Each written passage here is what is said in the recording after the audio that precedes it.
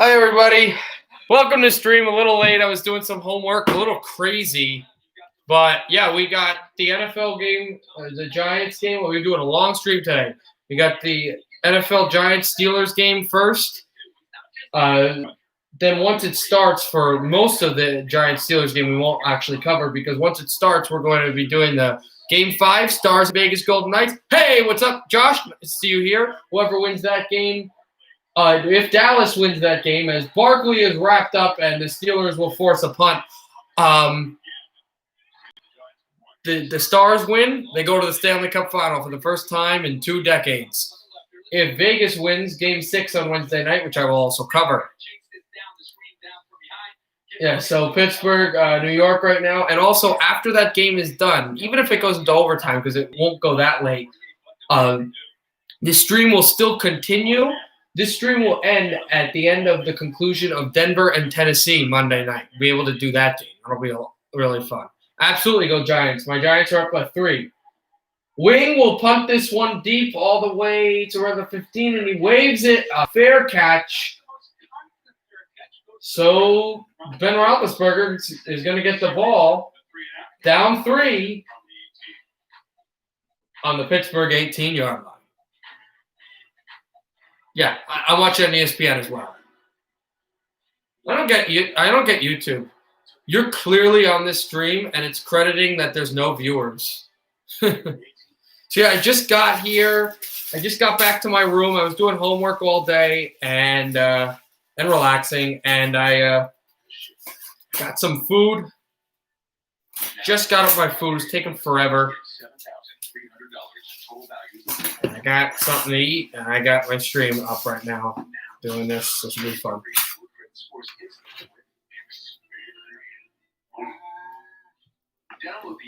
Everybody, it's annoying. I had to get this homework done by tonight, and then I have a quiz due Wednesday morning, so I got to study for that quiz either tonight, probably not, or tomorrow. The largest 5G network. Award-winning customer satisfaction. Thank you, Hot Take Hockey. I appreciate it. Right now, and at the end of the stream, it's going to be a lot of football commentary and football talk. But once we hit 8 o'clock Eastern, which is in about 29 minutes from now, it'll be hockey. Dallas versus Vegas. I am not a Golden Knights fan. I'm just wearing their hat because they are the home team. Registered, even though they're playing in Edmonton. If I wanted to really do the home team for the rest of the playoffs, I would just wear Oilers.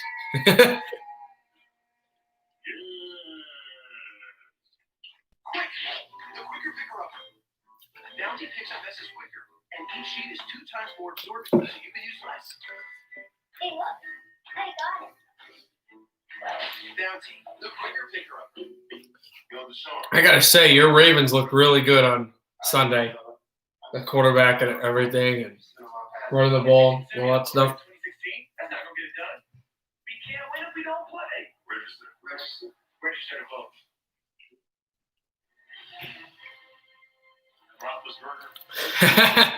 Again, not here. It's at home. I do like that. I do like the Oilers, and I really do like that hat. It's old school. It's really old school.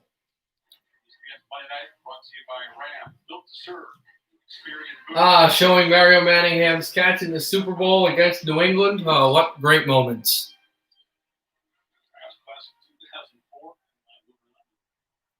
Oh, yeah. Ravens look, no, I didn't just say fine. I said you guys look really good. Roethlisberger hands it off. Right up the middle to Connor, and he'll get a yard.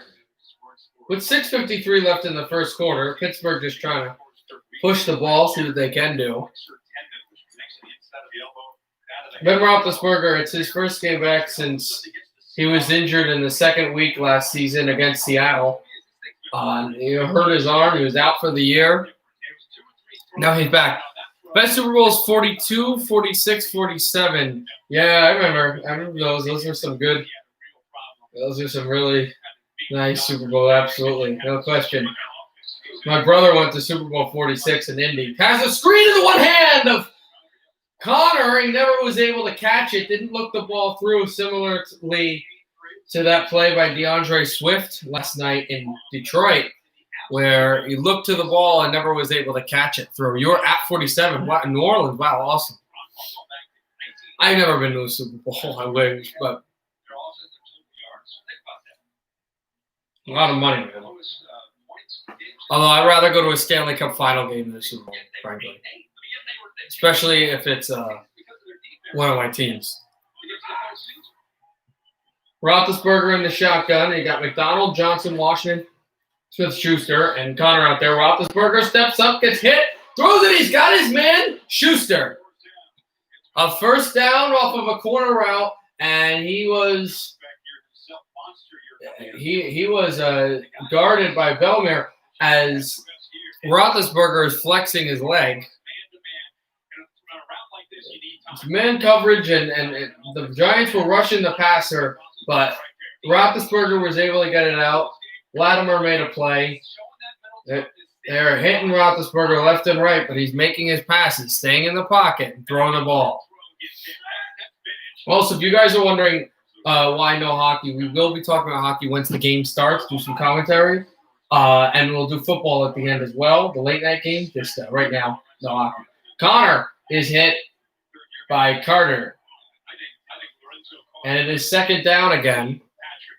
On defense, the Giants' run stopping prowess has been noticeably there.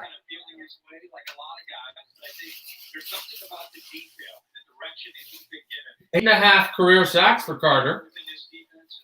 It's his third year in the National Football League. Third as a Giant. He was drafted there from the University of Georgia. Was a big-time defensive player, linebacker also for the Georgia Bulldogs when he was in college. Roethlisberger shotgun snap, fumbled it. He'll throw it over the middle. Schuster had it, and then he was just rattled down by Latimer, and it is third down. The Giants defense standing still, making plays. So Roethlisberger drops this snap. He throws in there for Bradbury. Excuse me. Oh, just a hit. Just a big hit on the receiver. Bradbury made a play, and Latimer as well. It was Johnson who tried to catch the ball. Johnson is out there. Schuster works in the slot as a mobile man. Shotgun snap, clean one for Roethlisberger. Steps in the pocket, throws this deep, and it looks like Pittsburgh, he said he made the catch. An unbelievable throw to the sideline. He was able to toe tap with the whole Giants. Oh, it looks like he might have not gotten both feet down. The Giants sideline was saying, no, let's see the second foot. He's got one down. Oh, that's a toe drag. That is a catch. Beautiful catch, and the Steelers get a must-needed first down. Giants are not challenging. There's no way you could. It's an unbelievable throw and catch. Runs it over to the former Kentucky man, Benny Snell, who gets 3. 2nd and 7. Steelers are marching.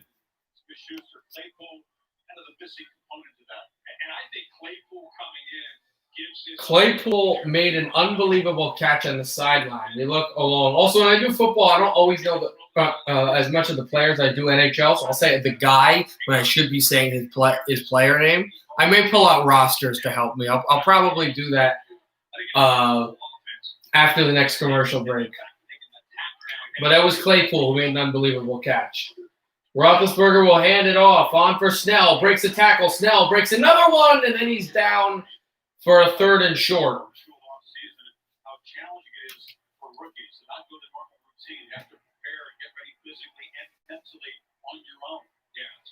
3:23 left in the first quarter.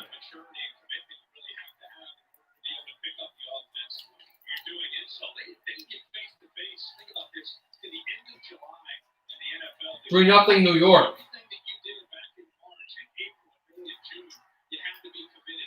The pumped-in crowd noise is blaring. It's 3rd and 1. Roethlisberger's in the shotgun. He steps up. He looks, and he has his man. It was Connor, the running back, out wide.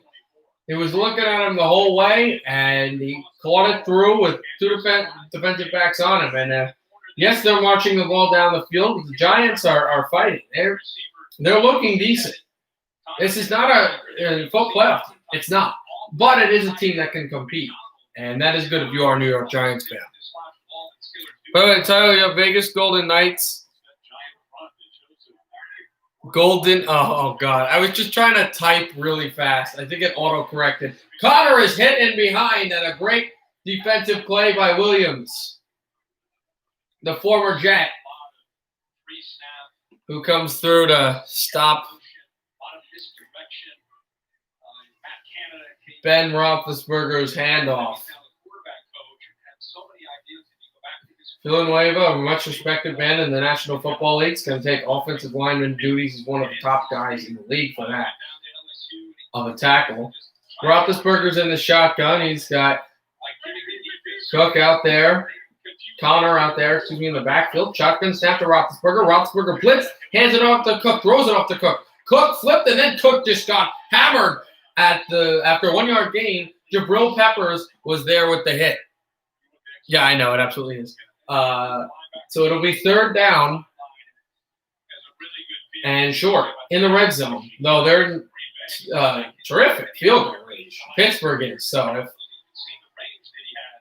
they do not convert this first down with a 3rd and 9, it looks like with the backs to the end zone, really you can see Martinez, who's been a 1-star captain here in New York defensively. 3 of 4 on 3rd downs, a field goal chip to tie it, obviously. 1 of 4 for New York on 3rd downs. Here's Pittsburgh looking for more, throws it out, incomplete, too far for Snell, and the Steelers are going to be forced to kick a field goal. Again, they're trying to get pressure. Sometimes you can't sack him. The word they use is we want to affect him, make him feel us. He gets so deep in that pocket, and then he's so big that sometimes it's hard to eventually get to him and bring him down. But if you can affect the offensive line, get into the face, get into the vision of Ben, you obviously have a much better chance. Just make him feel that presence, and the ball will tend to sail the way it did right there on that 3rd down. Boswell, hold good, snap, tie game.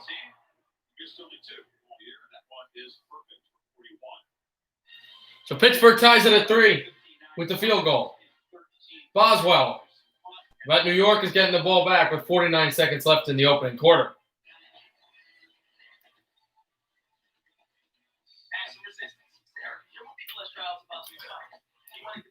Also, if you want to stick around, Hot Take Hockey, for some more stream stuff, I will be doing numerous hockey streams for the rest of the playoffs, as well as all of the Cup final games and all the conference final games. We'll have Game 5 tomorrow on this channel around the same time. Actually, tomorrow actually will be at 8 o'clock, not 7 o'clock, because there's no football games tomorrow. So at 8 o'clock, there might be college football, but that doesn't concern this stream. Then we will do, at 8 o'clock tomorrow, we'll do the Eastern Conference Final, Game 5.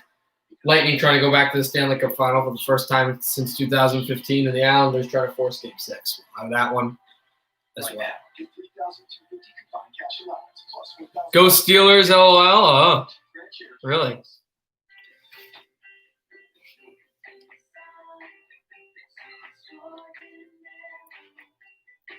What if once in a blue moon, added more than once in a blue moon? Retire the moon.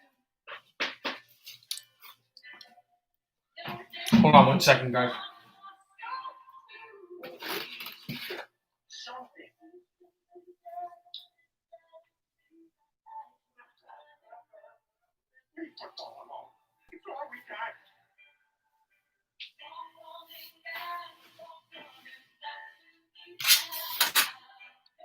Oh, here it is.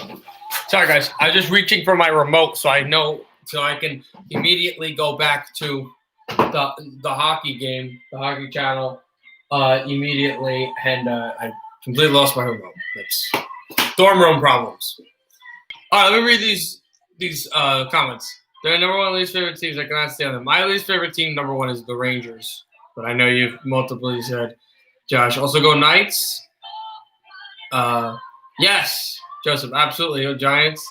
Go Carolina. Okay.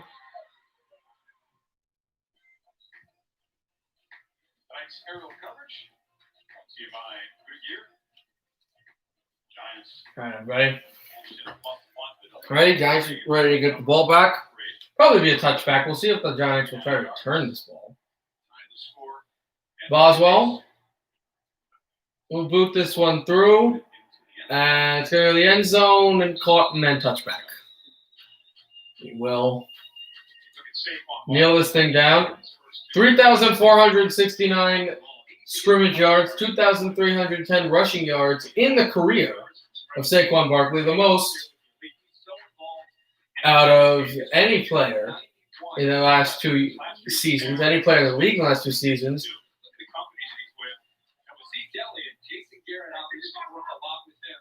His career, he's trying to hope that now he'll be able to work with Saquon Barkley and do a lot of the same stuff. So Barkley is not out there.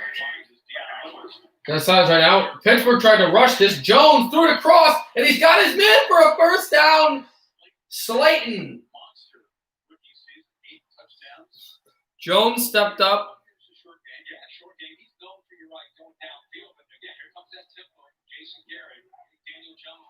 And threw this one right over the middle for a good pass. Here's Jones. He'll give it on right over the middle to the running back.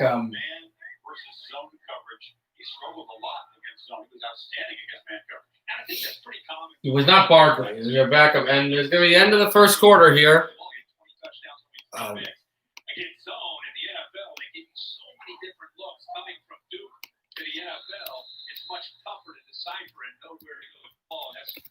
So the end of the first, 3-3 after one. I'm getting the roster out, so I don't sound like a complete buffoon.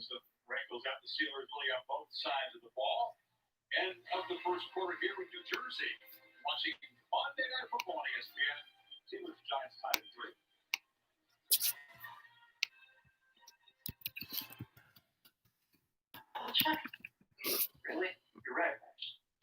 Just pull up from somewhere. That would be better. All right, back at commercial because they just went to. Hey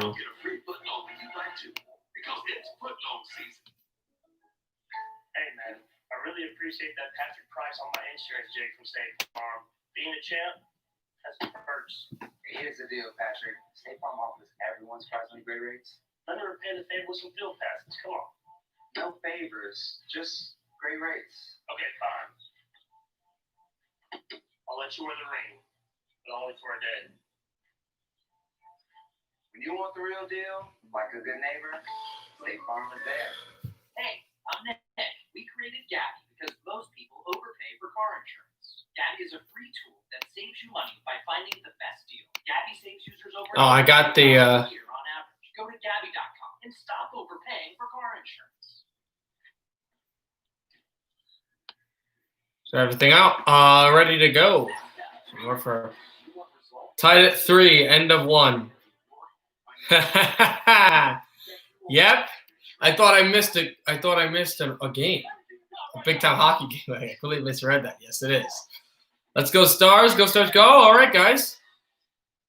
We will be playing in about 13 minutes.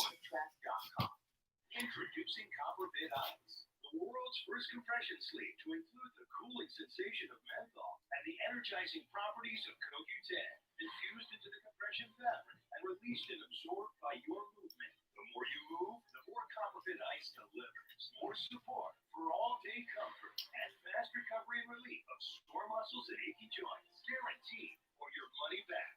Get your Copper Bid Ice easily online now at copperbidice.com. This is a crate from KiwiCo. Each crate has an awesome science. We'll see. There was some talk about who's going to start or not. We're not sure who's going to start in goal for Vegas. There were also thoughts that Rope Hintz and Roddick Foxa would not be playing in. Oh, okay. Cool, guys. That Roddick Foxa and Rope Hintz would not play in Game 5. We'll see if they do play. If not, what was being said out of Dallas was that if they don't play, or if either doesn't play, Andrew Cogliano is going to have a lot of ice time tonight.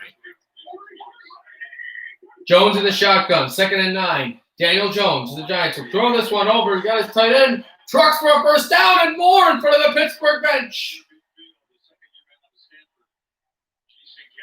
It's Wilson. No, excuse me, Smith. Smith, who trucks Probably the biggest surprise down the defensive player football because of his versatility. He can do a lot of different things as a tight end. out of Pittsburgh, Nelson. Hand off to Barkley, and he's just completely destroyed for a loss of yardage. The Pittsburgh defense, the defensive line, Alulu, the one that really broke through to get into the backfield and make a play. Wilson's supposed to block him. He was never able to. And Alulu with Tuitt there, break through the gap, and nothing doing for Saquon Barkley. Second and 12, shotgun snap in on their own 49. Jones steps up. He's hit. They threw that ball really high, and it went off the hands. A little too far and a little too much pressure for Pittsburgh. They force third down.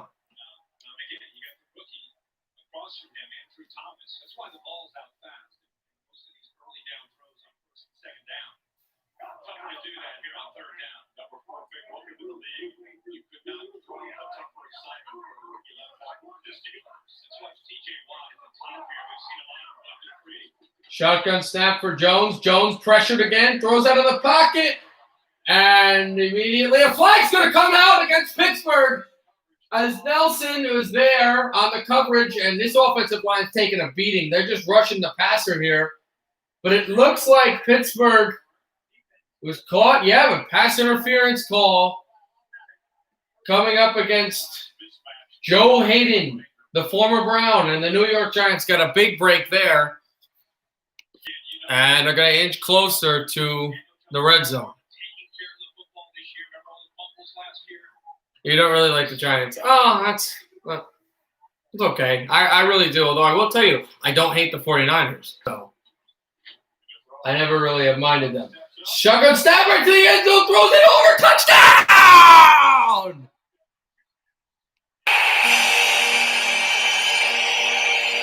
Seven to 3, New York. Darius Slayton. And I do, Dominic. Jones steps up, play action fake with Barkley, and throws this ball, stepping.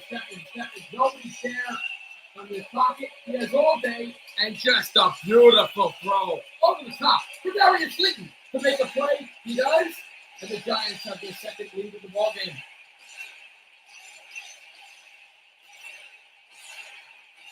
Kick is up and good, and it is now up. I'm going to say 7-3. They already have field goal. 10-3. New York. Jerry Jones to Darius Slayton. Giants by 7.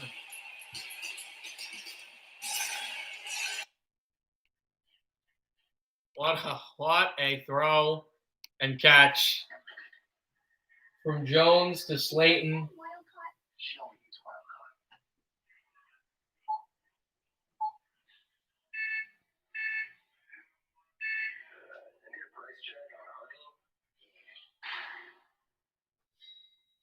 To make it go through. Pats won yesterday. Yes, New England did win over Miami. Baltimore won over Cleveland. San Francisco lost to Arizona. Just recapping all the teams that we like. I know that we like that are on the stream right now. Giants right now leading 10-3, and my Texans got humiliated. That's my second favorite team. Got humiliated on Thursday versus the Kansas City Chiefs. Yeah, I'm not a fan of either team. It's the home team. I don't like Vegas or Dallas or New York or Tampa Bay. You'll see that me wearing those hats. They are the teams that are designated of the home teams. Like Vegas is technically the home team today. They have the last shift. So I'm wearing them because they're the home team. Yeah. I only really have – I like Minnesota, but there's only really 3 teams that I really root for, and that's New Jersey, Vancouver, and Detroit. But for this, it's just because Vegas is the home team. I'm wearing their hat. if there's games, if Game 6 is forced, I'll wear the Dallas hat. Like it's not. Yeah. I can understand how that could be misconstrued, but. Thursday, and number one pick against number one pick. Thursday night football. Bengals, Browns, only on NFL Network. Oh yeah, that's right. Thursday, there will be a game, but I will. We'll see. There will be a game, but I also have to. I just got that notification on the television. Cleveland and Cincinnati are playing on Thursday night. I will also be streaming that game, the Cleveland-Cincinnati game, as well as if there is a game on Thursday, which would be Game 6 versus New York and Tampa Bay. I believe, yes, that would be that game. If there's not, I will only stream football and basketball. If there is, I would stream football, priority hockey, and basketball. Here's the kick off into the end zone. The Pittsburgh Steelers are going to take a knee again, go to 25. Cleveland, Cincinnati are going for Cleveland. I don't care. But yeah. I just don't see much there. You know, that restriction around the hip needs to be more. For me, that to be pass interference. I like it as a no call. I will also, since I collect hats, it's the reason I have so many hats, I will also wear the team every Thursday night game that I do. And every Monday night game, I'll wear the hat when the hockey season's over. But every Thursday night game, now I'll also wear the hat of who I think is going to win. So you're going to have to tune in Thursday to see what hat I'll be wearing.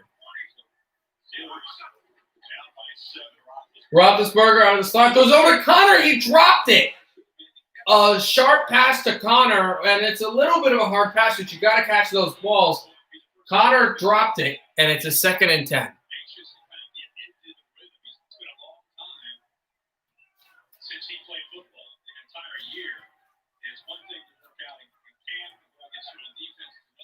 They play in like 5 minutes.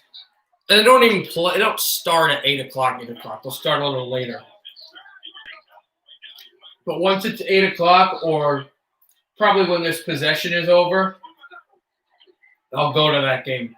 Connor spins. What a play. Connor still threw one, and he got a yard. He spun away from Martinez, and then he was hurried up by Williams and tackled down, and it's 3rd and 9. Checked in with him first. He said he's a guy that's looking to become the #1 receiver this season. And James Conner actually spent some time with the training staff getting that left. I just hate Bengals now because I know Burrow might do damage. Cleveland will not. Oh, you don't believe in Baker Mayfield? Oh, okay. Hey, thank you, man. Thank you for telling me. I didn't know. I don't know what the Mets. I don't really think the Angels are even going to get close to the playoffs. I know the Mets can. Roethlisberger throws a one-handed catch and then dropped it. Incomplete. A 3-and-out for New York. And they're going to get the ball back with 4th and 9. And Pittsburgh is deep in their territory, so they're not going for it. Immediately just jogs right over to the sideline because they're going to punt right now. Mets lost 7-3. Oh, that's downer. Great defense by the Giants to limit what Pittsburgh could do. Here comes the punt, and this one is going to land at about the 15-yard line, taken by Peppers, who made a move. Peppers threw! Peppers broke through a tackle. He might have had a touchdown if he broke that final tackle to the 36-yard line from the 15. Oh, Jabril Peppers, the Bergen Catholic-born New Jersey defensive back, takes it far. Now let's bring it to life. Millionaires have already been made here this season, and there's more where that came from. All right. Well, you know what? The game's not immediately going to start at 8. I think we can do this drive, too, and then go to hockey. They're not. I mean, that's a stupid question to ask. I'm not saying you're stupid. You're not. But that's kind of a stupid question to ask second year in his career. But if I was to guess, I'd say no. I think this is that. It's kind of like an Eli Manning type situation where he's a Giant for life, but way too early to ask. You're going to have to see. You don't have to look at him 10 years down the road, see where he is. No picks, 1 touchdown, 65 yards passing right now for Daniel Jones. Jones in the pocket. He's got some good. Starts to throws it over, and announcer's curse. He just got picked off. TJ Watt with the hands. First interception of the season for Daniel Jones. Watt with the gloves up there to go up and grab it. He plays the corner route, and just like that, the Giants in their own territory. The Peppers return did nothing. Steelers are getting the ball back in friendly confines.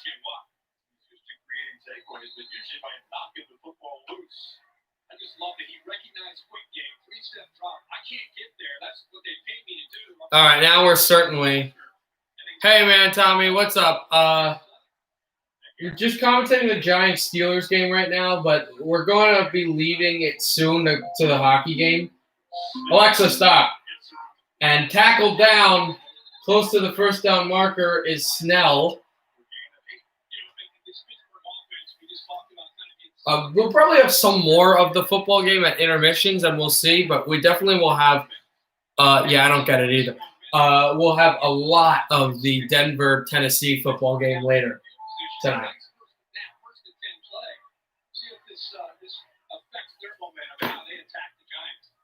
We will wait for the end of this drive. Eric Ebron out there, former Lion.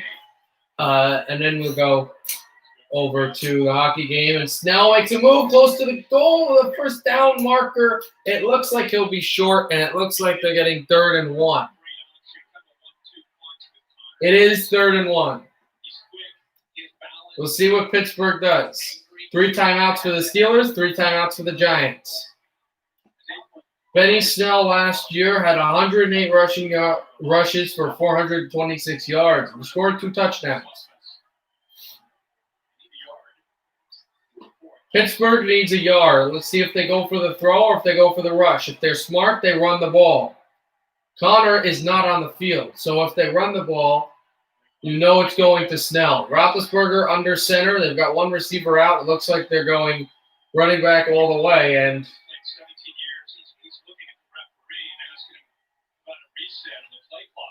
Pittsburgh, wanted a timeout or a reset or something, and he's incensed, and the offense gets a penalty. It is a delay of game against Roethlisberger and his Pittsburgh Steelers. So now it's going to be 3rd and 6 instead of 3rd and 1, and that changes everything because now there are a multitude of options, but a multitude of mistakes that could have. Like the Giants would be really in a positive succession of opportunities if they were to rush the ball and rush the passer. But there's more space now to pass the ball. And he's going to the shotgun. It doesn't look like they're running now. No pass. Shotgun snap on for Roethlisberger. Throws under pressure. Perfect pass. Perfect catch. Eric Ebron. And Pittsburgh in the red zone. Yeah, it does.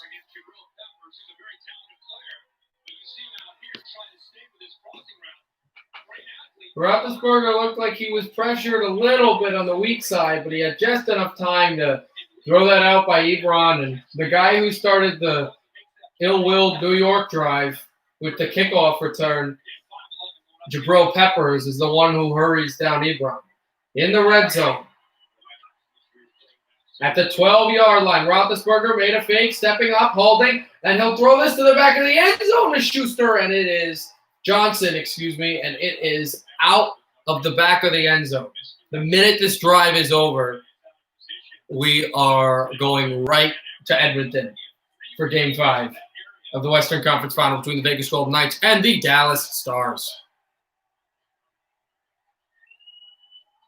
2nd and 10. Snell is out there. Ebron, McDonald, 2 tight ends, Johnson and Smith-Schuster, 2 receivers. Johnson was the guy that the ball was intended to. I think they're going to Smith-Schuster here, go and try to score a touchdown.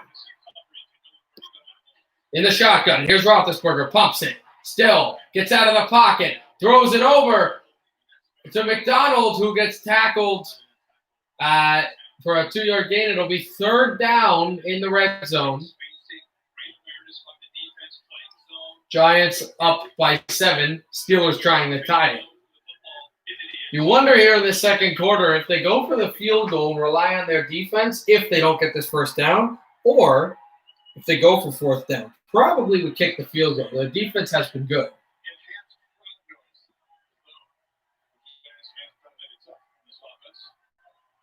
3rd and 7.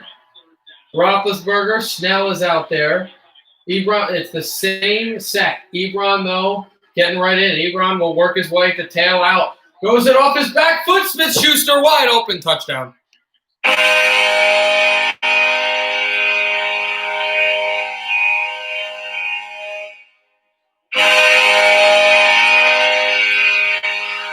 a celebration of his back foot. Good pressure, but Smith-Schuster was just wide open. And he just turned off his back foot, back pedal, with glove not there, quick enough. So he takes the blitz and Smith-Schuster outruns.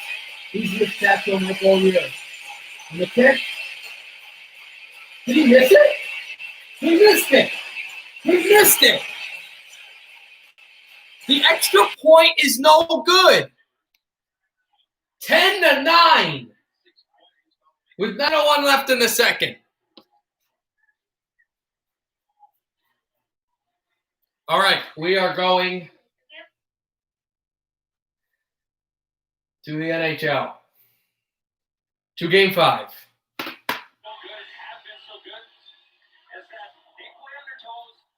I don't believe the game has started, man. I think it's just about to start. They haven't even started they haven't even done the anthems.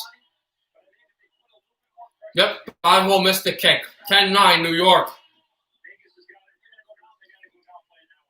There will be no lineup changes tonight. There was a question mark on both sides, but Mark Stone will play for the Vegas Golden Knights. Hudobin's playing, and Hintz is also playing, as well as Janmark for Dallas. Stone is playing. Nothing changed.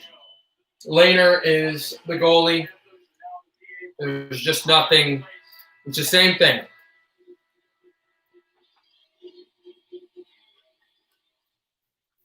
Streaming at home across the hockey world. Welcome to Rogers Place in Edmonton, Alberta.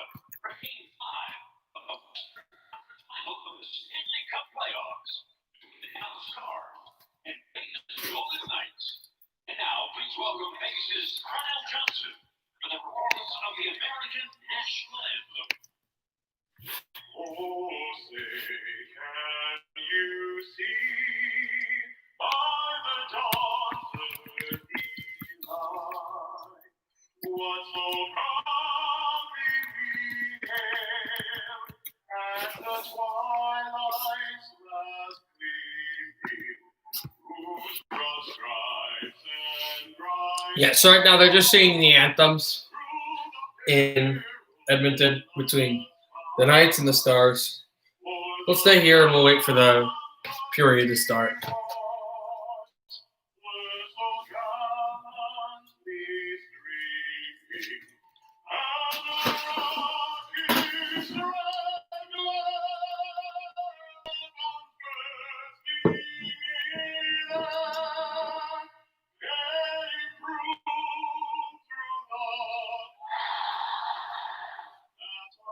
Can you hear them? If you saw me point to the logo, it's because they screamed Night. Okay. Thanks, man, for the baseball updates. I'm going to look up some as well.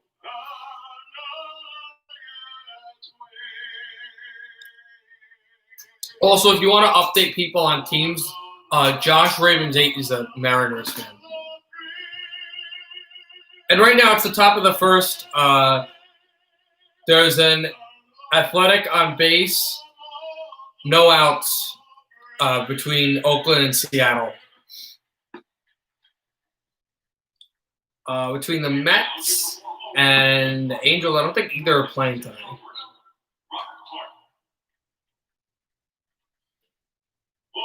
No, neither are. And Seattle trying to win a doubleheader tonight against Oakland. Yet the Mets nor the Angels are playing today. Philadelphia lost. Yeah. Baltimore wins, though, pretty much pretty good day for them. Beating Atlanta. Updating NFL. Okay. You'll only have to do that while I'm doing the hockey because in the intermission we'll go to the NFL and at the end of this game the rest of the stream will be NFL. So it'll just be this game mainly. As we talk about overtime, this has been also the only series to have an overtime game. Game 3, Alexander rattled off 33 seconds in, tops off. Yeah, Mariners are tied. 0-1, 1 out. Top of the first.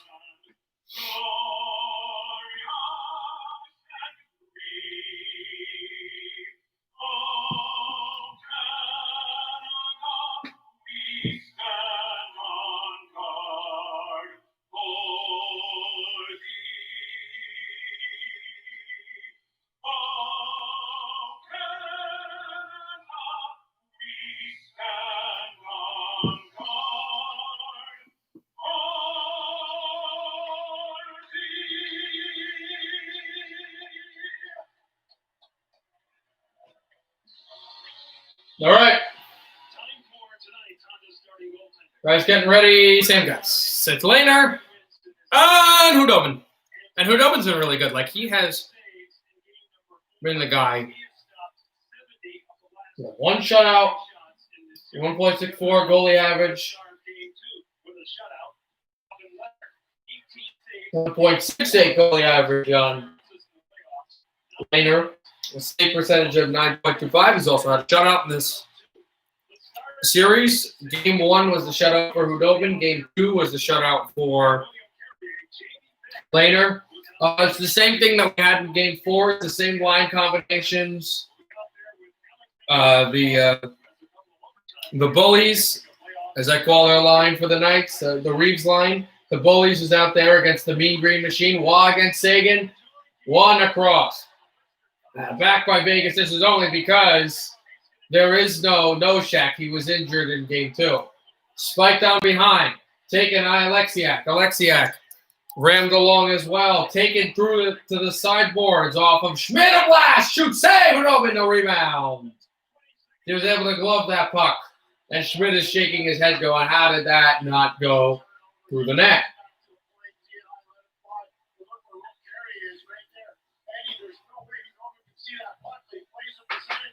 Now the puck was trying to deflect Carrier. I think it was supposed to go to Carrier to deflect it, but it never hit him.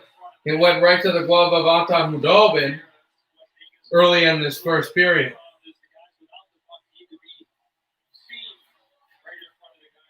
Marchessault down there on for White Cloud. Spun off the backhand. Marchessault tapped along, or can be played by Como. And then here comes Stastny. Then chipped off the glass. Almost turned over. Dickinson's able to plaster it through. White Cloud and then Holden will touch, and icing is called against the Stars.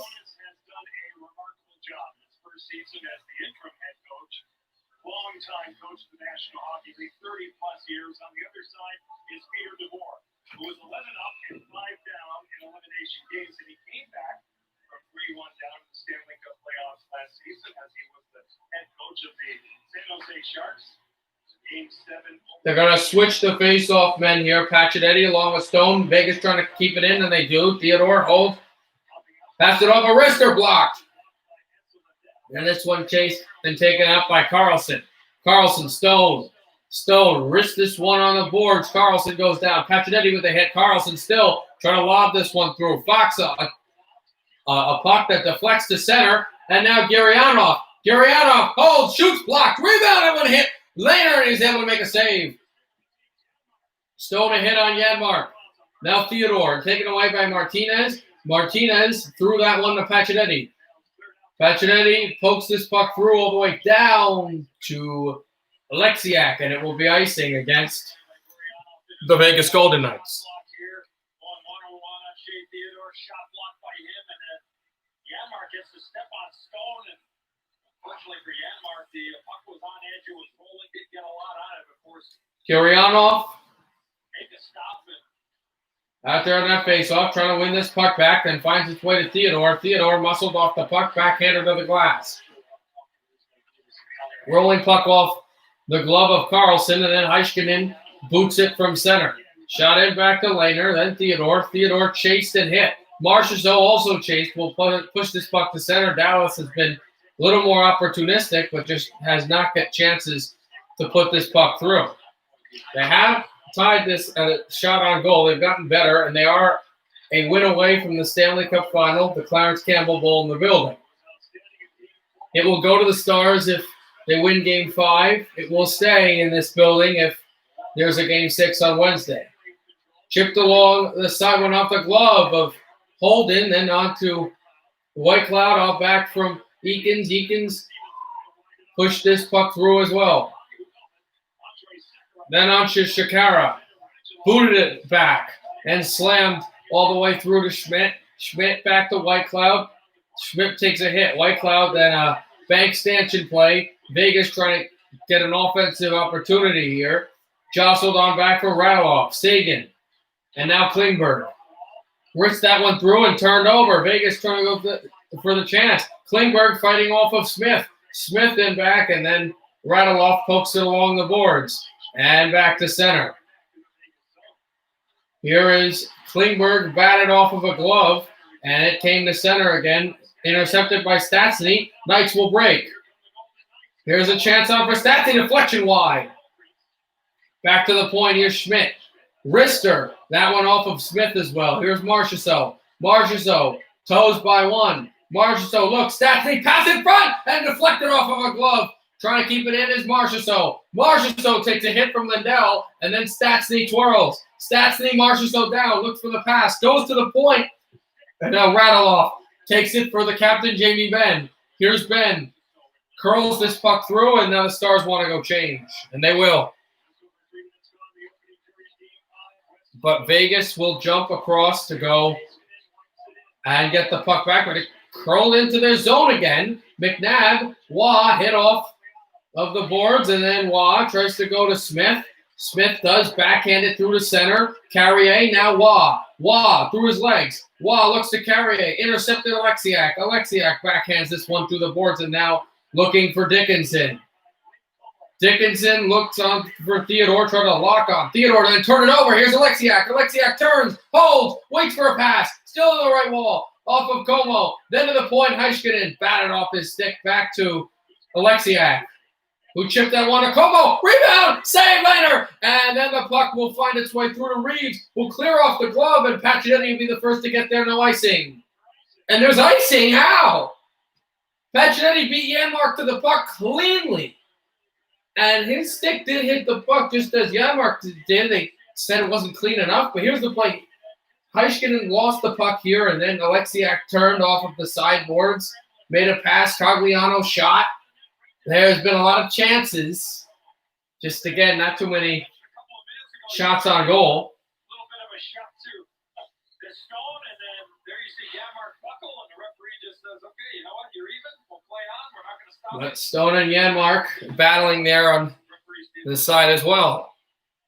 Face-off. Deeper to Gurianov. Lost. Here come Vegas for more chances. Batted a pass. And now Pacioretty trying to backhand this one through. Good defensive plays by Dallas. Gurianov sends it to center. Here's Stone. Stone fought that one to Carlson. Knights get on across. Here's Stone again. Stone looks. White Cloud to the wall. Then this puck will be centered all the way down, and no icing because the Star was able to get there. That was Janmark. Here's Holden. Nick Holden chipped this one off of the Stars bench. Dallas will get it to center, and now into the offensive zone. Twirling with room is Corey Perry. Here's Perry to the point. There's Alexiak. Shot one, and that one went off the goal. Here's Heiskanen. Backhands this one through and intercepted. Vegas for more room, but off of Hintz's stick. And now here's Rope Hintz. Hintz will shoot this one off of a body. Now Perry. Back through where Martinez able to handle it to Theodore. Theodore through the middle. Blast one. Stevenson holds the puck to the skate. To the line. Backhanded it. Off of a skate. And Vegas still has only one shot on goal. Dallas has 3. Knights keep it at center. Here's Theodore. Shea Theodore. In alone. Will risk this puck in. Taken by Hudobin. Hudobin will handle on the side of the net. Taken away and chopped in. Here's Raduloff again. Lost the puck. Stastny made a play. Tuck off of Marchessault. Kept it along. Heiskanen save. Rebound. Can't be clearer than Raduloff. Kept in by Smith. Went to the boards. It's Smith. Raduloff tried to make it to center. Then Smith another shot blocked. Away by Alexiak. Fighting with Marchessault. Gets his stick in the lane. But here's Smith keeping it in. Shoots one wide. Taken by Stastny to the point. Past Schmidt's stick. And the puck will careen all the way down. And no icing because it hit Lehner. 13:28 left in the first period. No score. Back all the way down off of the boards. Waugh chases Hanley. Thrown to center. Then off of the boards as well to the wall. Back for Carrier. Got hit along to the wall as well. Holden shoots. Save it open. Rebound. Went wide of the crease. Here's Cogliano in his own zone. On the Shakara. Fought off by Hanley. And then shot in by Como to Lehner. There have been no stoppages in play since that one icing. Pacioretty hands it off. Stone Carlson. Carlson moves across to the boards. Then Carlson looks for Stone. He backhanded it through. Stars to break the center. They can't. Backhanded it back. But Knight was able to get it through. That was Stastny. Now Carlson looks on the boards. Almost picked off cleanly. Then it is. Thrown all the way down into the Golden Knight end. No icing. Schmidt ahead of his goal. Schmidt to center trying to outrace a hacking and whacking Hintz. Hintz was looking not to play in this game, but they deemed him ready and fit. Off to the wall, here's Hintz again. Shoots this one on Lehner. He scoops it up in his glove and play is stopped. 12:03 left in the first period. No score between Vegas and Dallas. We love our new home. There's so much space. We have a guest room now. But we have hands. You're slouching against So now expired. it is Expired. no score there. I'll check on what's going on with the Giants game. At least Geico makes bundling our home and car insurance easy. Which helps us save a lot of money. Oh, Teddy, could you get my friend request? I'll have to. I will take a look on that now. Should be late in the second quarter, which means we'll probably have some second half action in 10-9. Yeah, I was right. 10-9 with 3:24 left in the second quarter. We should have some action for the third quarter around the intermission of this game. Right now, there's about 12:03 left between Vegas and Dallas. There are no basketball games today. I will cover basketball games around tomorrow's hockey game. I believe Miami is playing an early Eastern Conference final with Boston, and then Denver has come back. They forced Game 7 against the Los Angeles Clippers. So I have that game tomorrow as well. Again, sports I don't like become, like, I'm not huge into watching basketball, become much more excitable. It is 10-9 New York when I'm broadcasting them, especially on something like a stream. It's like a delicate dance. They're like perfection in every bite. Sunday, the Patriots head to CenturyLink Field in Seattle. Take on the Seahawks. Football night in America begins at 7 Eastern on NBC. And be sure to We'll see. 7 picks on the NBC Sports Predictor app with a $100,000 jackpot every contest. And Gary Bettman, the commissioner of the National Hockey League, has entered the Edmonton Public. They're showing Bettman at the arena now, and you know the only reason that Bettman is there is because the Campbell Trophy is in the building, and he has to award the trophy. I thought it was always awarded by the deputy commissioner, and the board of governors, but apparently not. Heiskanen shoots this puck through wide. Theodore, now Tuck. Tuck back to Theodore. Theodore stretch pass. Here's a breakaway. To the 19. Stevenson.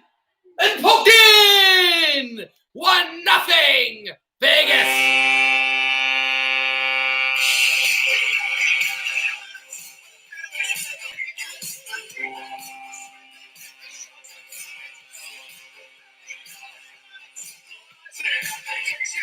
Stevenson has a break. Theodore makes the perfect stretch pass. Stevenson shoots this puck through, and you don't know if this puck actually crosses the line, but it's a goal. Yeah, it does. There it is. A backhand through. A really struck through him. The spoken by Cousins at the end. Stevenson right there for a backhander to be hit over. Just like that. 1-0. Goldne.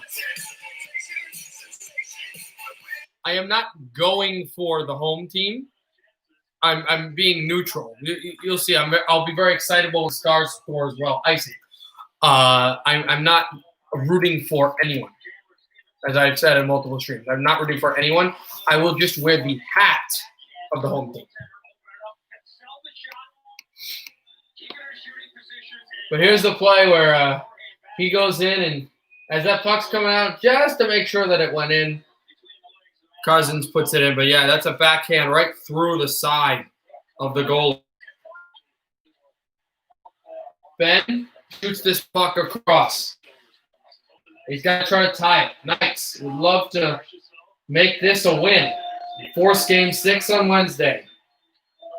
Hessa Lindell to center. Here's Jamie Benn.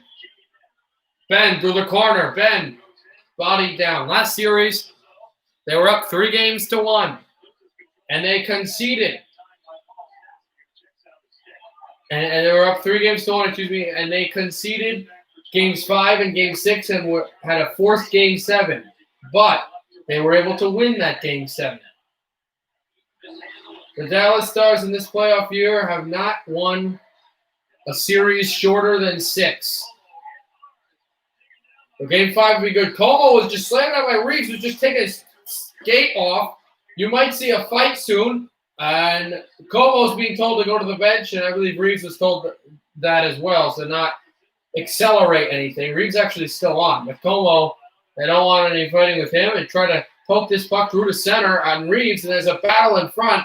You really can see the animosity here. Reeves is putting hands on Kiryanov because also Carrier, because they were not happy at what happened earlier to Blake Como with Ryan Reeves hitting him in front of the Golden Knight bench.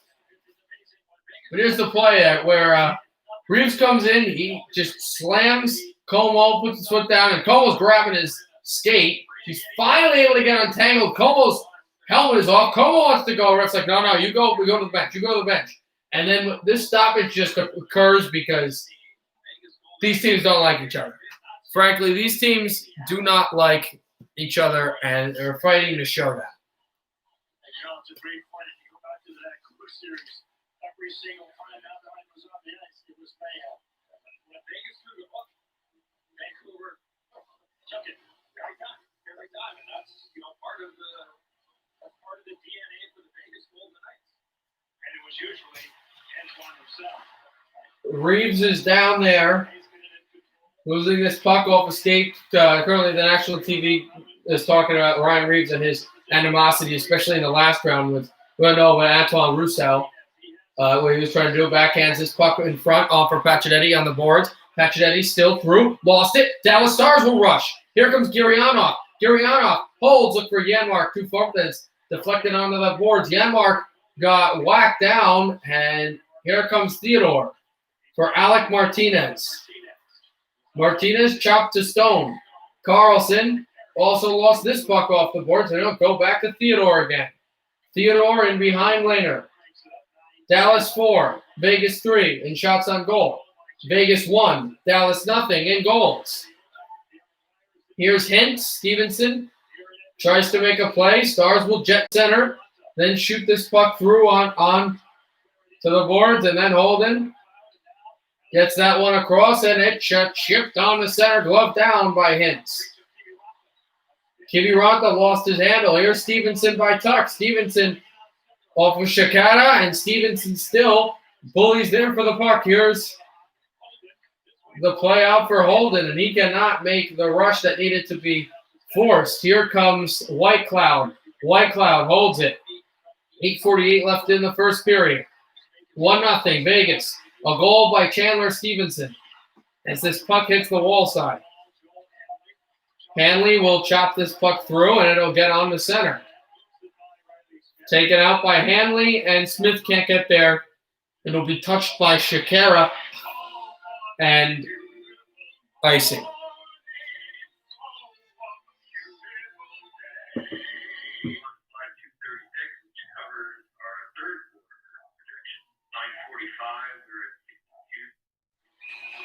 Stastny out against Ben for the faceoff here in the Las Vegas zone.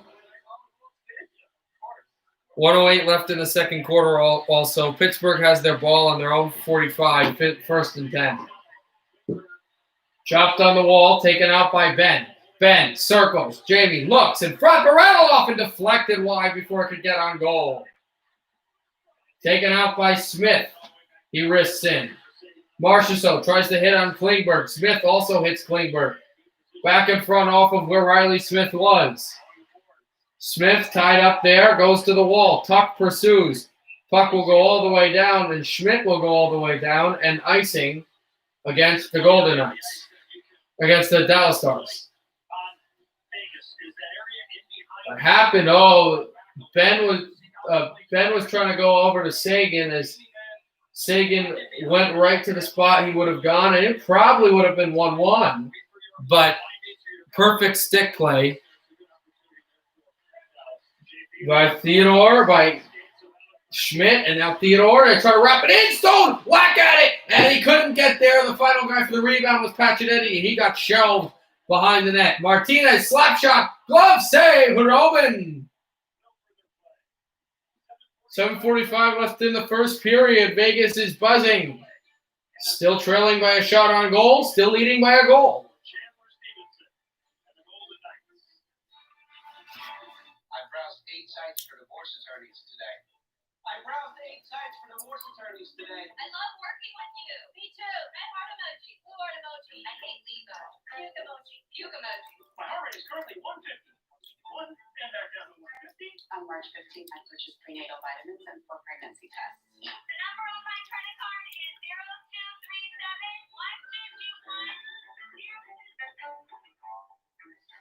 So, right now, still waiting for this period to come back. And oh, I didn't know that. Is that next Monday? Oh, Sunday night. Wow, that would be cool. This Sunday night, again, I won't be able to do it. I do most of my Sunday streams, my radio show, but I didn't realize that Sunday night will be New England versus Seattle. That'll be a really interesting football game.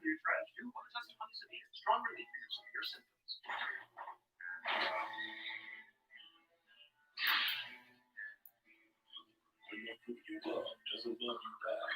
Stay smooth and fight heartburn fast with Tom's Squeeze. Bravery has a face, a name. Like Nancy, Daniela, or Carl, the same as everyone else on the block, Bravery has a family. The foundations of Cigna and New York Life introduce the Raven's Heart Fund. Providing health We will see peace of mind. what happens in this game. Protecting our families. Let's protect If Dallas can come back, they've had some really good shifts. Where Vegas has felt like they needed to have their perfect shifts. The reason why they have a 1-0 lead, it seems like Dallas has had their chances. And so has Vegas, but Dallas has really made sure that they can have as many chances as they want, because a lot of these games have been Vegas takes control, but Dallas hangs in there, gets a goal, and then just lock, stocks, and barrels everything. A really defensive hockey club.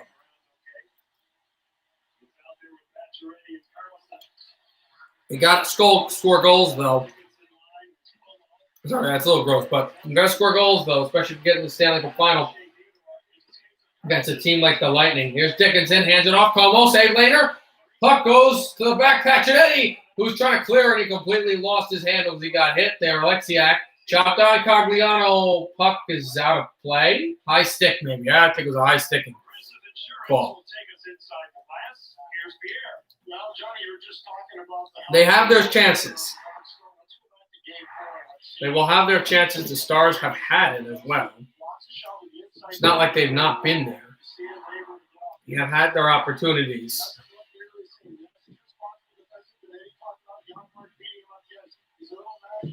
14 seconds left in the second quarter. The Steelers at the Giants 13 right now.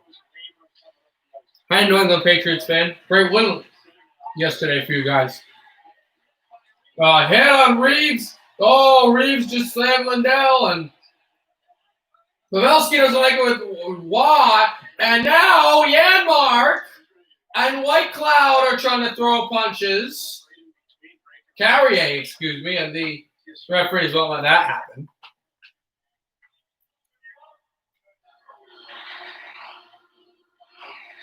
Physical dimension from Ryan Reeves and Carey really apparent. There's Reeves unloading on Lindell. Yanmark's not going to like it. But what happened here is Carrier goes down. Reeves hits Lindell on Carrier, and then there's a hit behind them that causes more animosity.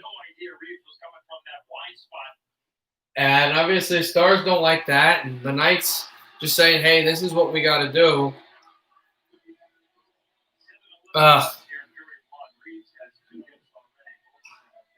Pittsburgh got a touchdown? Okay. So they'll be up, but Giants have played the better football.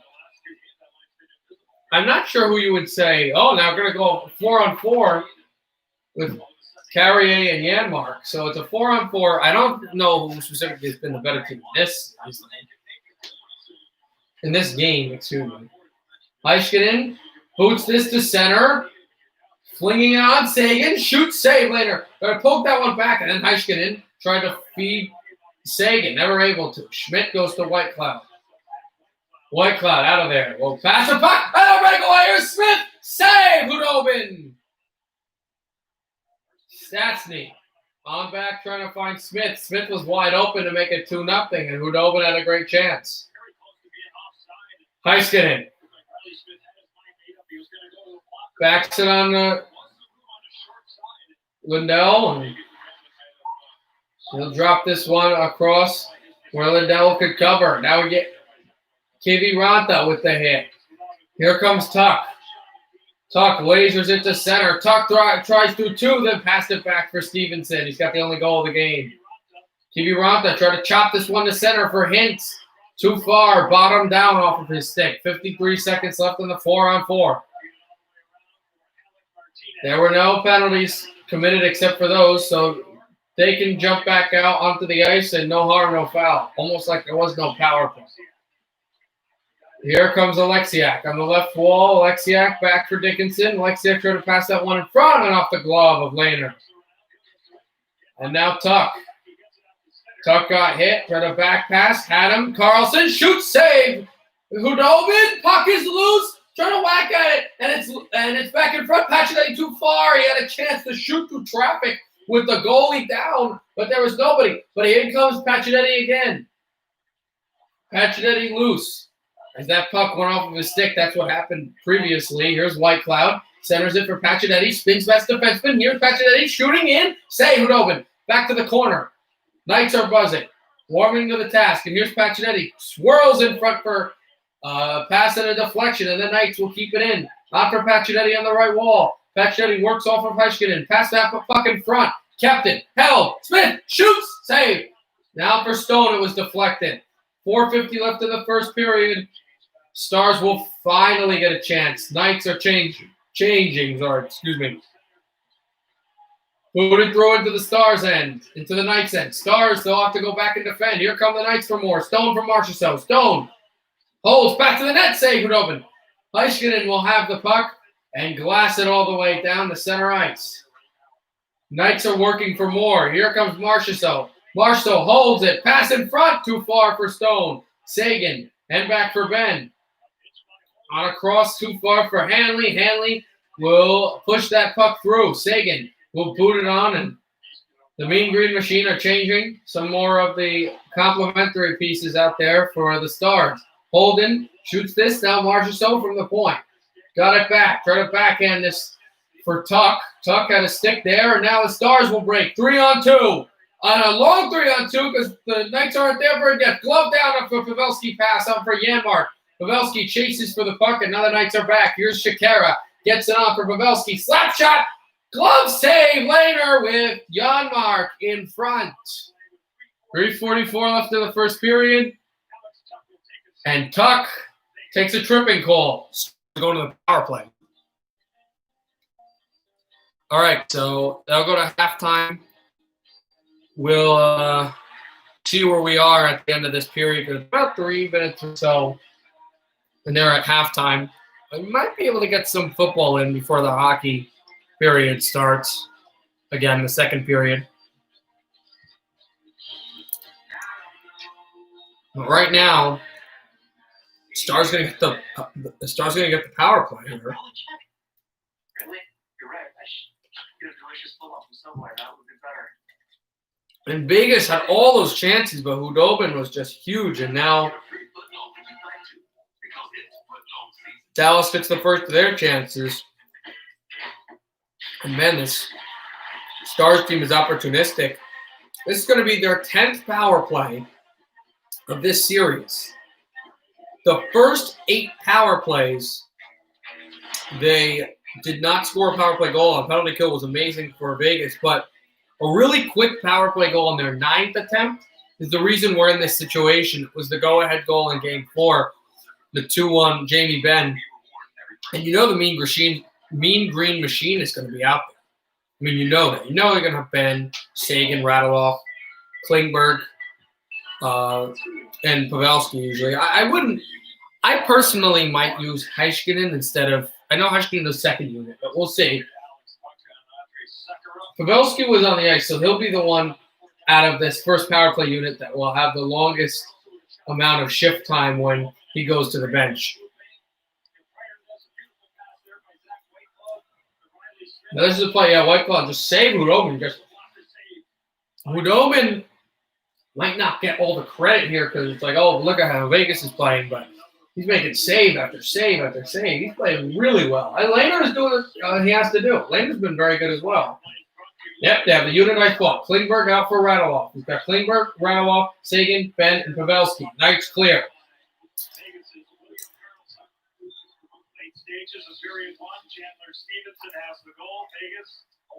Stevenson off of his side, then Benn gets it on for Klingberg. Klingberg off the stick and cleared down by the Golden Knights. Klingberg will get the puck through again. Pass it off for Jamie Benn. Benn shoots it in. McNabb to try to go get the puck. Backhanded in for Whitecloud. Shoots it off the glass. Oh, heavy clear on Hudobin. 3 clears.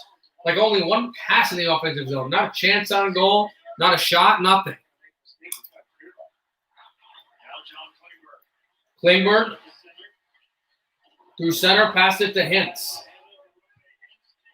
Hintz had hit there. Schmidt hit as well. Kiryanov trying to jam away at it. Kiviranta as well. The Knights clear it to center. Perry was able to keep it in. Perry stays out there. Here's Heiskanen. Heiskanen boots it to Corey Perry. Perry backs it on back for Heiskanen. Heiskanen. Perry. Perry. Shooting. Save later. And they can't corral it. And it goes to the glove of Carrier, who clears it down. He had a pass with a rebound. And it was never corralled. Stone made a good stick check. 30 seconds left on the power play. 1 shot on goal for Dallas. Kiryanov raced it too far. And for the 5th time in this penalty kill, the Knights clear. 1 last chance for the Stars on this man advantage. Heiskanen shoots that one off the wall. And he finds Sagan in front of Pavelski. And Ben is out there, the final power play unit. Knights will clear again. And Vegas is fully changing. They have killed the power play. Here's Radulov.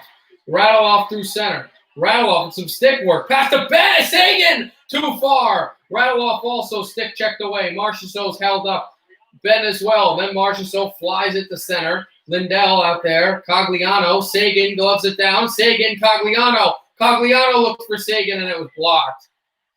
Cogliano bodied by Theodore. Former teammates in Anaheim. Cogliano makes his hit. Waugh as well. Cogliano still racing away with the puck. Past Marchessault's stick.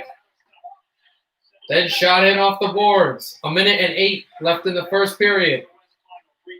hustled Laner. Stars trying to go to the Stanley Cup final for the first time in 20 years. Vegas trying to force Game 6 on Wednesday night. Janmark chases the play, and then Janmark as well. Pass that one through off of Como.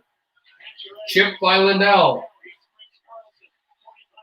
That one off of Carlson, who shoots this one back. McNabb. Oh, circled wide. Knights are getting their chances now late in this first period. Lindell rimmed down around and intercepted by Schmidt. A Star is down. Schmidt passed in front. Hack that. And then Dallas will circle it to center. Here comes McNabb. Backhands this one to Hudobin. Hudobin, Shakara. Shakara to the boards. Got it on for Janmark. Janmark spins through with 10 seconds to go. Janmark tries to find Whitecloud. Then in his own zone, Heiskanen will hold it for the final seconds. The first period is over. The Stars are 0-1 in the power play, and they're 0-1 in the rest of this first period. Vegas won off of Stevenson's goal. Dallas, nothing.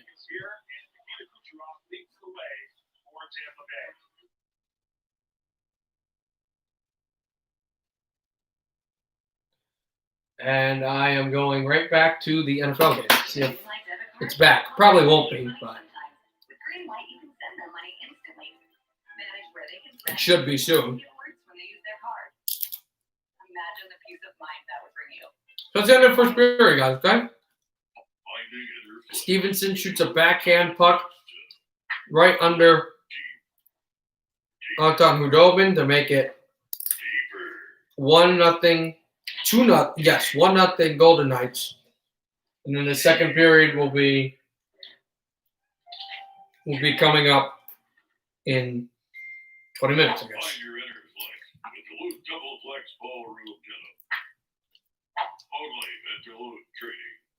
Hi, I'm Adam, co-founder of Helix.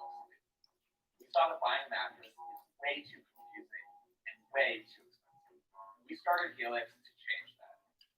Just go to helixsleep.com, take our 2-minute sleep quiz, and find your guaranteed perfect mattress. We were even named the best mattress of 2020. We'll ship it to you in this box for free. We'll get 100 nights to try it out. All right. Find your perfect mattress today. Which right now at commercial in both games. First responder or law enforcement community, then join GovX.com. On GovX.com, you'll find all the gear you need for your on and off duty life. Become a member and save on hundreds of brands if you qualify. We'll see what It's the extras like you've never seen before. is happening, because it's really, As we broadcast from 114 locations across the world. really interesting to see how the Giants game plan in this game, football game, and what happens with Dallas in their game. I hope you guys also are excited for the third game of this triple header live stream, Denver and Tennessee, Titans and Broncos football game, the final game of week 1. And this isn't just another frame, not just another canvas. This is new. This is a fracture. Visit fractureme.com and print one today. There's only 4 types of men. That's ridiculous. Every man is different and unique, and manlybands.com makes a ring for everyone. At Manly Bands, you'll find hundreds of unique rings, no matter how unique you are. Like this dude over here, the cowboy, and this man, the record producer. And we even have rings for this one. Go to manlybands.com and save 20% off, and we'll throw in a free silicone band. Manlybands.com, a band for every man. At some point in their life, 52% of all men will experience erectile dysfunction, but most of them never get treated. Man, Now there's it's on commercials. I still haven't even seen anything. I have no idea if this game is on or not. Probably still in halftime, but licensed physician, all from the comfort of your home. This medication is right for you. we'll see. And I'll track the hockey intermission clock as well, so we can go right back to that thing once the second period resumes. Get started with a free online visit today at getroman.com/TV. Each year, Americans waste $21 billion by overpaying on car insurance. That's why I went to thezebra.com. Because while every company claims to save you money on car insurance, the Zebra shows you who actually can. Compare car insurance for free at Zebra.com today. Week 1 concludes tonight on ESPN. And Week 2 kicks off with Thursday Night Football on NFL Network. Stream games on mobile with the Yahoo Sports and NFL apps. All right. And welcome back. Well, how about that timing? They get back out of the commercials, and the third quarter is just about to start. So I'll have a good amount of broadcasting to do before the second period comes back. Start of the third quarter between the Giants and Pittsburgh Steelers.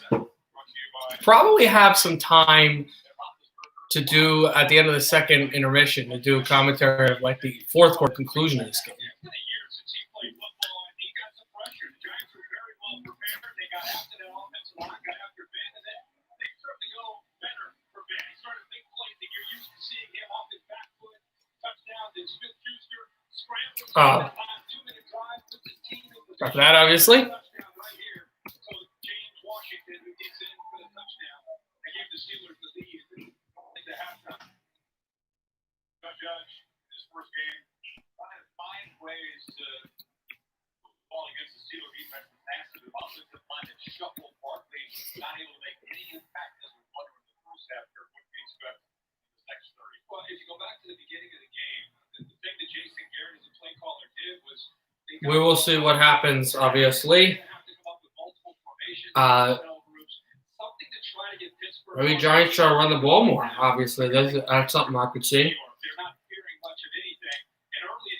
A running game type, as they've played.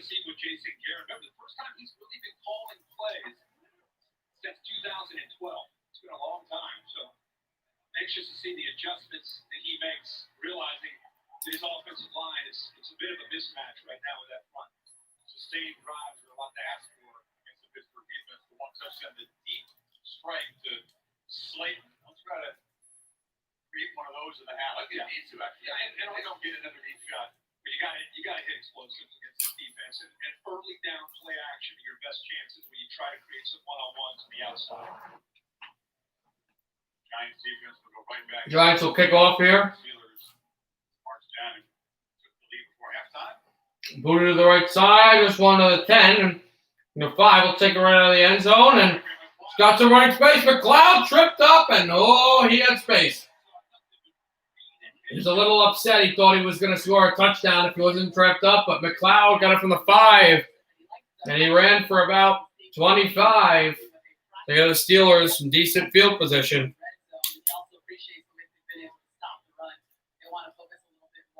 Finishing plays.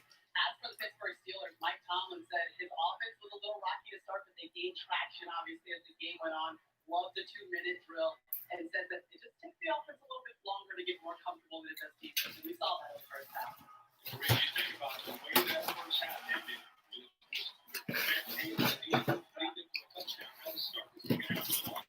so now let's just bring this one up, and Snell took it for a few yards. Benny Snell, and a 3-yard gain for him. 2nd and 7. Giants are going to continue to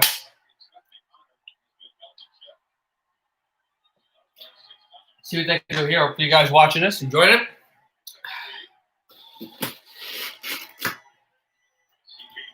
Connor's still on the field, on the bench. He's not taking a whole lot of snaps. And here's Snell, wrapped up finally after he got a first down gain. He went all the way down to the 50-yard line. He was tripped up off his toe. And the Steelers get another first down. And then up to that second level. Great block on Blake Martinez. Also saw the tight end doing a good job. You're able to collapse that first the D-line and climb up to the second level to get to that safety peppers. Big dinner. 7 rushes for 41 yards, Benny Snell. Roethlisberger in the shotgun. Gives to Snell on the right side. Snell bursts through a few tackles, and he's got second down short rush. The Giants aren't nearly the greatest defense, but they're not falling all over the place like last year. They haven't been giving huge plays away. They are a building team.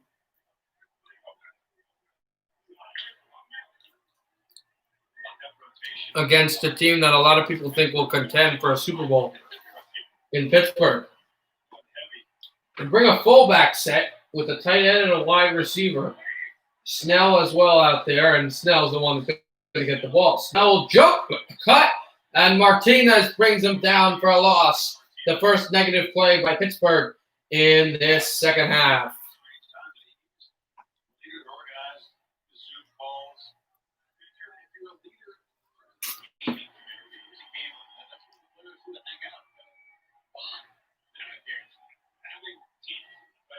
Teenage sons, I can relate to. That's where they like to hang out and socialize. That's just the way it is today.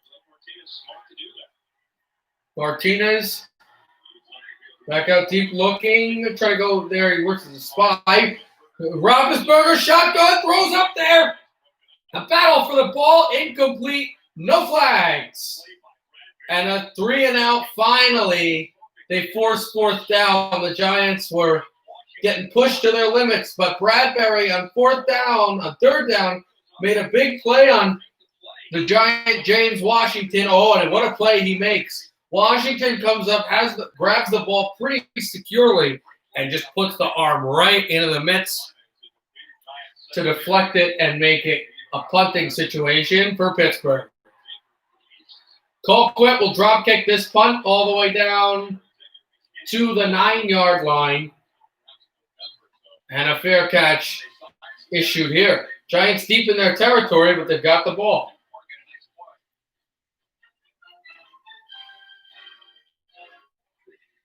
Hey, football fans, Jesse Cofield here. In the final quarter, a key play can make all the difference. Introducing DraftKings Big Play Payday for tonight's game. For a shot to win, just download the app, sign up with promo code Countdown, and join the $10,000 All right. pool. With a touchdown with 20-plus yards and scored in the fourth quarter, first place finisher. We got an additional yeah. $100K in prizes. So download the DraftKings app now, enter the free pool, and sweat the fourth quarter like you've never sweated before. We got that still. I will look at the clock on the NHL game, second period to come back.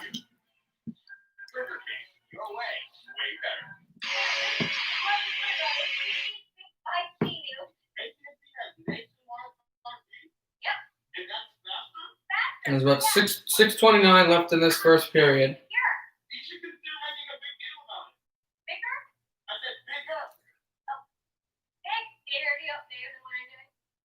And Vegas and Dallas to come back and the second period. Obviously, Dallas knows they have to be better, but Vegas is fighting for their playoff lives.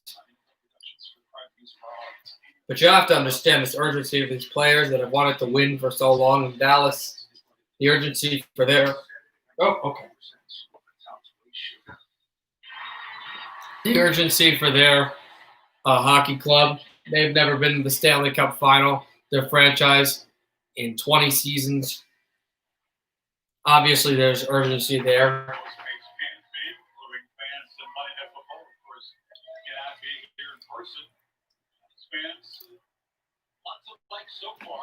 Last time they made the Stanley Cup final, one of the heroes of Dallas Stars, Lauren Legend, that brought them to the last conference final, Brandon Morrow, was a rookie. So it's been a long time coming. But Vegas feels a need. Let's see if that need can be fulfilled. Now we're back. Giants are down 6, thanks to that missed field goal.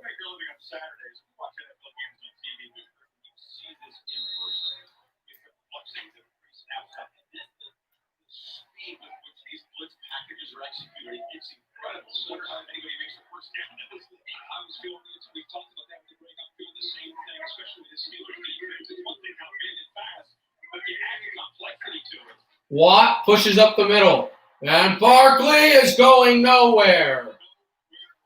He is wrapped up by this defense.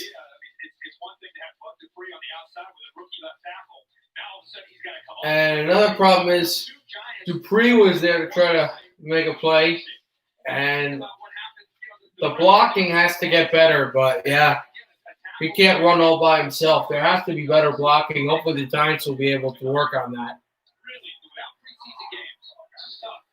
later. Jones in his end zone. Has to get it out. He does. And he had Ingram off of Ingram's hands. Ingram wants a penalty. There is none. Why did he try to use two hands? Mike Hilton was on him, and I think maybe he's saying that he was being held by Hilton. That's why he couldn't get the hand up. Let's see why that left arm didn't get up the trunk. Oh, he held onto the wrist. And that's tricky. I was saying, what was going on? Why did you try to one-hand that? When you're 5'9", you're trying to guard a big tight end, you got to use everything above. They didn't spot that one. He was being held as Ingram went to go catch that pass right on his wrist. Jones in his own end zone. Pressure. Throws over the middle. Got his guy. First down. A big one. The Giants, Slayton, are going to catch a break here and march down.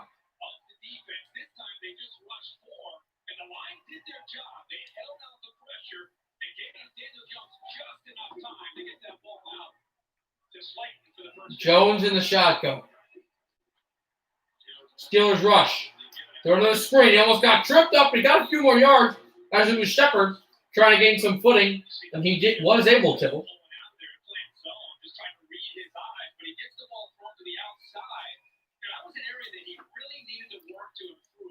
Completion percentage outside of the numbers. He was one of the worst in the entire league last year.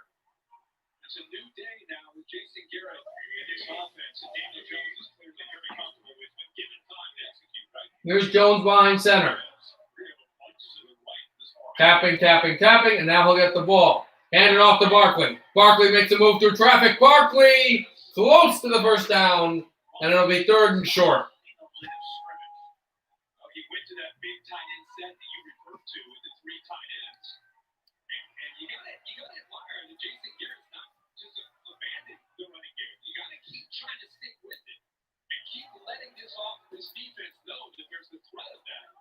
Now they're 3rd and short. This number 26 could turn nothing into 60-yard touchdown run. Here is Jones under center. Steelers rush. Jones, play action, jump cut, he got his man.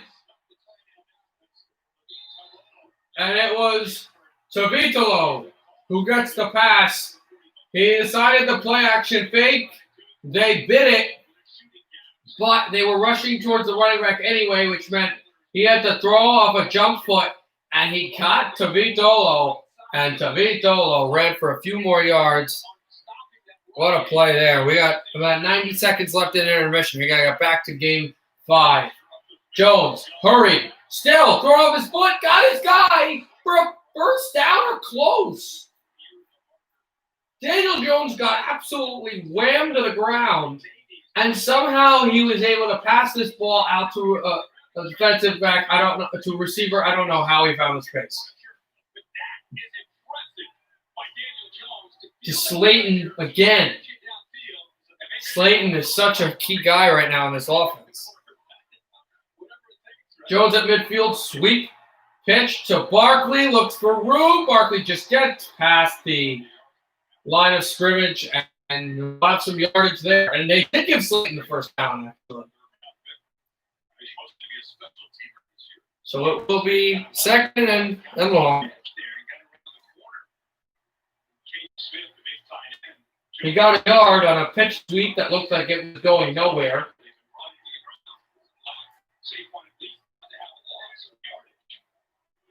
So Barkley had -2 yards today. That's because the running game hasn't worked. The passing game has.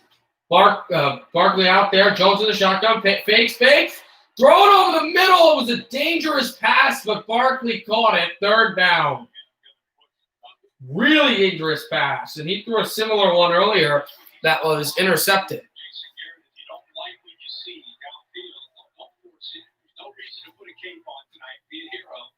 Check it down to 26. When you're not comfortable, check it down. And even that, he didn't have room to run because of the play by Devin Bush, but he still was able to pick up some productive yards. Now they're 3rd and medium instead of 3rd and long. 5 out of 6, 50 yards.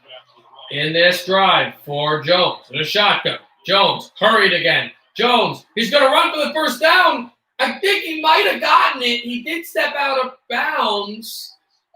Was the ball there? It looks like it was. No, it'll be a fourth down. Oh, Jones made a mistake there. He was worried about getting hit. The only thing there that you got to learn in the future is you either slide or you make sure that the ball is out. You need to hold the ball out like this to make sure that it comes across.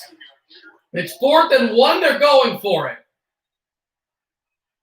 It's 4th and short, and they're going for it around the 39. Let's see what they do. Hands off to Saquon. No, he's stepping back. He's still back. He's rolling. Saquon throws across his body. Wide open. Barkley spins. First down, Giants. I have no idea what I'm watching. Showtime.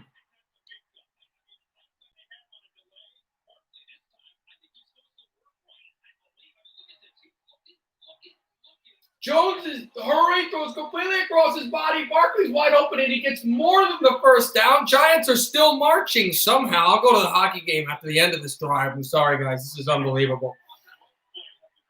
Jones steps up, rushed again, throws to Engram for a few yards. The Giants are leading a miraculous drive that is just cutting through Pittsburgh like a knife and hot butter. Giants close to the red zone as well. They're in definite field goal range, which would cut it to 3. An unbelievable drive. This drive has to score. You're feeling that. Pumps it. Got it there, and incomplete to Lewis. Dion Lewis, former Patriot, not able to hang on. But that was a rare mistake in just flashes of brilliance. Tua is raising his arms, kind of confused. This Pittsburgh defense is starting to crack under the pressure of this unimaginable drive. Here's Jones motioning in the shotgun. 6:02 left in the third. Jones will take a shotgun snap. Jones steps up. Waits, it's out of there. Trying to get, how much yardage does he get? Will he get first down? I think he might have just gotten one. He hurtled towards the first down marker. It's a first down. Daniel Jones. Fleet-footed running.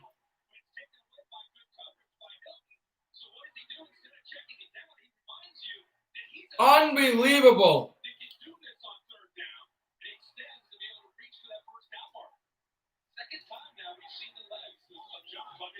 Under center.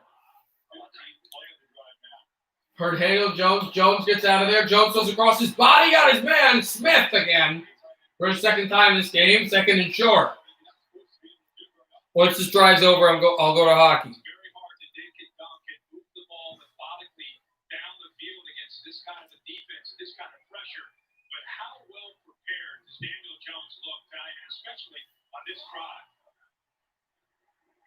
Jones hands it to Barkley. Barkley went left and went through the defense and knew that stopped. Probably had room at the left side.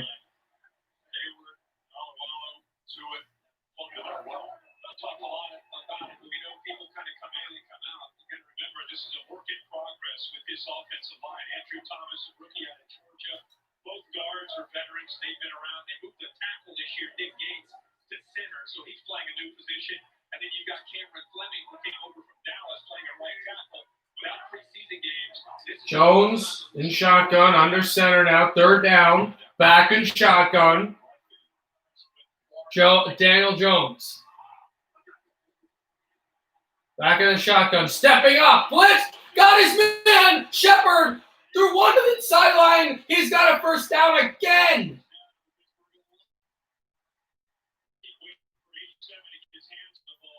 This is unbelievable. 1st and 10 on the 11-yard line, the Pittsburgh 11.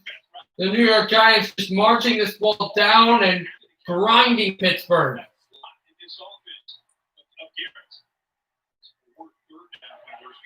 4 or 5 on 3rd down on this drive. It's 1st and 10. And the first down marker is at the 1-yard line. 1st and 10 from the 11. Jones hands it off to Barkley. Threw another. Barkley making a move and finally got hit at the 5-yard line. First and second and 4. And the end zone is in sight.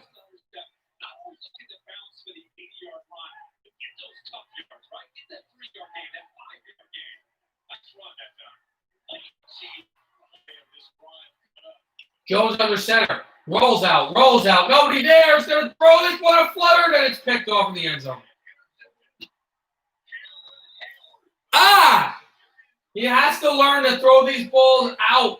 When you're rolled out, just throw them out of bounds. And the Giants have one of the most perfect drives of all time come to a screeching halt. The second interception of the game off of his body. It's a fluttering ball. You throw this ball out of bounds. There's no way the receiver can get it. And his knee is in the end zone, so it'll be a touchback for Pittsburgh. Unbelievable. All right, that took my happy mood away, but whatever. Icing against Vegas.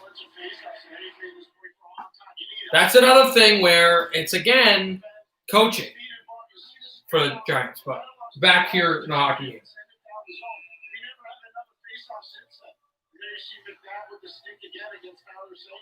So really good fundamental hockey by the Vegas Golden Knights, and there's Carlson again taking a stick at Jason Dickinson.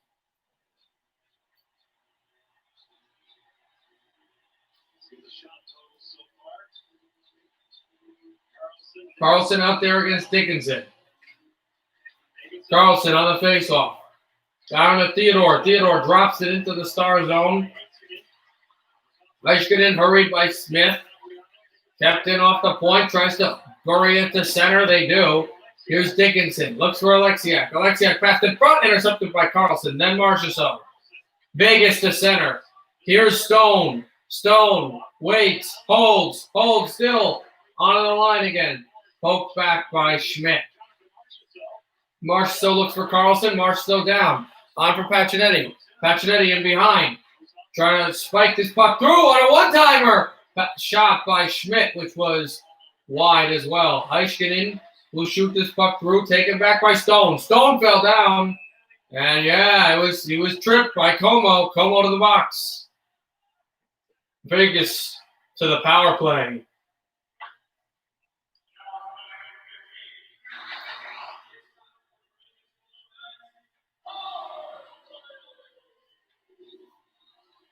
So now the Golden Knights will have a chance on their man advantage to go up to nothing.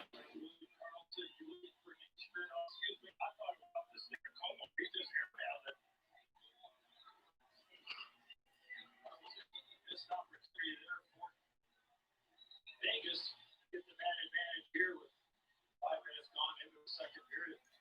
15 minutes left in the second period. The power play. Vegas. 13 minutes left in the second period when the power play is done, unless, of course, there's another offsetting penalty or a goal is scored. Pacioretty to Schmidt. Schmidt in front. Set off the right circle. Stevenson tries to shoot this puck through, and he does have a chance there. Also by Stastny. Chance for Schmidt. Schmidt laid it onto the right circle. Shot that one blocked. On across for Stastny. And now Martinez. Martinez on back as well. Trying to chop this puck through, and the Stars will clear it to center. Sagan got hit high with the puck, which is why he is in a lot of pain. Puck gets cleared back to the goal side again. Stars will change.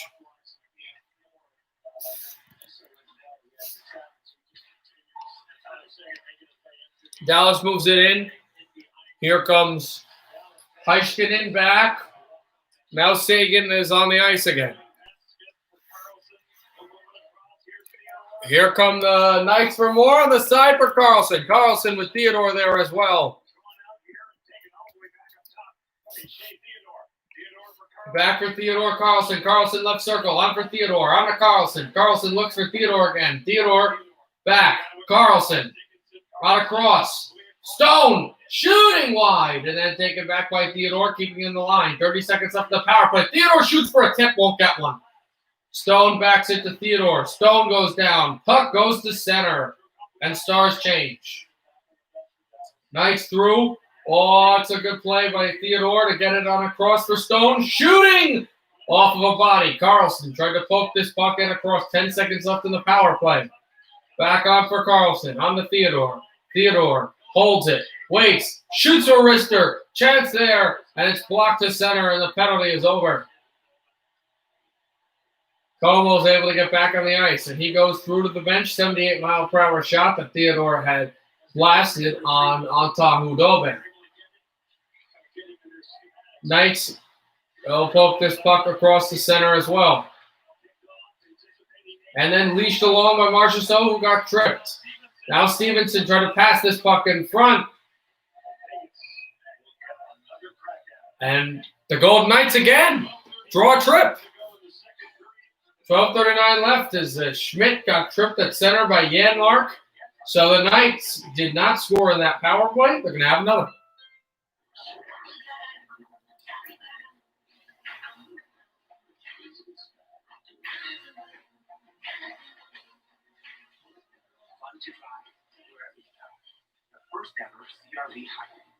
So here come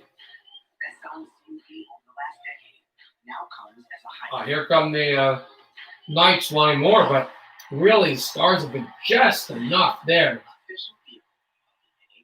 Dallas has to gear up their offense now. Their offense hasn't come in waves and waves like Vegas has done that. They've been able to do that all series long, even though they're losing by multiple games.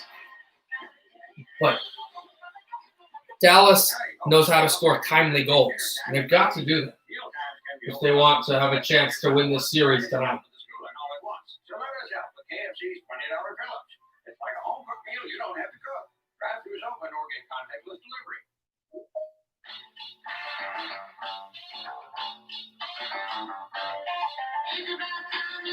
We shall, of course, see.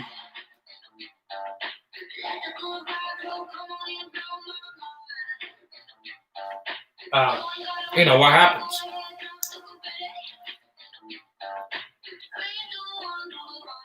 Again, Vegas has not been good in the power play in this series. They've got to be better. We'll see if that maybe is going to fall on what happens with Shea Theodore. They're going to have their new episodes every Wednesday. For more information, go to NHL.com/quest. But they're going to have their chance again.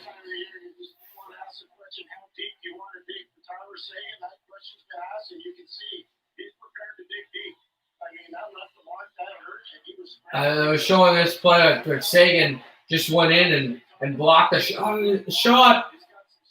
Sagan blocked a shot on his knee, on his leg, and he had to go back. Right, here's Theodore. Fakes to Stone. Stone through and Tuck. Tuck looks for Stone again. On the line, Theodore to the right circle. Intercepted by Dallas. Looks for Como, but then it goes to Carlson. Stars are able to change. Here comes Theodore through a couple. Theodore spins on the boards, try to get it across the Stone. Stars will get it to center. They do not immediately clear. Now they will. A quick shoot-in. Pavelski is out there to play forecheck if he wants. Decides just to put some pressure on and goes to the bench. Here come the Knights for some more room and space. Here's Smith in front. Theodore holds it. Waits for a teammate. Now a fake slapper from Carlson gets to Stone. Stone shooting one to the glove. A save by Hudobin with 11:45 left in the second period and 1:10 left in the second period. 1:10, left in the power play. This is the shot by Stone where he gets his puck through Heiskanen, but just a really good save by Anton Hudobin, and nobody's there. Smith is not in front. If you're going to shoot soft pucks at this goalie, he's going to stop them. He's proven that he is good enough. On to Pacioretty. Hudobin in his second tour of duty with the Dallas Stars. Pacioretty, it chipped onto the middle, and here comes Tyler Seguin. Trying to get out there is Hintz, but it's not a 2-on-1 any longer. Hintz out there got bodied off by Schmidt, and now here comes Martinez. Hintz to the bench. Booted off by Stastny. And now gloved down by Stastny. And then the puck will roll to center. Taken by Schmidt. And now lanced by Stastny to Schmidt. To Marchessault. Drops it off to Martinez. Looks for Marchessault. Marchessault, Stastny. Pacioretty on the left wall. Pacioretty gets it across to Marchessault. Try that pass in front. Save Hudobin. And it will go all the way down and be cleared. 12 seconds left in the Vegas power play. Dallas is 0-1 in the power play in this game. And Pavelski makes sure, with a clear to center, that they are 2-0 in the shorthanded penalty kill. And Dickinson went down at center. Here's Lindell fighting away from it. Shakara.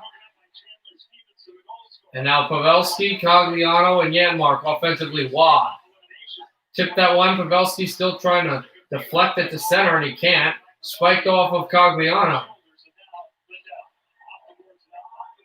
Boots there, and then it will get shot down all the way for icing. Give us a real good look at this. Here's Marchessault, 81, right? He's gonna pass is gonna come down here. Watch his stick. He says, I want Jonathan Marchessault makes his play here but what does he do?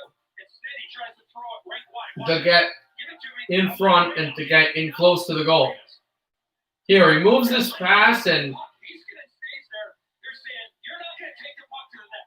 I'm gonna be responsible for everything. Marchessault does not shoot this puck. He looks for a pass. Hey, that puck just went off the skate. Here, trying to shoot this one is carrying, then blocked. Knights also shoot that puck through off a wall. Now Lindell will try to go to center to Janmark. Their passes are not working, so they've got to try something else because the Knights will just keep this defense going. Later on for Whitecloud. Whitecloud hammered. Ben in! Ben shoots! Oh, and he couldn't get the puck through. He had a wide open chance. He was the guy that buried it the other time. Puck loose as well. Ben trying to corral it. Klingberg can't get it. And it rolls to center off the glass. Man, Jamie Benn had a chance there. Whitecloud to Nick Holden. On from Juan, and the puck will bank its way through to the boards again. Hanley takes a hit. Here's Klingberg. Shot off to center, off of Radilov's stick. Lehner hands to Schmidt. Schmidt passed it to center. Now to Marchessault, is almost picked off by Radulov. Now here's Marchessault. Went on to Alexiak. Alexiak made a hit. Stars trying to backhand. They do. They have Corey Perry. Perry drops it off for Klingberg. Klingberg holds it on for Perry. Save later, no rebound. And there's a continued talking and then putting the Stars are getting there. Just not close enough. 1-0 midway through the second.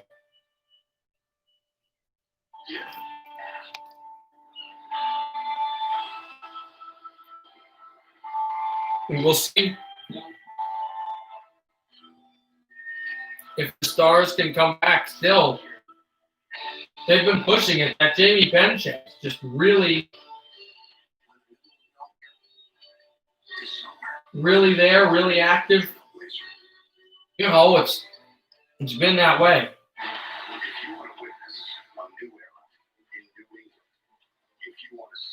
But man, this team, this Vegas Goldne team does not want to lose. They're not afraid to lose.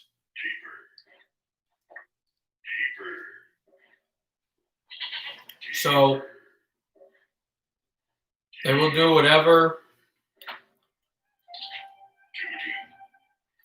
it absolutely takes to win. Just getting shots at the net, just coming at them, not letting them get that defense there. Let's go. Let's make sure we have our plays, that kind of thing. Where Dallas has to kind of play that too. You don't know how many chances. I mean, they know how many chances they'll get since they're up 3-1, but you really don't know how many chances you're going to have. to win Just visit a game like this. U.S. licensed physician. If treatment is right for you, you'll get genuine medication delivered in a discreet package.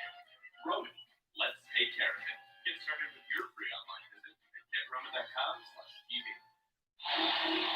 So here's the play.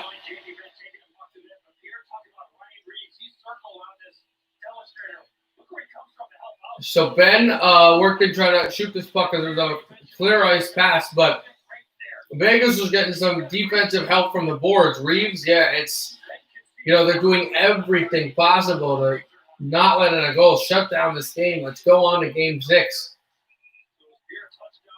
Vegas has never been down 3-1 in a series and won. They have only been down 3-1 in one series in their history, and it was the Stanley Cup final, which they ended up losing that game 5. Pacioretty on for Martinez. Martinez down the center, looks for Carlson. Carlson shoots that one high and out of the screen. Into the screen. See who calls the plays at home in E's new series, the Bradshaw Bunch. Starting Thursday at 9. So that puck went offside. We'll see what they do in the neutral zone draw. I don't know about the DVR, but the VCR, maybe. Still have one of those? Absolutely. Really? Yeah, the parabolic antenna too. Satellite dish. Stevenson looks on for Tuck, chop to center again. Jostled on the boards. Rattled for Holden. On Theodore, then he looks back for Cousins. Chipped in again. Stars trying to get this puck out. They really can't. 8 minutes left in the second period. Tuck. Battle. On from Stevenson on to Smith. Back for Martinez. Martinez shoots for deflection, and it went to the goal. Taken back by Lindell, then Klingberg. Oh, breakaway and a chance. Hintz fired high. That play hit a glass, and Hintz had a chance to make it 1-1, and he shot it high of the goal. It was the rolling puck play again, which has happened so many times in this series. Sagan to Ben. Jamie Benn on for Radulov. Radulov stops up. Back pass. Shakara. Shakara has a wide open lane to pass the puck, but he's never able to reach it. Sagan goes down. Radulov chases Schmidt. Smith now to center to Schmidt. Schmidt on Stastny. Stastny a chance. Sagan open. Rolling puck there, and it looks like Vegas is going to have another power play. They will. Jamie Benn to the penalty box. 7 minutes left in the second period. The Knights are going to be on the man advantage. The third power play of the day for the Golden Knights. Is that, it went off Theodore's stick. Here's the Hintz play, and Hintz, instead of trying to settle this rolling puck, immediately tried to shoot it, and it fired high, and then it hit the crossbar. Top left. I'd like to see that. It's a whole heck of a lot. Unless I missed something a little bit earlier than that. But Vegas with another man advantage. This is power play number 3. Puck went to the boards. Marchessault tried to chip it. Kept in by Theodore. Theodore held to the right. Shoot, save. Hudobin. Como tries to get the puck out. It does not. It's kept in by Stone. Slap shot off of the side of the goal. Smith, and then now Carlson to Theodore. Theodore back there.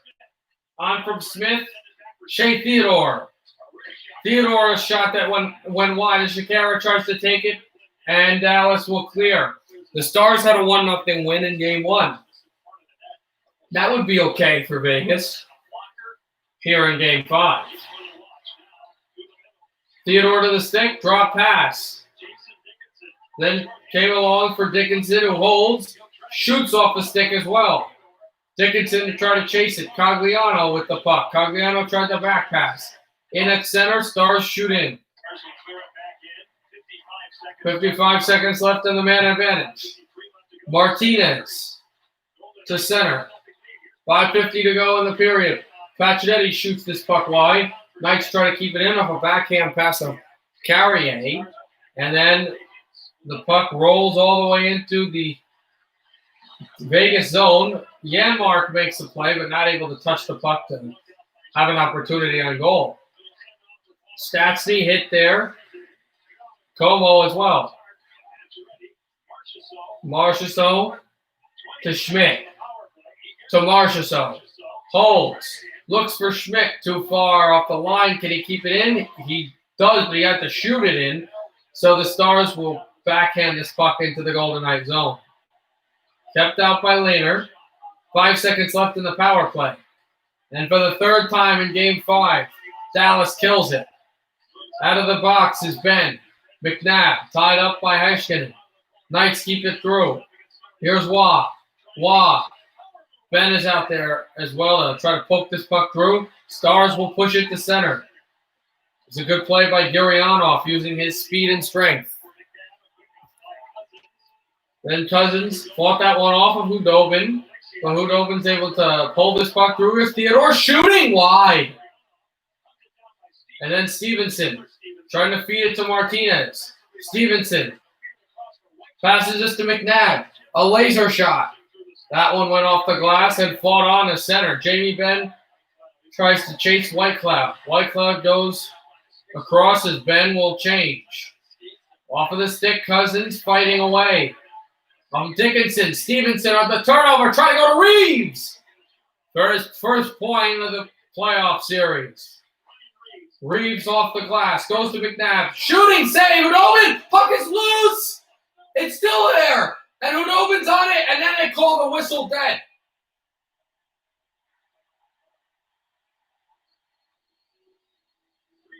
And it does help that Hanley was down on the ice on his back to try to sit underneath this pass. And it all started with the Carrier deflection and a point blast by McNabb. 1-0 Golden Knights.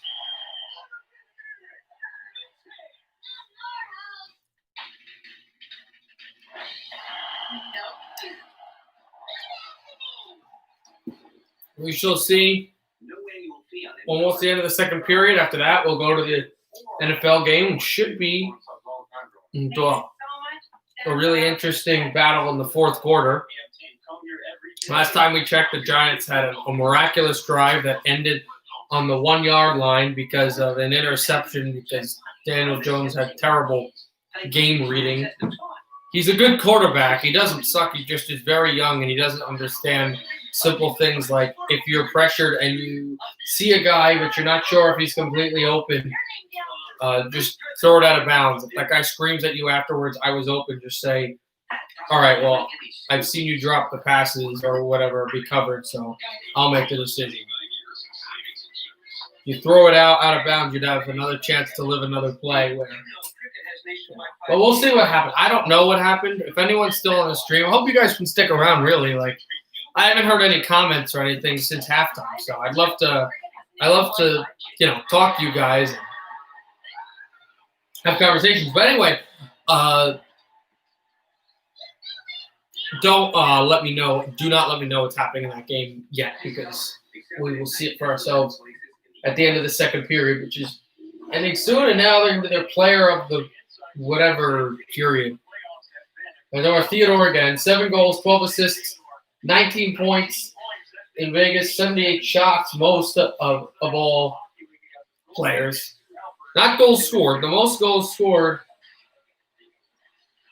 in the playoffs is tied. There are 2 players that are tied. One team is still in the playoffs, and that's Brock Nelson of the New York Islanders, and the other is not. That's Bo Horvat of the Vancouver Canucks. Stevenson for the draw. Wins it back clean, McNabb.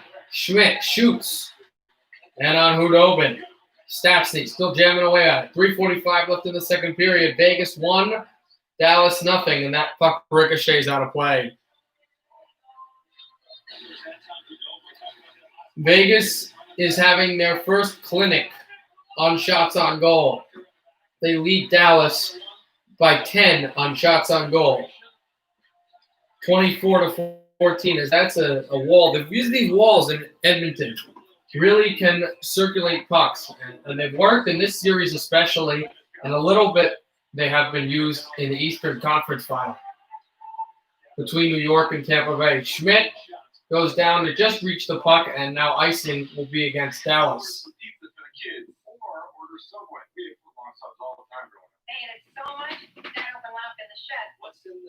Sassney and the Gold Knights will work in on this face-off. And one back.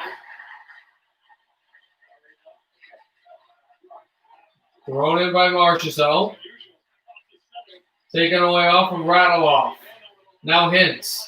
Ben stops up. Pass in front. Slot presence. And Dallas really had their best periods late in the second period last game, especially.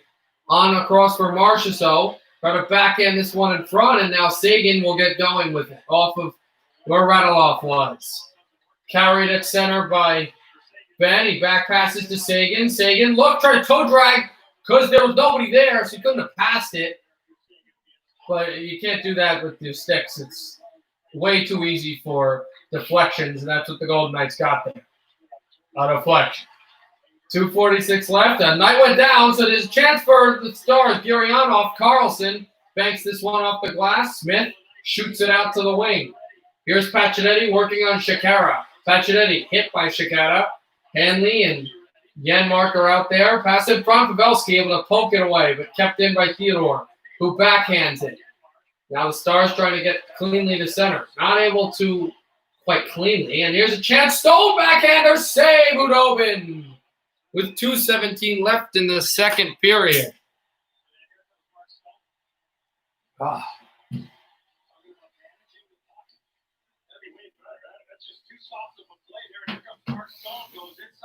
And the Stars just trying to push the puck physically, and a really good defensive team. Like that was a play by Schmidt, and Vegas has been very confident in their sticks. They've only had one penalty all game, and it was on a board play. Their sticks have been quite... Oh! Taking a tumble down. I believe that was Janmark. He took a complete... It was Perry, fell down completely, and he doesn't have his stick. Perry goes to go get a new one instead of picking it off on the right corner. Seguin will try to clear it to center. He will. Hintz does not chase down. Most of the Stars need to change. And they will. Heiskanen faces off of where Cousins was. Corey Perry is going to the locker room. So he must have seriously been hurt, even though he was not touched by a Knight. Theodore keeps it in center and backhands it along for Alexiak. 90 seconds remain in the second period. Vegas 1, Dallas nothing. Alexiak from the boards. Banked it through to Lehner. This has been a very low-scoring series. Lehner handles it on along and then goes to where Shakara was. Shakara shoots it to center and backhands it off the board. Cogliano tries to steal from Lehner, and that puck's loose. Lehner will finally get in goal. Stars work for a chance. Holds it. Hanley! Puck is loose! Shakara with it now. Less than a minute to go. Shakara to the point. Holding it to Dickinson. Dickinson steps up, shooting one. Puck loose. Rebound! Oh, and Como is down. Shakara fighting for the puck. The Knights will clear. Dickinson to go get it. 40 seconds left in the second period. He corners it to the glass. Reeves with another thunderous hit. And Reeves is hugged by Dickinson, who's yelping at him. But it looks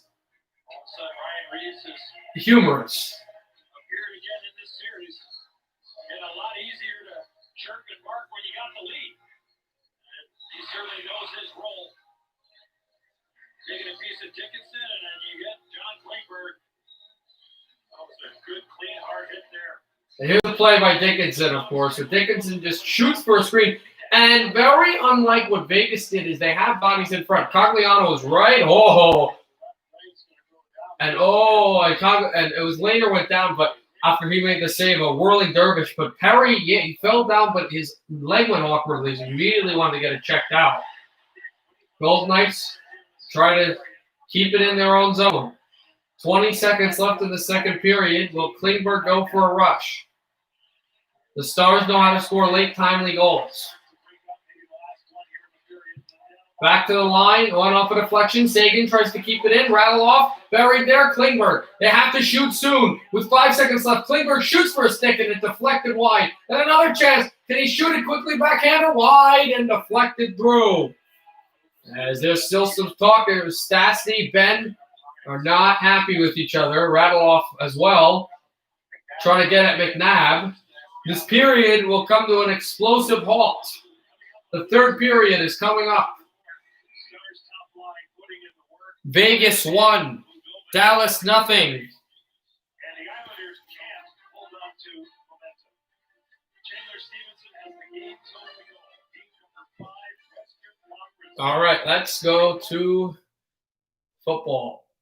And then we will have the final period of this game of regulation.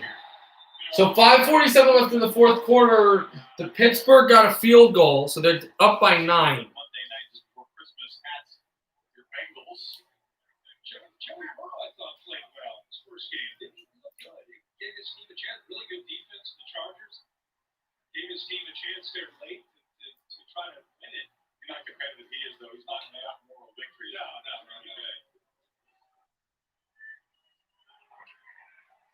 So a Steeler is done right now, one of the offensive linemen. Brought to you by Progressive. And Bud Dupree and this defense on a 19-play. And this is the play on the interception. It was a 19-play drive, but yeah. His hands on the ball, go up the air for the interception. Smith-Schuster, a couple plays later, recognizing a fumble and being able to come up with it, almost premeditating that the ball may come out by Snell and jumps on it. And of course, he's back to having fun. Pittsburgh in the red zone. Roethlisberger will throw this for a touchdown, and Pittsburgh will continue more of their lead. A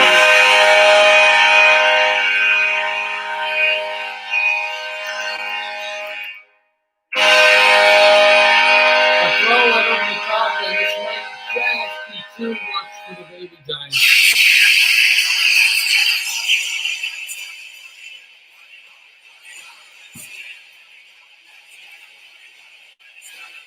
And it's Tuesday now.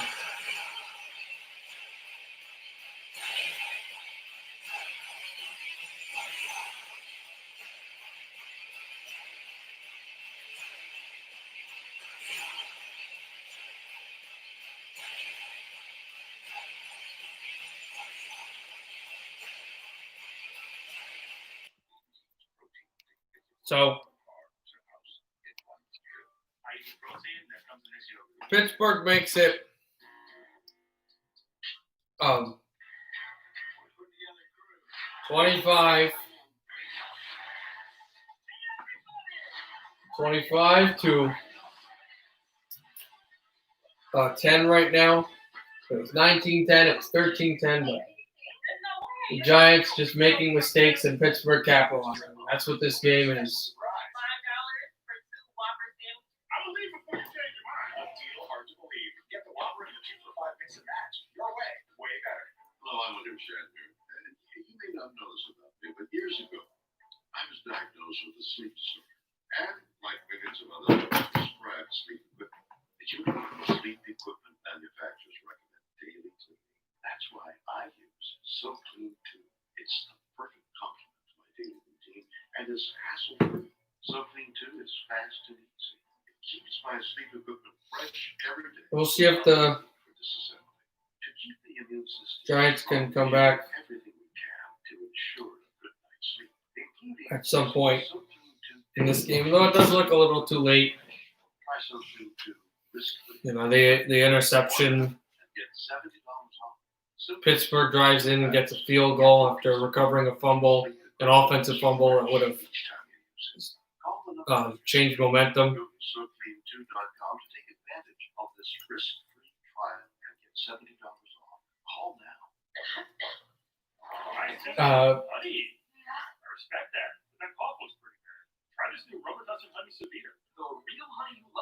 And then the obviously touchdown just had. Strong relief for your symptoms.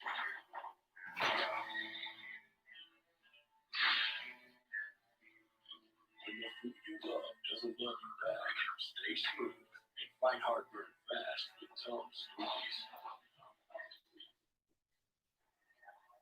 Pittsburgh's offensive line already shorthanded. The best lineman, David DeCastro, out with the knee. And what's number 72? Zach Banner, your guy out of USC. His knee seemed to just get. And Banner's the guy that offensively for the offensive lineman of Pittsburgh that goes down. That's huge because he's a really good offensive lineman for them. They're losing linemen. That doesn't help this Pittsburgh team. And a win with a cost, obviously. We'll see if Banner's able to come back. He's being talked to by Roethlisberger.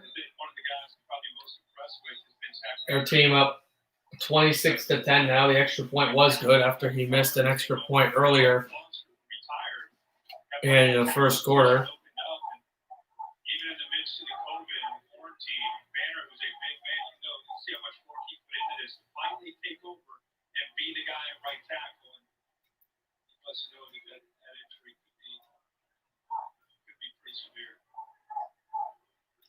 But distraught. It's been a difficult offseason for everybody, difficult time for us all. But these guys need to prepare and wait, do what's happening to get ready for the season opener. And now, have a look at his face. He's afraid that his 2020 might be over. And Banner is going to the locker room. It's really tough. It's not a thing that, you wish on anybody. Obviously, freak injury. See if he's okay. If he's okay. Symbolizes how tough this football team is. The image of Mike Tomlin. Things didn't get home early. Giants were throwing all kinds of wrinkles at them. Yeah, just calmly adjusted, and they have composed their will physically. Yeah, they really have. I'll continue. When we walk out of here, people ask us about that game. I'll give the Giants credit because that first possession in the second half, that 19-play drive, that's a field goal or a touchdown. It's probably different. We're in a different spot right now in this game. Jones will throw this one over the middle, and he has Slayton. He's got Slayton over the middle again. That's been his guy. Slayton is averagely close for 100 yards receiving in this game. Yeah, showing that the next game coming up is going to be Tennessee and Denver. We'll have that game right for you in this triple header, but probably not going to be able to touch that game until the Dallas-Vegas game is over, or they go to overtime. A pass to the corner that is kept there by Ward. And just think about what could be with this offense. With Jason Garrett, the way he's worked with Tony Romo as a young quarterback, Dak Prescott as a young quarterback, even though he doesn't have a dominant offensive line, he's doing enough with formations. Jones in the shotgun. And a quarterback who's really smart and committed. Stepping up. He's going to get out of the pocket. He's going to go to the first down. He's going to slide for a good amount of yardage. New York got a touchdown here late in this fourth quarter, especially if they can get one quickly. It would add some real closeness to this game as Jones is up there, pressure again, thrown, and right behind the receiver. Ingram. And too far for him. This offensive line's got to get better. But they're there. They're working. They've been better. Just not enough. A new center who was a tackle. You got a couple guards that have played a lot of football. In a new system, when they get together in person until late July, it's going to take some time for these guys to come together to build that continuity. I'm just talking about Jones in the shotgun. Sets up. He's pressured. Watt almost made him fumble and threw it incomplete. Watt's arm was up as the arm was going forward, looking to try to slap the ball away. He could not get there in time. Jones threw it to the ground, and it was incomplete. There'll be a flag down. And right down the field, the Giants are going to get another penalty to go their way. Illegal contact against Pittsburgh.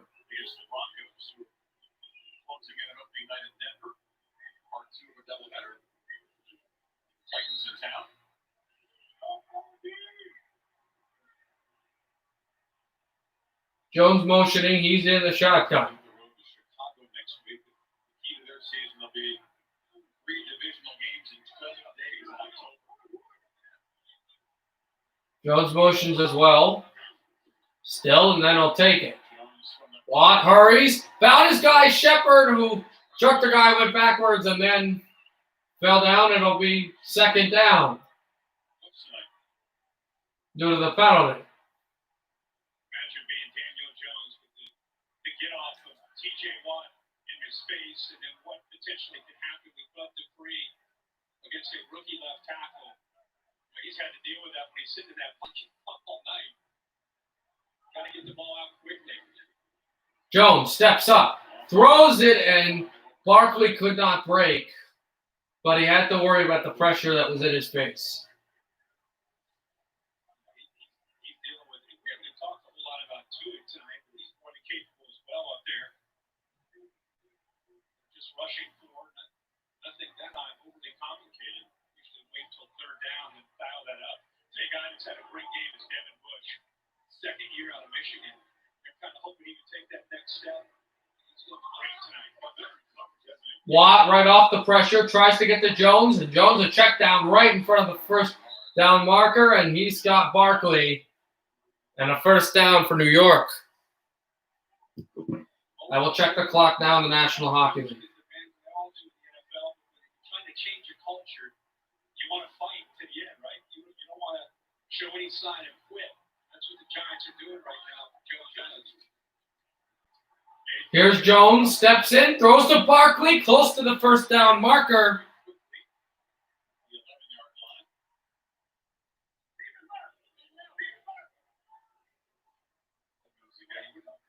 line. And the play by Jones, that was a good one.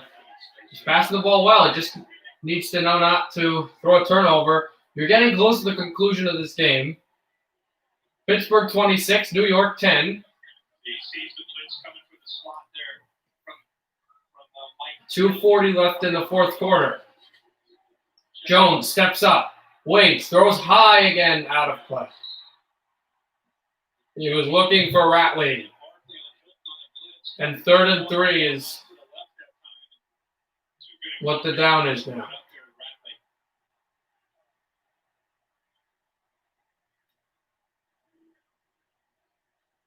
This is where Evan Ingram love to see in this area, where he's such a tough matchup and tight end when he flex him out, can win one-on-one. But it's a backer. Jones in the shotgun, 3rd down and 3. 2 plays to get to 3 yards here. Jones out there, throwing it, and he found Ingram, who was able to just jet the ball in front for the first down, and then he was carried back. So it'll be 1st and goal for New York. Oh, and I believe, actually, let me refresh this. I keep trying to look for Ingram down there. Get down inside the 10. Like I said, it's tough to match up with his size and quickness. Now Jones throws to the corner for Barkley, and he was battling with Bush,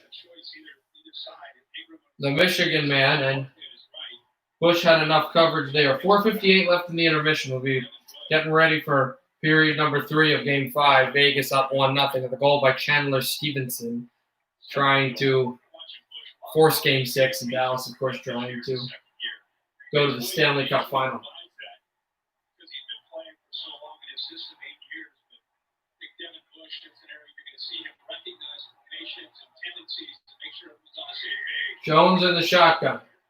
Takes his snap.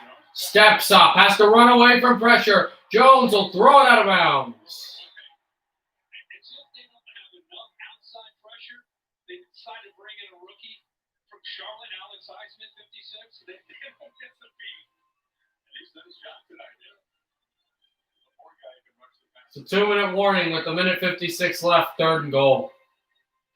McCaffrey is here to talk. What's most player is? Stop calling that ball a walking touchdown. He's a human skill stick. Hurdle. Click. Shoot. Click. Ooh. He just broke that boy. Way to eat for everyone.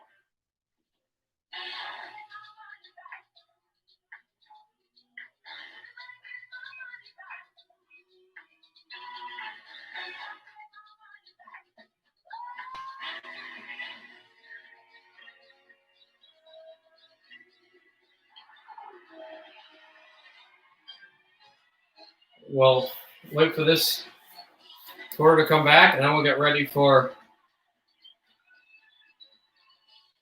Vegas and Dallas in Game 5. Oh, there it goes.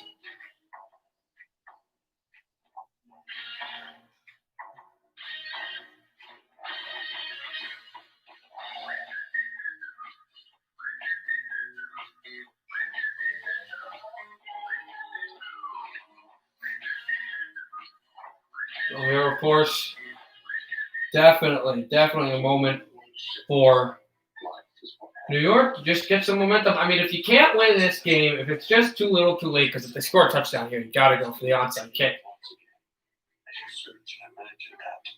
If it's too little too late, you have to find a way to at least put some momentum into week 2.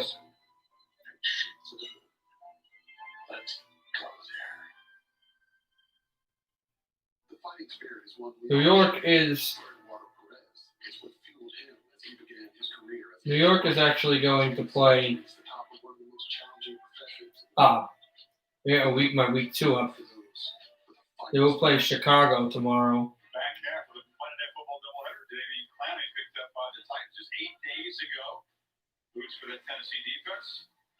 Denver and Tennessee are going to play next. We will not have the start of that game. We'll have the rest of that game, but we will not have most of the first quarter of that game because we will be covering Game 5, third period, between Vegas and between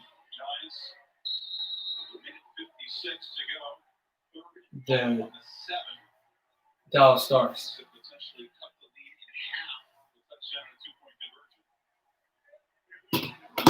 Third and goal. Jones motioning. In the shotgun, Barkley's in the backfield. So this will be interesting. See what play they draw.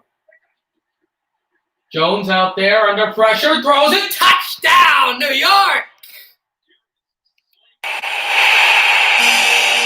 It is Slayton again.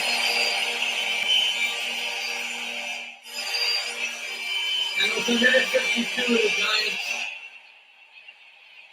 are going to draw within 9.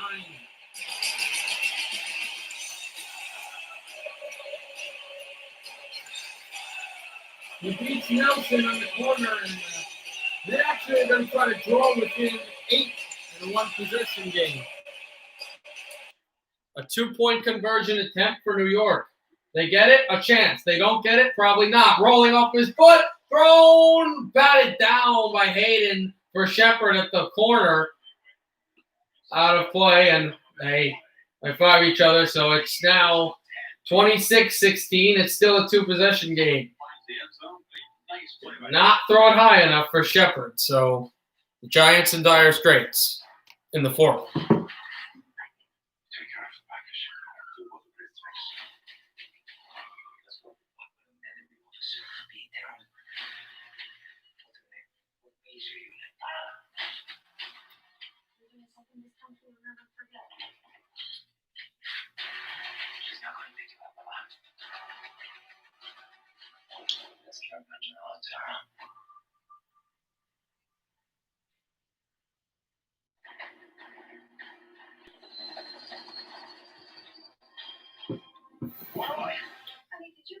I was just looking in. I think we are ready for Game 5, third period.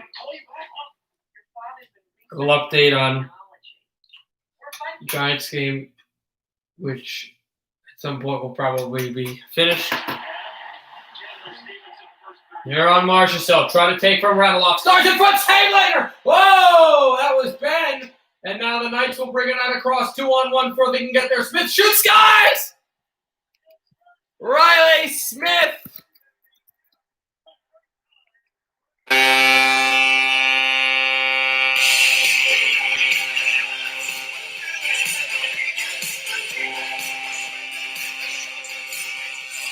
A shot there by Sagan. And the Knights bring it across. It's a 2-on-1 with everybody behind them. And perfect shot time. Riley Smith. The saves of Game 5. Stars and ass. This time Vegas is the ass. What a shot by Ronnie Smith. He gets a big fair hug by Martin. Late in this early in the third period. Vegas is in this game.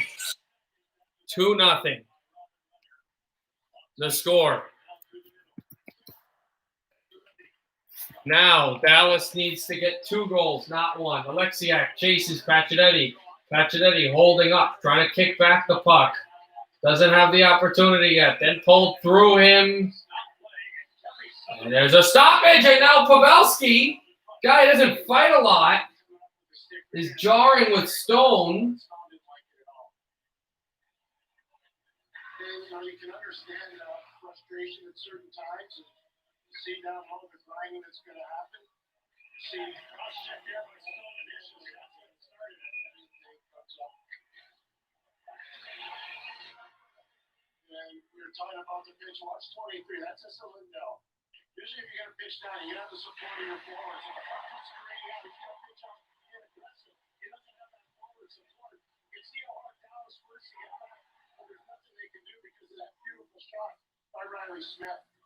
And this is the play where they just work this puck across, and Riley Smith just goes right in, and it's a snipe shot.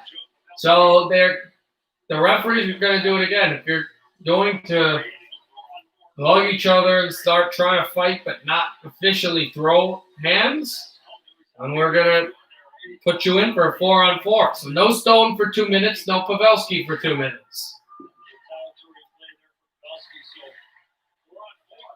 In and behind for Jamie Alexiak, now Como. Como lugs to center. Play Como for Alexiak, now Pacioretty. Pacioretty stick handles it back. In behind the goal is White Cloud.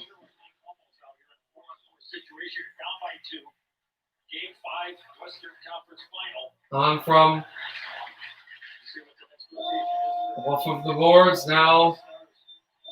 On along to Heiskanen. Heiskanen sweeps it across into the zone. Here's Heiskanen past Martinez. Heiskanen looks for some room. And now Martinez. Back along for Como. Chopped down by Lindell again. And now here's Heiskanen. Flips to center. Hintz. Back there, Hintz had a hit on Pacioretty, and then Hintz will go in behind. Here's Hintz. Rushes through the center. Rope Hintz. Back by him, and he lost his footing. Hintz gets back up. Whoa, and Lindell took a run as well. Here comes Theodore. Toe drag. Theodore in. Still doesn't have the opportunity to go there. Theodore goes to center, which gives the Stars an opportunity. Vegas going at mock speed. Then Dallas will shoot in. That shot for Schmidt again.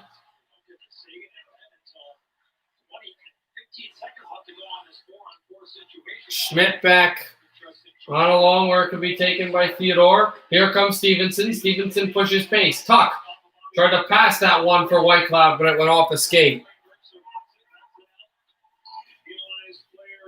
Back on along for Sagan. Sagan hurried. On behind for White Cloud again. White Cloud banks it to Mark Stone. Tries to send to center. Then back into the Las Vegas zone. 27-15 shots on goal for the Golden Knights. 2-0 Vegas. Goals by Stevenson. The go-ahead and goals by Riley Smith. Is that puck? Ricochet back to center. It looked like it was going to be an odd man rush for the Stars. Glove down by Lindell. He still can't carry the puck. Vegas can. Smith holds. Backs it to Carlson. Carlson to the line. Held there. Shot saved. Hudobin pushed down. And he's got the puck in front of him. So even if he went completely into the goal, there would have been no goal on the ice. As that's a shot that hits Hudobin high, but then the puck lampoons down to him where he can see it and easily put the glove there as a trapper.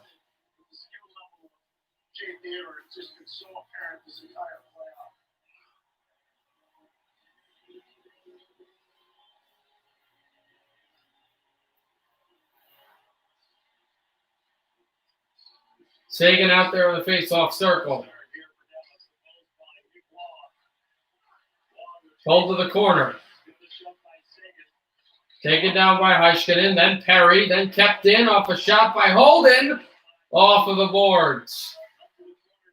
The bullies are out there against the Mean Green Machine, except it's not, except Hintz is out there as well instead of Ratloff. And pulled into the point, as well as Alexiak. Carrier tried to push it through. Then it is rammed back by Perry. In and behind for Heiskanen. Heiskanen carries to center. Here's Miro Heiskanen. Looks. Then that was a Holden check. Knights will go for it. Off of Cousins and then icing to the stick of Perry coming up against Vegas. This is a play by Smith, right? So Riley Smith tried the left side this time. Now he tries the right side, and the first time he tried a right side shot, he hit the left side shot, he hit the blocker. This time he goes top right and over the goalie stick. Perfect shot by Riley Smith above Anton Hudobin.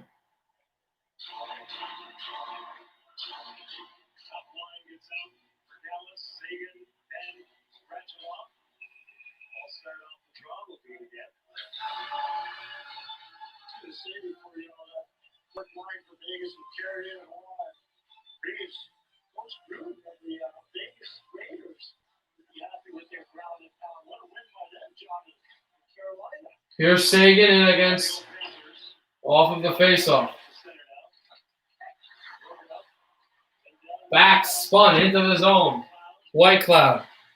And again, and also just some updates in New York. The Giants lose to Pittsburgh 26-16. It's a decent game by them, but some coaching management problems that have to be fixed. Obviously, Joe Judge did not win his season opener with the Giants, so they'll get ready for a trip to Chicago to play the Bears, who are 1-0 as well.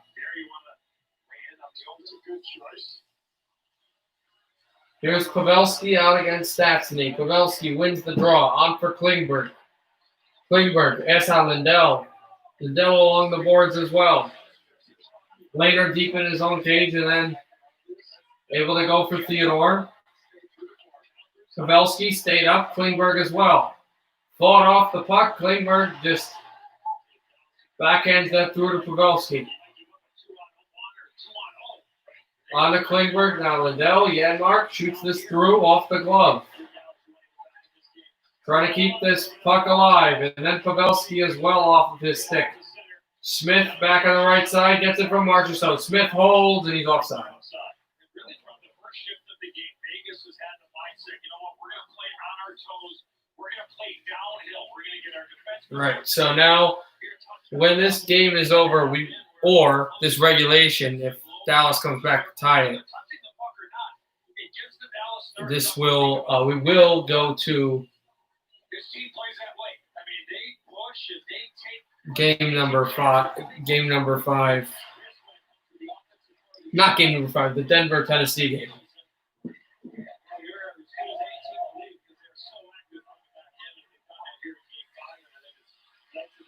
Battled off the sideboards, on for Waugh. Waugh chased to center.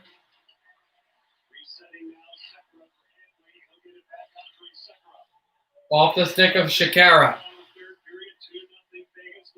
Got it back. Shakara to center. Shakara looks. Blasted that one to Dickinson. And Waugh. Chipped on by Como, who backhands it to Dickinson. Dickinson held by Carrier. Kept in by the Stars. Here, holding. Hanley. Save me. Hanley through by Pavelski. Hanley again. Shot blocked. Here comes Como as well, stopping up. To the point. Heiskanen shoots. Deflected wide and high. 13:35 left in the third period. Vegas 2. Dallas Nothing. Wasn't that great? That boy on goal. 2-0.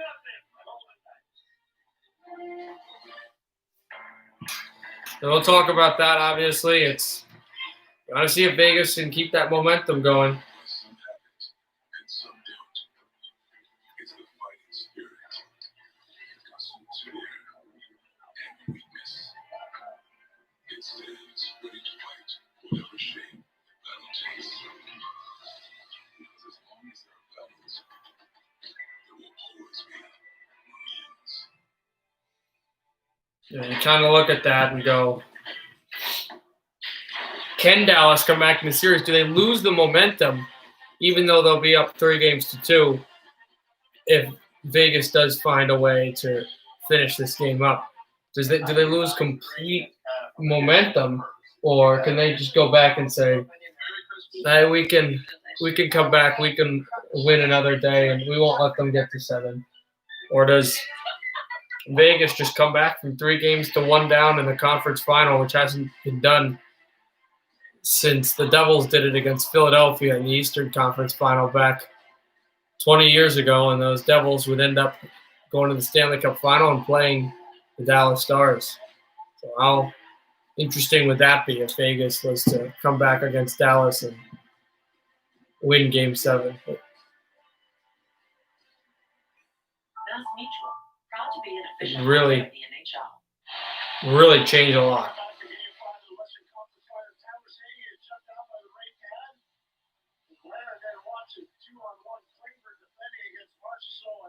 Riley Smith, and Riley Smith by short side, looks rolled it off just a little bit. It's 2-0. And that's got to help them a lot. It is a pure get score. And all of a sudden you're going to go out there and you know you're going to score.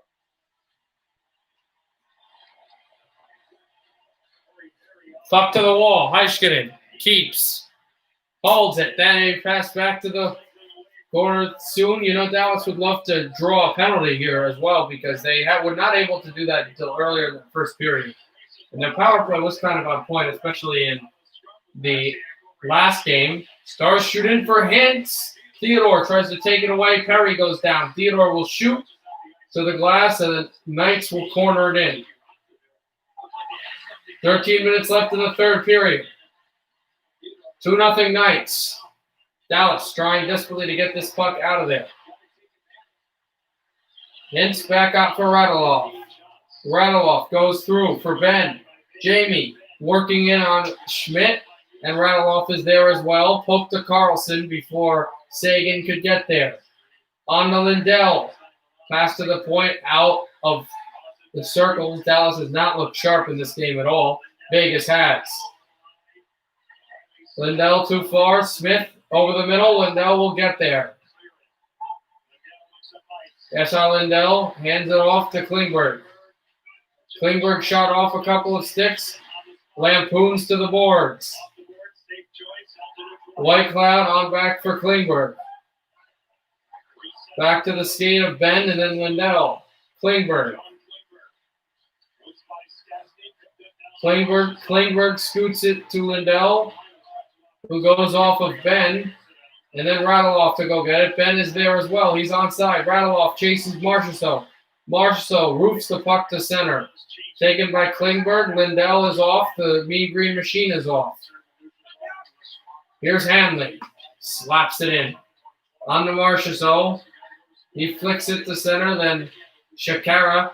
Too far for him. Pavelski down as well. Cousins trying to go get it. Gurianov chips by. We haven't seen Kiviranta that much in this game. He's been there, but not often. Stevenson backs it down to Smith.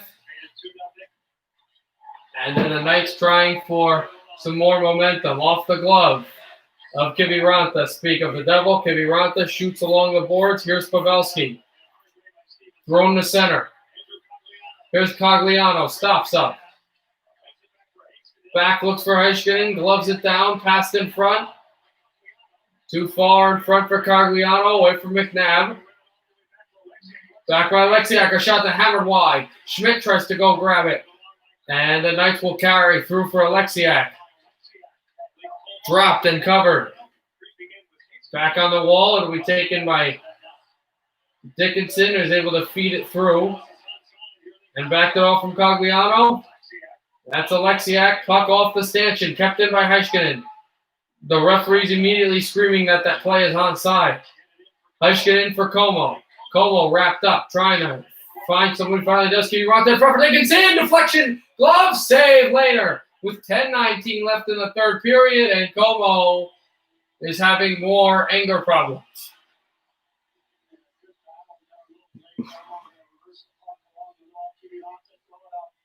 Opportunity, Cole's going to charge in. Nothing there for Dickinson. Incidental contact. So you talked about Riley Smith and Nigel. You see him in the season. I'm innocent. Actually, that was more on Riley Smith because he was facing and then he turned and Radulov was right there. Good job by the officials.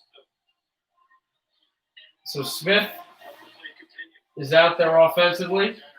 We look at it and saying, this is going to be a physical series. This is going to be one where the teams are going to bring every inch.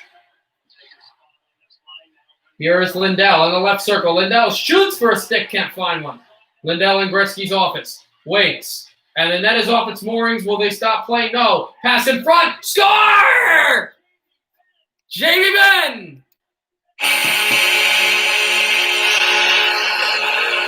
And Vegas for stoppage of play. With 10:06 left in the third period, the Stars have forced into the team 2 blocks.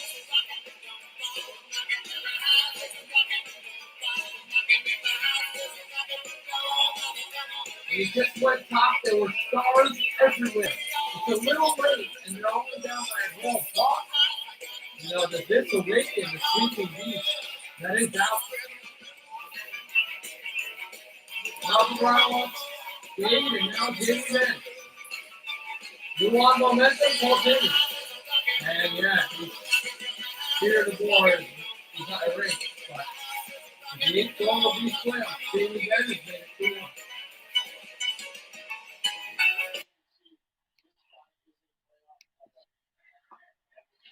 Back and behind Carlson, off of Stone. Lindell, they try to keep it in. Knights trying to scoop this one into their zone, just right at it. Knights are a really fast and deep team. Klingberg lost it. John Klingberg in behind for Ressa Lindell. Lindell off of the backboards again.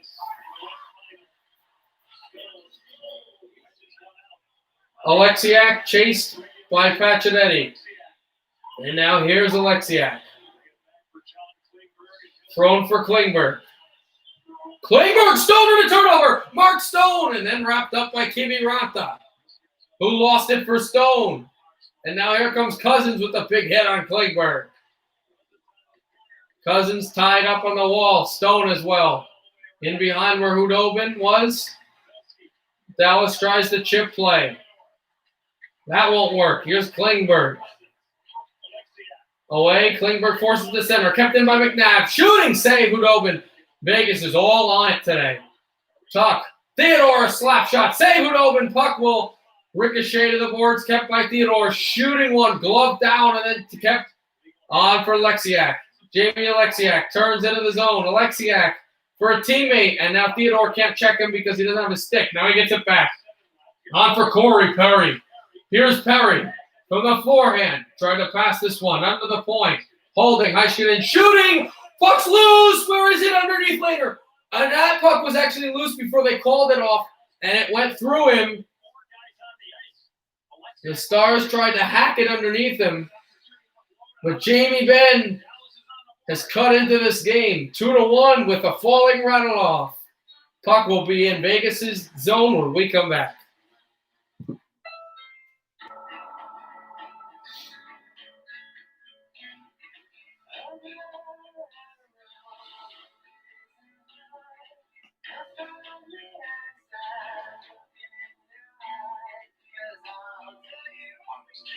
SUV ever. It's your passport to adventure. The Passport Elite. Official vehicle of NHL. The United States Postal Service is here to deliver your packages and the peace of mind of knowing that important things like your prescriptions and ballots are on the way every day all across America.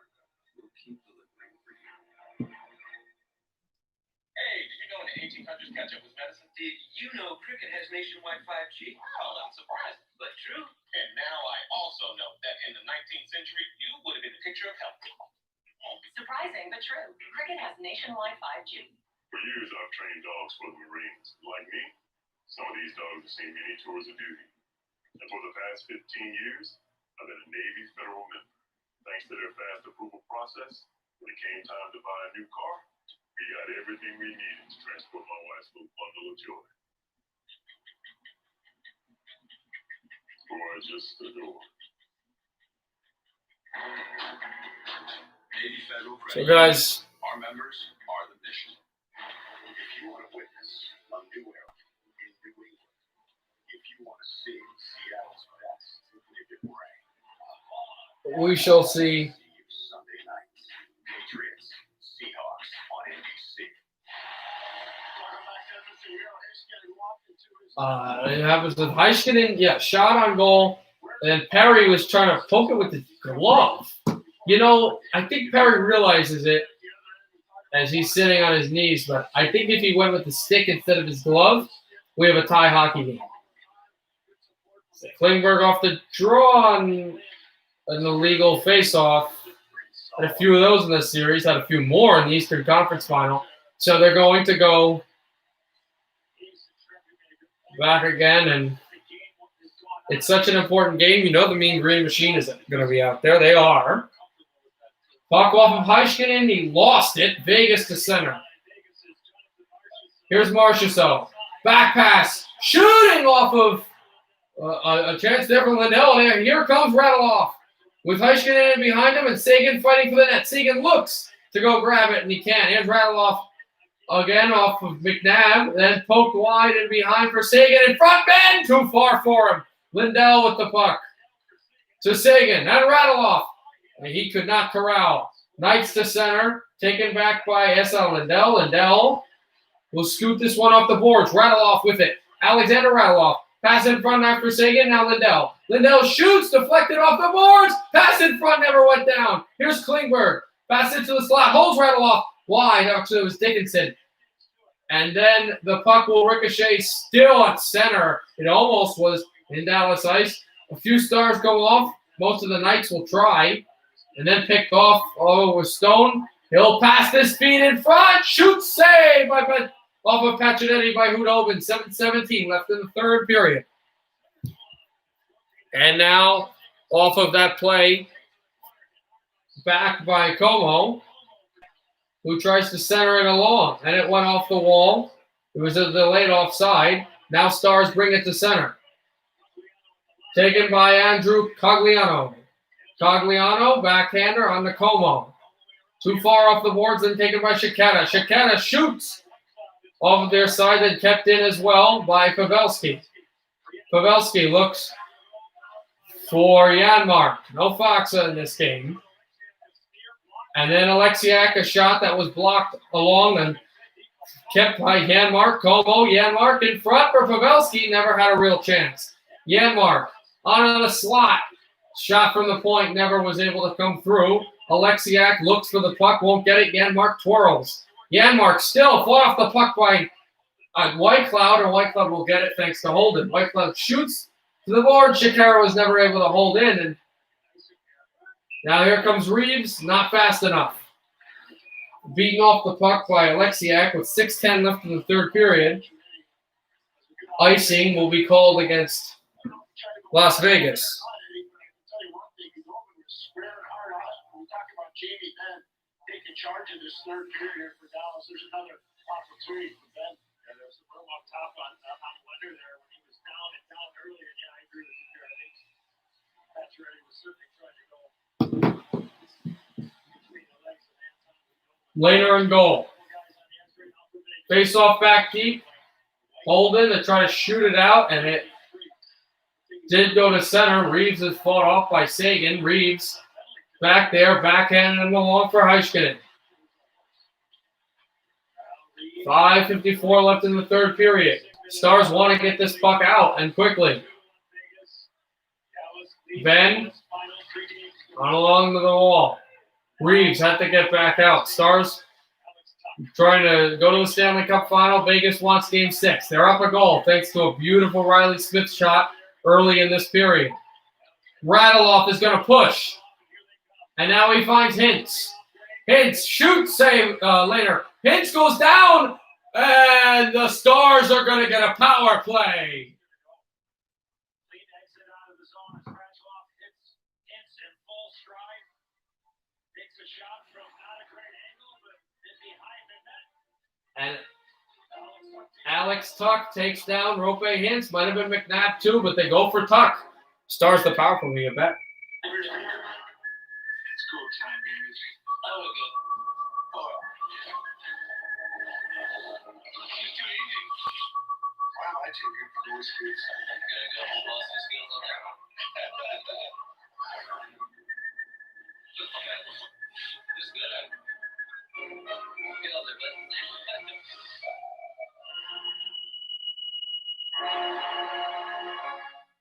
So until this point, people were willing to put themselves in danger because of the deliciousness of a sport. Why would I want to start a fire? It's very dangerous.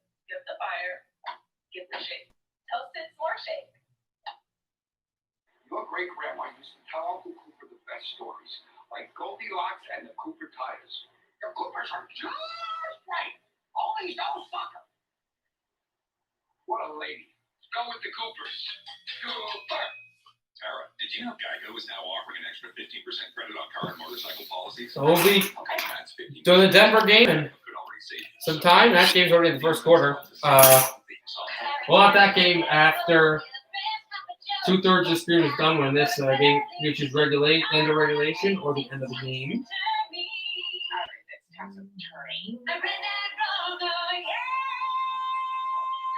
Save an extra 15% when you switch by October 7th. So 3rd and 1 at the Denver 48 for Tennessee. No score. They're also battling it out for the Sticks and Stones Curling Championship. Sticks and Stones tonight after NHL overtime right here on NBCSN. Say Hits and Stones? Sticks and Stones. So they're playing tonight. This Hits. He's not out there now. Thank you, Enzo. Alex Tuck in the penalty box. 2-on-1. I got the Mean Green Machine and Klingberg and Pavelski, their usual top-line power play unit. They were very bad in this first power play. This is their second in this game. Heiskanen had not had a shot on goal in that one. A chance on for Sagan. It's a much different story since that happened. It was no score at that point. Onto the slot, Rattleoff. Back to the point, Heiskanen, Sagan, shoot, save, Ben, rebound, nothing. Later makes the save, and Ben is getting at it with McNabb. They've been like that this whole game. By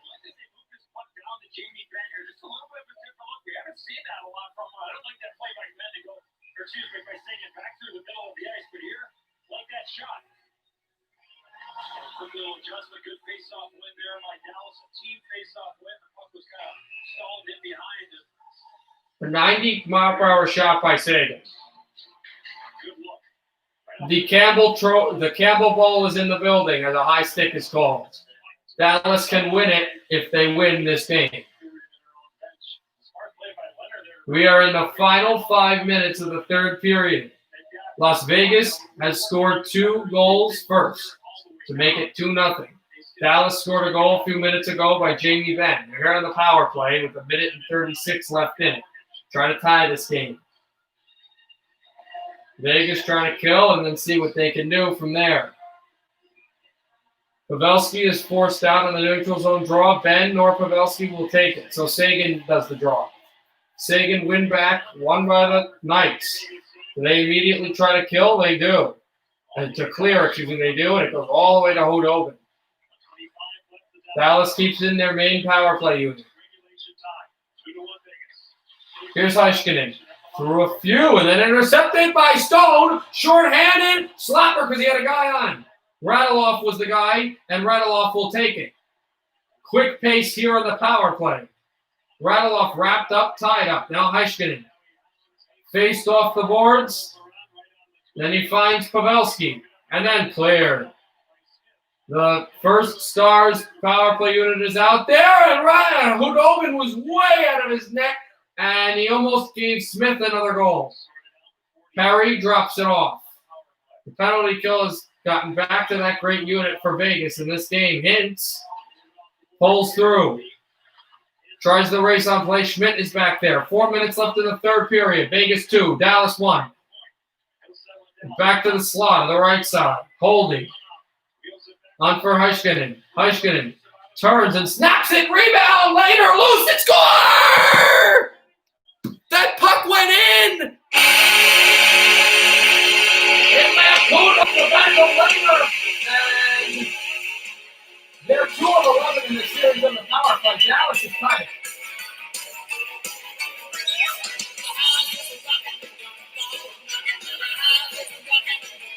The goal is going to go to the Finnish wonder, Joel Kiviranta. And that actually went off the stick.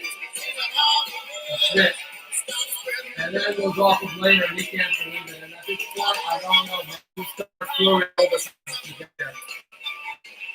But Joel Kiviranta has tied it up too.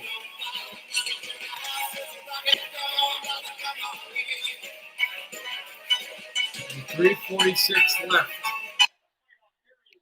This game is tied, and the Golden Knights have let up a lead. Nothing. Stars trying to get it out. Sagan shot it off the boards. This is a roller, no icing. Nowhere near. Holden harassed by Como. Cogliano to go run down and get it. Alexiak to try to poke it through. And this one goes out of play.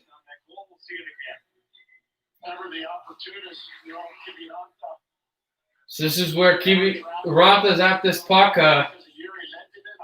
Went off the stick of Schmidt, and then Kiviranta right through Robin Lehner. Find a way to score a goal. He finds the way.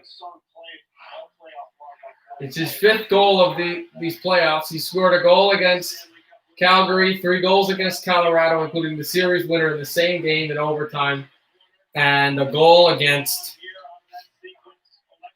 Vegas. They're up 3-1 in the series, and now this game is tied. Vegas should try to get the lead back. Ben shoots this puck in. Here's Radulov. Radulov went off to Schmidt. Now Sagan. Sagan turns. Ben still trying to poke the puck away and get it for him. On the boards, taken by Alexiak. More Stars jump onto the ice. Heiskanen. Then poked away, and the Star went down, but Alexiak's defensive prowess helps him. 2:25 left in the third period. Pavelski. And now Radulov shoots that one in. It went to center and taken by John Klingberg, who shot this one along to the boards. Back a rolling puck, trying to push this one through later. Man, a save. Oh, I thought that Kiviranta was going to be the Kiviranta play from Pavelski, who's scored primetime goals in these playoffs and in the playoffs in general. He's been in the Stanley Cup final once in 2016 as a San Jose Shark, which was the team he played for a full years before here. Shot on Lehner when he was in Dallas, and is able to stop the puck when Pavelski was, trying to finish my thought. Lehner made a save as Pavelski on Janmark hooked up together to have a wrister on net. This one will go to Hudobin and steered through to Shakara. Shakara close to center, dropped off of where Hintz is. Hintz twirls in behind. Hintz by Holden. Hintz to the point, shot in one. And then Perry to try to take it. Perry shoots on angle too far. Kiviranta body. 63 seconds left in the third period. We're tied at 2. White Cloud to Stevenson. Stevenson. This puck will work its way into the Golden Knights zone. A hit on the boards, then Dickinson, Perry. We've seen early and late goals in overtime in this final that were 30 seconds in and a goal, 8 seconds left in game 2 of the Eastern Conference final, all on this ice. Cogliano jamming away at it. Here's Dickinson. Waits. Holds. Alexiak to the right. 30 seconds left. Shoots one on point. And that one went all the way to Lehner. Was able to make the save with the glove with 25.8 seconds left in the third. And I thought Pavelski was going to make the same thing happen that happened with Kiviranta there, but Kiviranta, who's on the bench and probably will be for the rest of this regulation.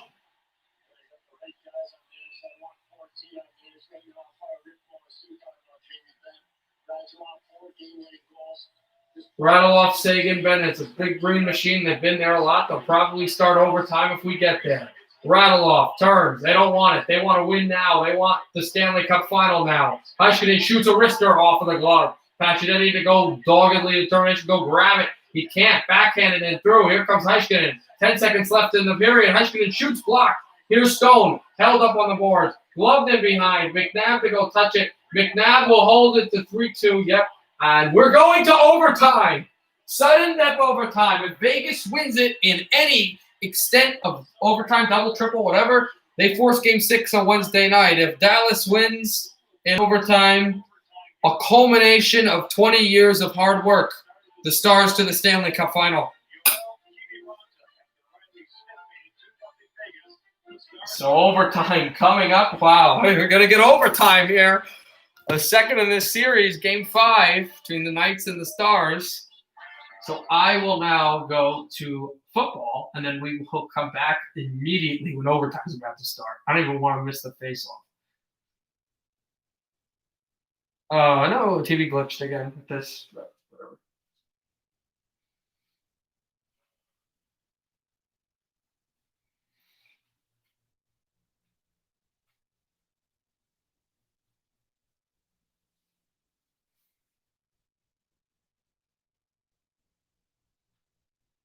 All right. You got it here. 1st and 10 coming up for the Titans and the Broncos.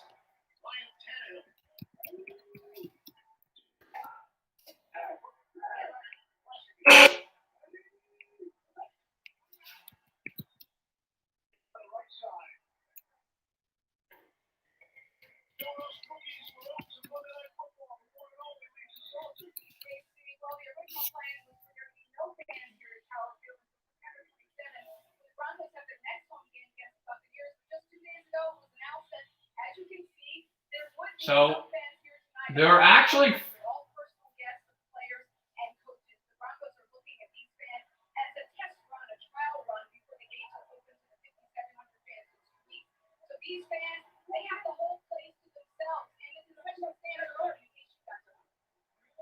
they allowed fans in this game right now. It's Tannehill. He gets slammed and he gets a pass over, and he gets the Western Michigan man. So the Titans are showing they are real. Davis will catch this pass. I got to tell you, once both these games are done and this stream is over, I can't wait to watch some late night ESPN and play some video games. I'm really interested in seeing how ESPN, because late night ESPN covers a lot of different sports, that's not a word, than most than usually they do in the day. It's just my opinion. So I'm actually really excited to go watch that at night. Here's Tannehill behind center. Tannehill gives to Henry. Henry up the middle. He'll dive for a couple. And that'll give a manageable second down around center, around midfield for Tennessee.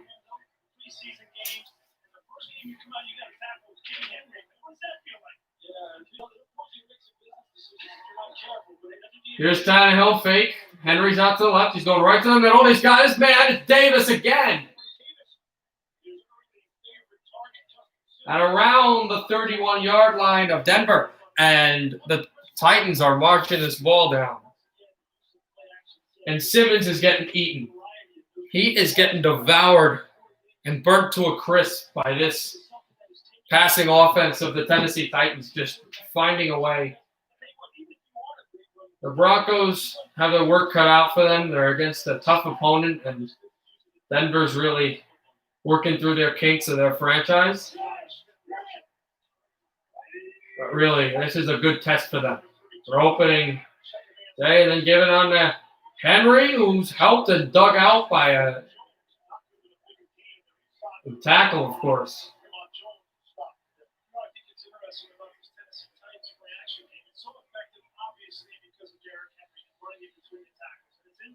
Linebackers and safeties, but they throw the ball predominantly over the middle of the field off the play action. A.J. Brown was one of the best receivers in the NFL a year ago, catching balls over the middle. It's very hard for defenses to defend against that play action over the middle. Second down and 7. Thrown down there and play action fake. Jump past Tannehill. Will throw it over the middle and there's nobody there. Thought he had a guy, didn't. 3rd and 7 now for Tennessee. Davis is out there, of course. A lot of different options. See where he will go. Again, we'll have a lot more of this game later on after the conclusion of the Dallas Stars game, whenever it does conclude. Overtime, double overtime, triple overtime, 12 overtimes. If Dallas wins this in the hockey game, I'll do coverage of the Clarence Campbell Bowl Trophy. Raising off of the hands of the big tight end, and Denver tried to run this back for a touchdown. Jamada, who made the deflection, but there's nothing. It's an incompletion. And Tennessee will go to try and take a 3-0 lead.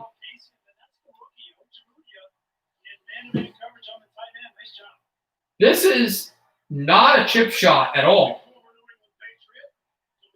The first time he's played for another football team. Stephen Gostkowski, former New England man, kick, hold, good. Everything is there. He missed it. He shanked it left. His first kick as a Titan, and the snap of the hold was very good. We've seen a lot of missed kicks early in this season, and snap and hold are very good, but it's looking like it's in until it's not. Wide right. We're still tied at goose eggs in Denver.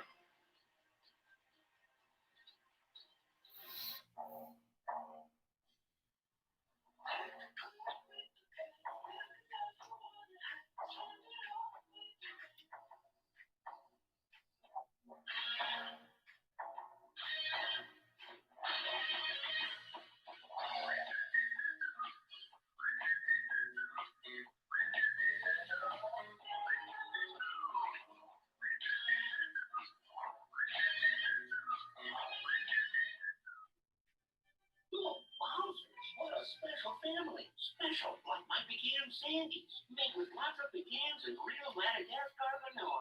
Only elves can make cookies this good. Keeper, made with magic. Loved by family. Hey, Monica, something in your shoe? I'm trying not to step on any cracks. Why? Cracks are bad luck. With fantasy football starting up, I can't take any chances. You don't need luck, Monica. IBM Watson and the ESPN Fantasy app analyzes millions of football sources with AI to help you make better calls. Thanks for the tip, Larry Fitzgerald. Go cash, Larry. You don't need luck. You just need IBM Watson. Name's folks play. Here to remind you about the boys' greatest because they took it. That last 100 years was something. Down number 8. So we'll see, obviously, Oh, man, I'm just laughing because I'm really excited for this game. 5 conclusion. This overtime, double overtime. How long I have to get on quick ends, That's how we do the flagship all beef magic. Oh, they listen to this Whopper just a second out. The Whopper. Now in the 2 for $5 mix and match deal. Action resistance. Sarah, your woman's blood trial is about to expire. Do you want to continue or cancel?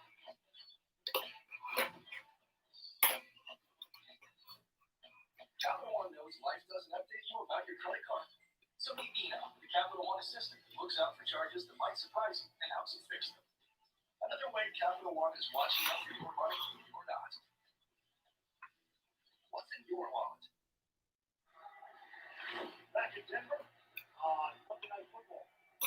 Opening night traditional doubleheader. Back in game after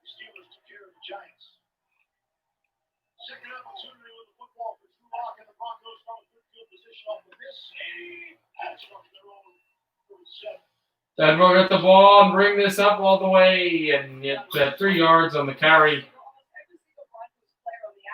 The ground.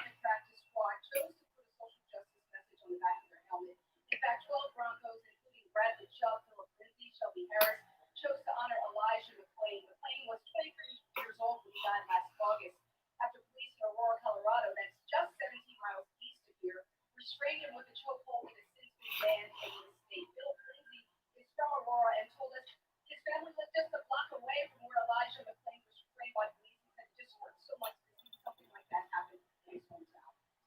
Naomi Gordon had it in his hometown as well. He felt pain from Kenosha. There's a pass over the middle and taken down there also for a first down by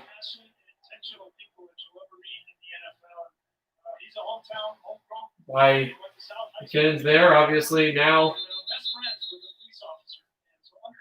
Lindsay out there, the first running back set. Patrick and the receiver as well.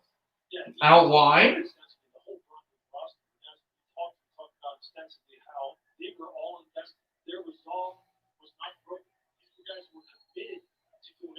Is there Fant too? The Broncos offense that in the offseason was tried to get better. Drew Lock is out there, quarterback, former Missouri man, to play quarterback for the Denver Broncos. 4:28 left in intermission, in the third period intermission before we go to overtime between Dallas and Vegas. And lobbed out there and caught by Judy, another former Alabama receiver. He's wearing the Emmanuel Sanders jersey, and Judy finally catches his first pass as an NFL man. So now Denver wraps this one up for a first down.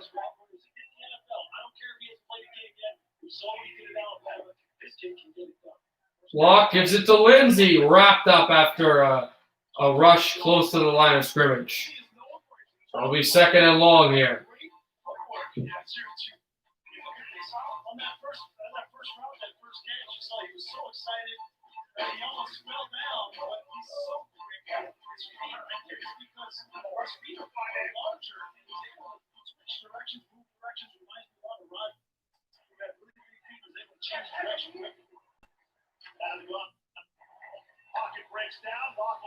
Throws it back on the long, and he caught. There's caught. He got his man. It's Fant from Iowa, big-time tight end that they drafted. And Locke was able to get his offense going there pretty well with a huge throw and catch.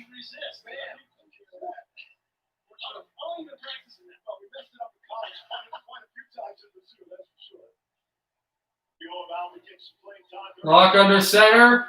Oh, they bit the Lindsay run the whole way. Locke will run for a first down. Locke will play action fake. Oh, not only did he sell it so well to go to Lindsay, but Lindsay got hit on the play.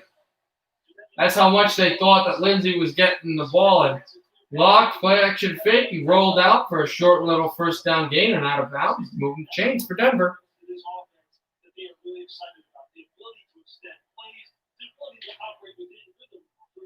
2:04 left in intermission. Here's Locke. Vegas and Dallas. Here's Locke. He'll play action fake. He gets hit. He throws tight end way behind the line of scrimmage. Luke Van Aert, a huge defensive stop by Tennessee, and they force a second down.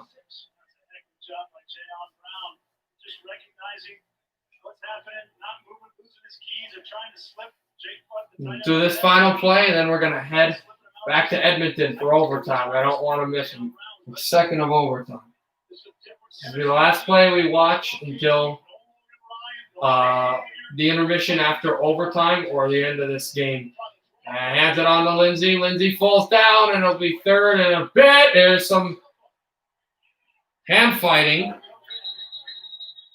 as they're separating, and a flag looks like it'll be against Denver.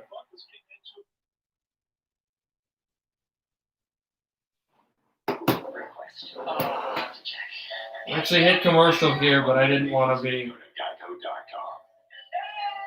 I don't want to be late, obviously. The best in history, risking everything. What happens next? It's true joy. Welcome to the 120th U.S. Open.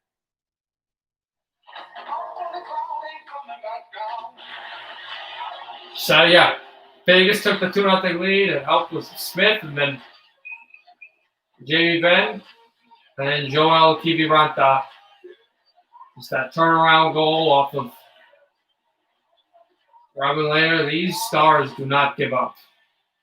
And they are a goal away from winning the West.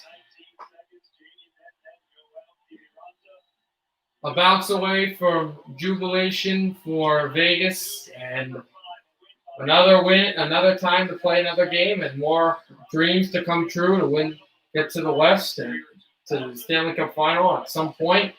And for Dallas, they're a bounce away from either having to play another game or something that this franchise hasn't felt in long. Here we go. The Mean Green Machine is out there with Klingberg and S.L. Lindo. They have Riley, Smith, Stastny, and Stevenson. Marchessault and Steven and Stastny, not Stevenson. Stastny, Stevenson, Smith. Radulov, Ben, Sagan. Last time these two teams played overtime, the Dallas Stars scored 33 seconds in. Puck lances its way off into the Dallas zone, icing up against Vegas. 15 seconds into overtime. Dallas is 3-0 in overtime in these playoffs.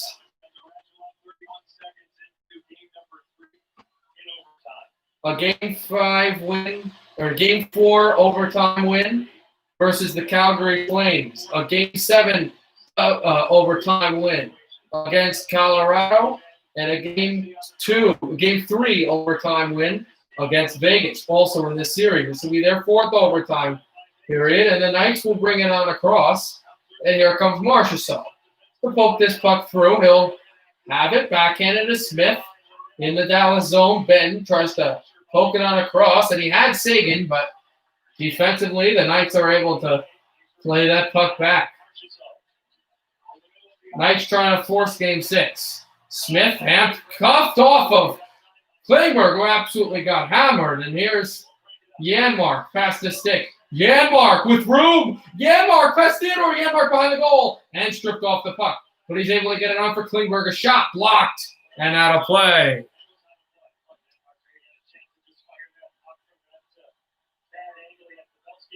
All of this happening with only a minute played in overtime.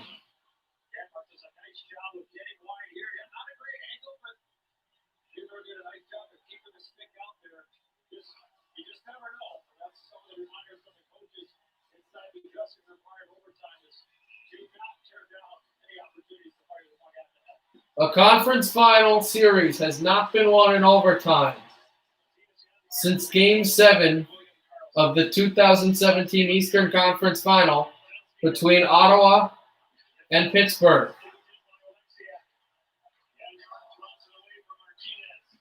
That was a chance for Gurianov trying to push this puck through to Pavelski. Tried to chip that in as well. A Western, stoppage in play.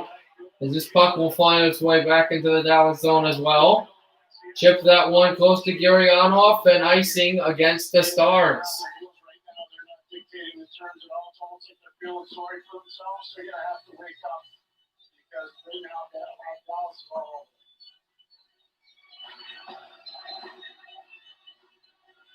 That really started to come around in that third period. Dallas had a superstar third period, trying for a superstar overtime. Off the stick of Klingberg. Vegas having their chances here. Here's Tuck in behind. Tuck shoots, blocked. Huge block. Perry trying to get this puck out. He's an older player, but a skilled one still. Heiskanen behind as Hintz. Heiskanen off of Hintz's stick, goes to center. Tuck takes a hit by Heiskanen. Kiviranta tries to poke it in front as well. And on back. Perry. Stevenson off of his skate. Here's Perry. Shoots it in. Lanced off of the boards. Dickinson tries to go get it. The puck is out of play. And a delay of game penalty coming against Vegas. Dallas is going to have a chance to win the Western Conference on a power play in overtime.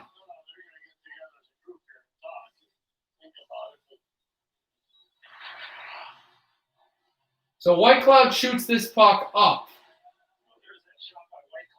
Oh, this is not the shot. Sorry, it's a shot that goes through. Here's a chance on White Cloud with Cogliano on him. And if Cogliano's stick doesn't hit his, White Cloud clearly, yeah, that's a clear penalty.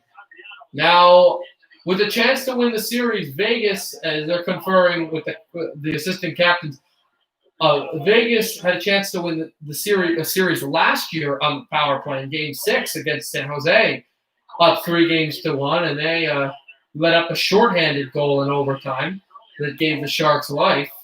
So this could always happen the other way around. You don't always know. Power play doesn't always mean everything. The Stanley Cup was almost won by Carolina in 2006 in Game 5 in overtime in the power play, and the shorthanded goal gave the Oilers some life. They didn't win the Stanley Cup. They came awfully close. Gloved off of the sideboards and on the glass as the Stars tried to keep it in.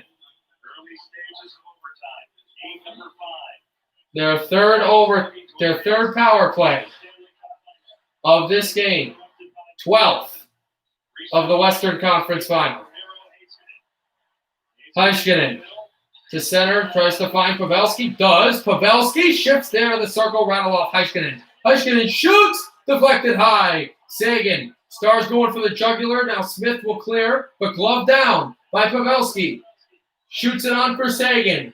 Sagan back there to the left circle. On for Pavelski, playing the point. Pavelski to Heiskanen. Too far off the glass. Heiskanen. Now the Stars trying to work with it. Jamie Benn bodied off. Puck will come out of play, but off a stick, so gonna have to have a neutral zone face-off again.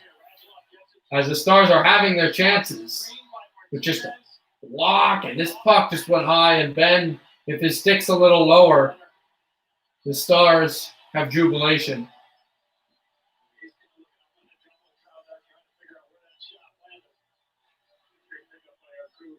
Stastny against Hintz, and now Gurianov gets it to Klingberg. Klingberg holds, shoots, deflected block, and the rebound. Sky to McNabb, who tries to clear it. Hintz won't get there. Klingberg will. Back to Hintz.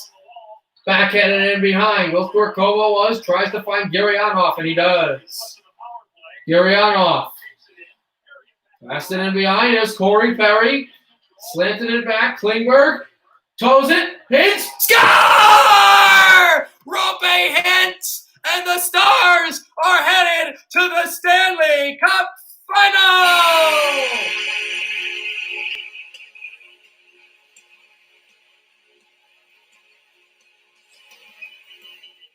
It's not Denver 2000. It's Edmonton 2020.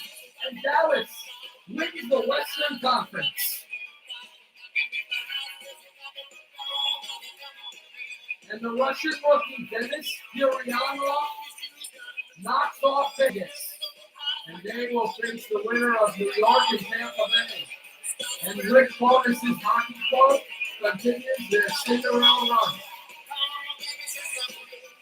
And I am now 0-3 of betting against Dallas, in fact. But the Dallas Stars and Vegas' superstar run. After that unbelievable Game 7 series win against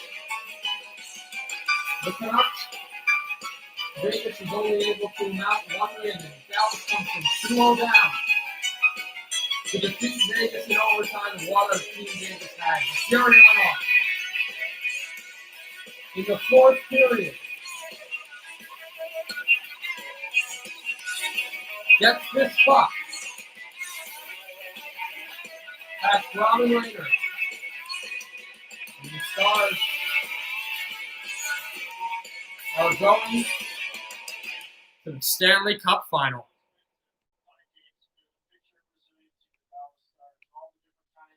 I will also be at this game. I will go back to the NFL game, but not yet. I'm going to have coverage for you guys because the Dallas Stars win the Clarence Campbell Bowl. They are the first team in the Western to win the Western Conference Final in overtime since the Alec Martinez-led Stars did it in Game 7, and they are the first to do it in Game 5 since the Blackhawks did it in 2013. And it is the third Clarence Campbell Bowl ever won by this franchise. First time in 20 years, year 2000, they lost in the final to New Jersey. They won the Stanley Cup over Buffalo in triple overtime in 99. And obviously the Western Conference champion hats were there, and Bettman was in the stadium, had to be, to award the Clarence Campbell Bowl, and didn't know if he was going to have to. But Vegas, what a year they had, and they didn't know what was going to happen, and they found a way. They became the 1 seed, and they were able to down the Blackhawks in 5 games pretty easily. They had a really tough series against Vancouver, but they were just able to use their experience, and they were outclassed by a hungry Dallas Stars team. And right now, talking to Joe Pavelski for the second time in his career, first since 2016, he's on to the Stanley Cup Final. So the Stars win it in overtime to win the Western Conference. Dennis Gurianov is the guy to do it.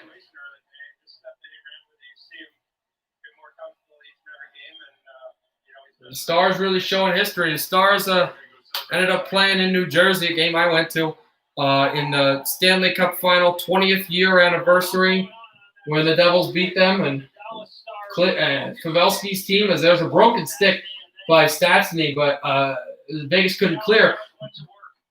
They won in overtime. They just kept going, and that humiliation out of there, because now Dallas is on to the Stanley Cup Final, and they will await the winner of Tampa Bay and New York.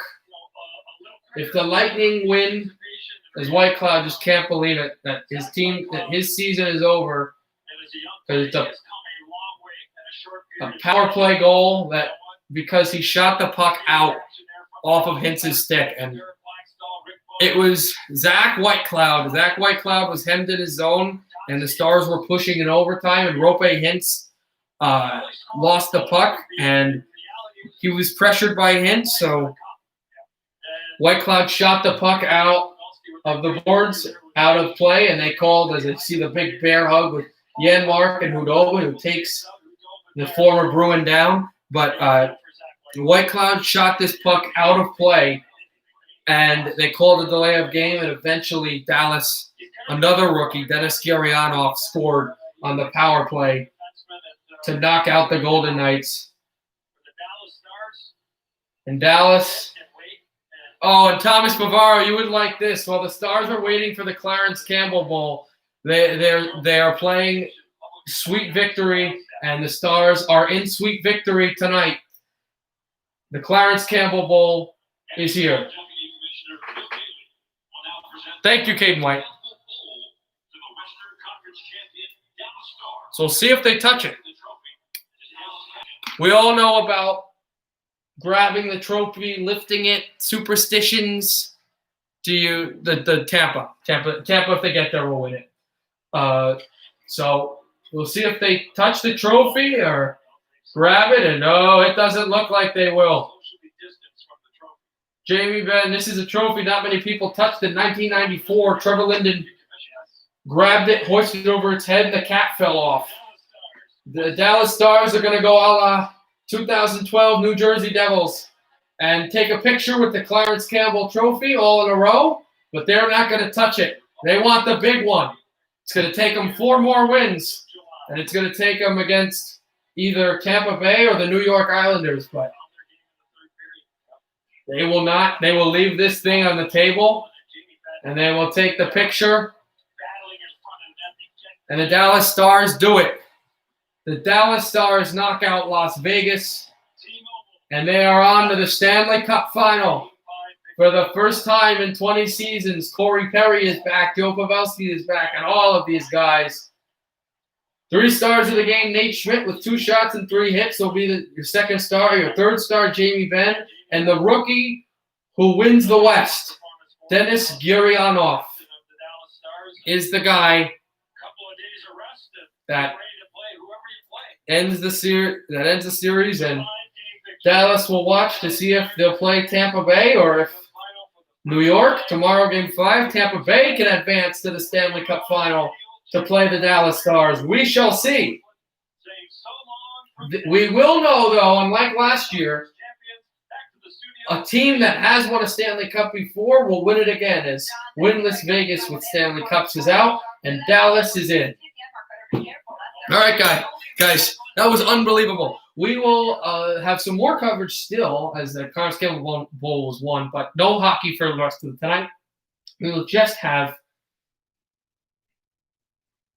Monday Night Football and the NFL.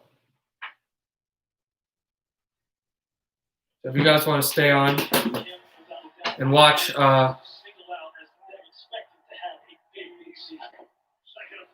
this NFL game as it's handed off with Lindsay. Lindsay wrapped up finally close to the first down marker. It's 7-0 Denver while we were watching overtime.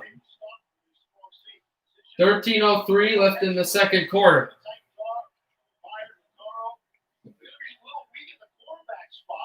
Yo, thank you. Oh, my God. Thank you, guys. Oh, I feel like a Twitch streamer. I'm getting a raid. Oh, thank you. I appreciate it. Oh, my God. I'm sorry. We don't have hockey, guys. We don't have hockey. The Stars just won overtime. We've got football for the rest of the night. Denver and Tennessee all commentated. But, oh, my God. Thank you. Oh, my God. Thank you for the raid. I really appreciate it. Everybody, like, subscribe, notifications. Thank you, guys. Thank you so much. I'm really excited right now. Thank you. If you guys really like this, I will have hockey tomorrow. I'm gonna have Game 5 of the Stanley Cup Final the Eastern Conference Final between Tampa Bay. Thank you, man. Between Tampa Bay and New York tomorrow. Eastern Conference Final. That'll be tomorrow night. Also, I'll have some commentary of other sports, too. Tennessee is on the ball. It looks like the Denver Broncos just fumbled this football. Yes, they did. Titans getting the football back. And they're going to have a chance to tie this game. 11:44 left in the second quarter. Oh, my God. Thank you so much. Oh, I'm so happy. Oh, you don't even understand. I appreciate people. You just comment whatever it is, guys. It's really unfortunate you guys you don't get to see hockey today, but I will try to send a link up to my Discord so you guys can join my Discord, and then I will post tomorrow when I'm probably around 8 o'clock when I'm starting the stream.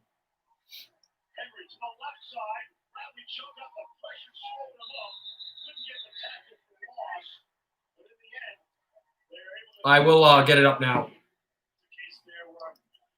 Thank you. I appreciate it, guys. I really do. I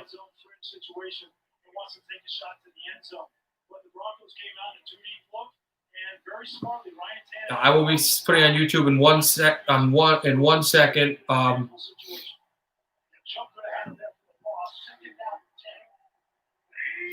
Yeah. So here we go.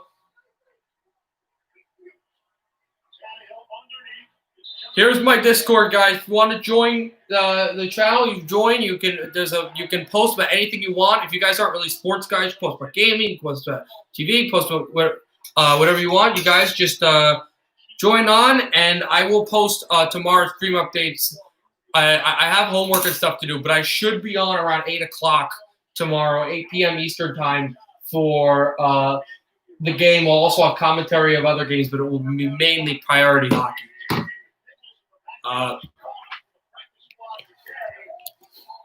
So there's a penalty. No false start, it looks like, coming up against Tennessee. No, it's a neutral zone infraction. So the Titans are going to have more chances here for a goal. We'll see what for a goal. I'm in hockey mode still.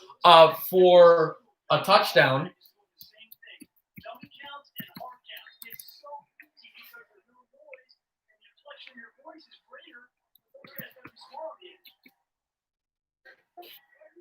Thank you, man. I appreciate it. I've been working on this channel for years.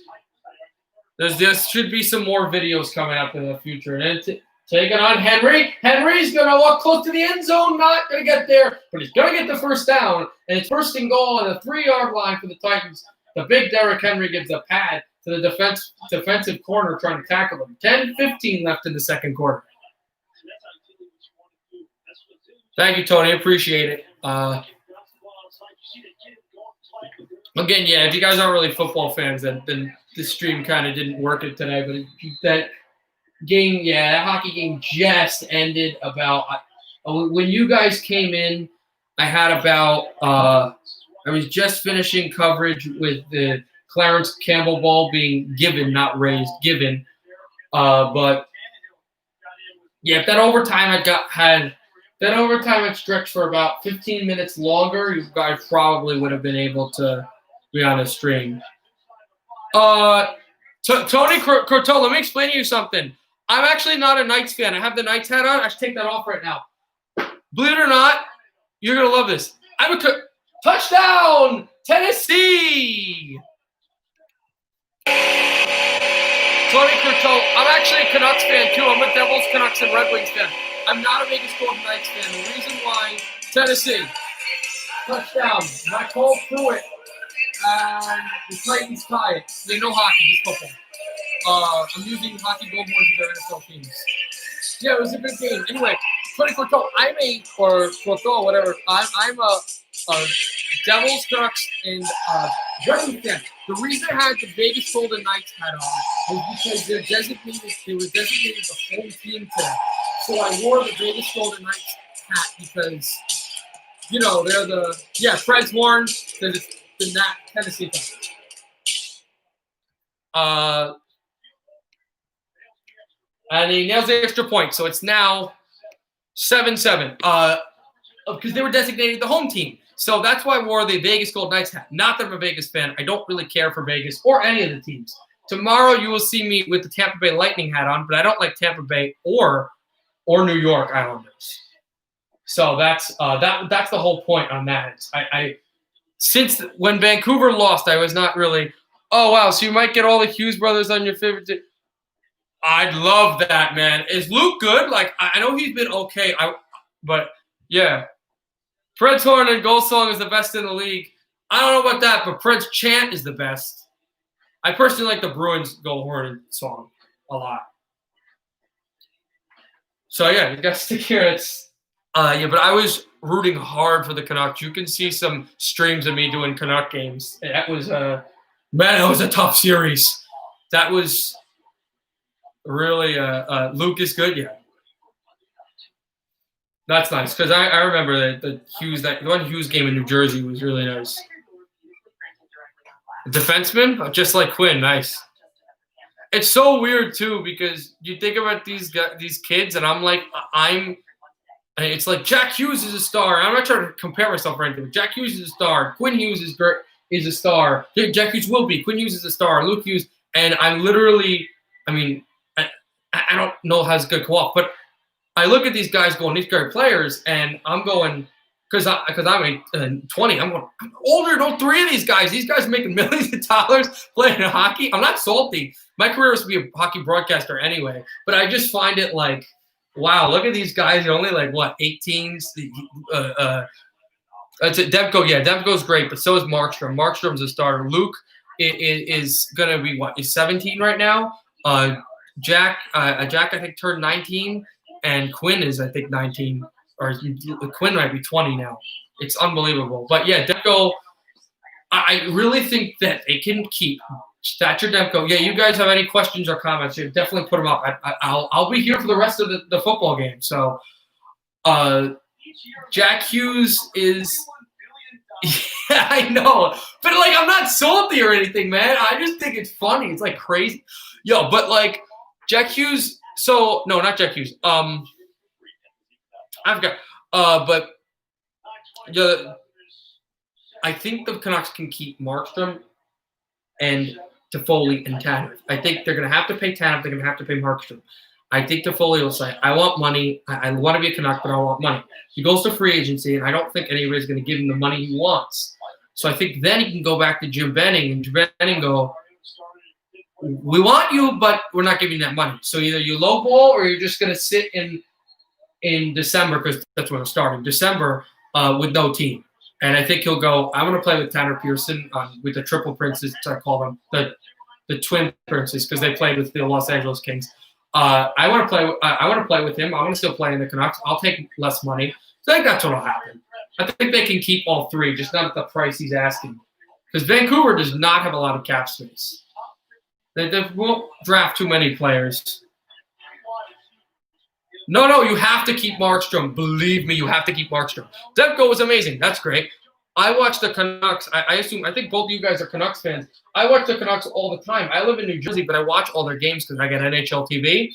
And I saw games where Demko was really bad. Like, he's not, like, everybody was going, Demko's the greatest thing to happen. And I'm going, he's really good, but I've seen him play some bad games. I don't think he's the starter. I've seen Markstrom. Markstrom is the face of the franchise, goaltender-wise. I think you got to sign Markstrom. I mean, I don't think Demko's the starter. Markstrom is in his prime. He's 28 years old. He's been a late bloomer. He's just understood how to play goal at an elite level. I don't think that'll happen. Maybe Benning does. Grant gets a pass, a long one, first down for Denver. But I don't think he's going anywhere. I really don't. Personally, I don't.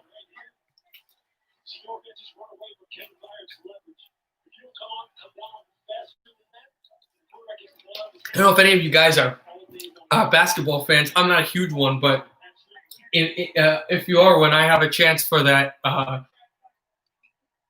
stream tomorrow at 8 o'clock, like at the end of each intermission, or when there's like opportunities and stuff where the hockey game's not playing, I can do some streams on the conference finals, the game 7 tomorrow. Not a huge me too. I'm not a big NBA fan, like, at all. But I've said this on numerous streams. Sports I don't like watching become much easier for me when I get like a stream here of all of these wonderful people, you guys watching, and I get the broadcast. Yeah, I think Demko just had success because, yeah, exactly. Right.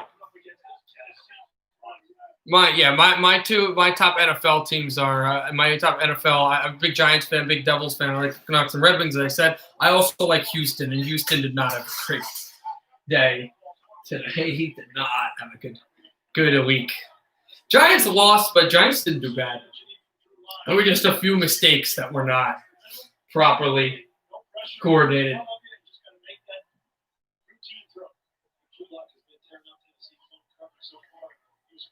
I'm really excited when this game is over. The stream's over. I watch ESPN like at night and get to see all the analysis on all these great games that happen. So just that crazy Dallas game is amazing. You like Washington? Oh, wow. It is weird. The guys play good. The defense is really special.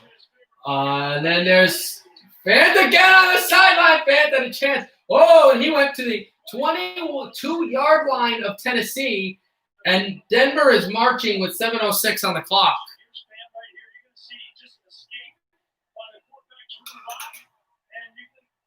And that was the absolute chance that he had. Run through a few defensive players and make an opportunity for you. And that he did. Yeah, I live in D.C. Oh, big Caps fan. Oh, I thought you're Canucks fan. Oh, nice. Your Caps are a really good hockey team. Like, they can win the Stanley Cup next year. There's just a few kinks you got to work out. This team has to be mentally. I'm sorry. I love the Caps. I know. I'm very big into the Caps because I've actually met a lot of people in the organization. I've met the great broadcasters, Joe Benatti, Craig Laughlin. I was able to, because I'm a broadcasting student too. The Denver runs for a first down by Locke.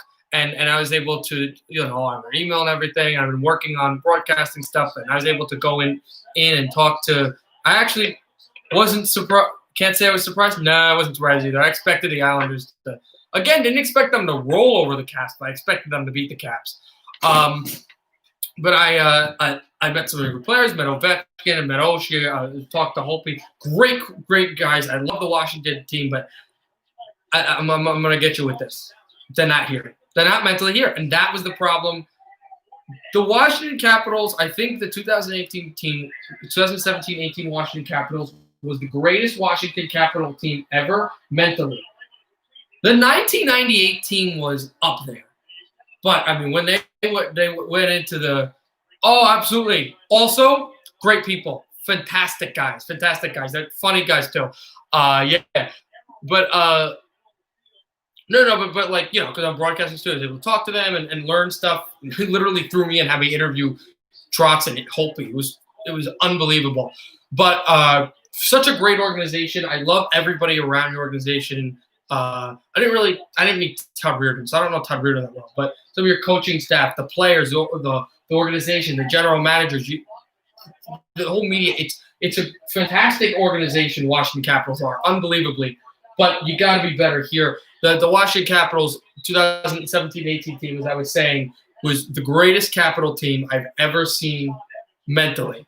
Like, they would never give up. Just find a way to beat every team. Every time I thought they were going to lose to the Penguins again, oh, here we go. They would find ways to do crazy things. And the Penguins were not very mentally tough that year, and the Capitals were. It was a really special team to see. The last two teams.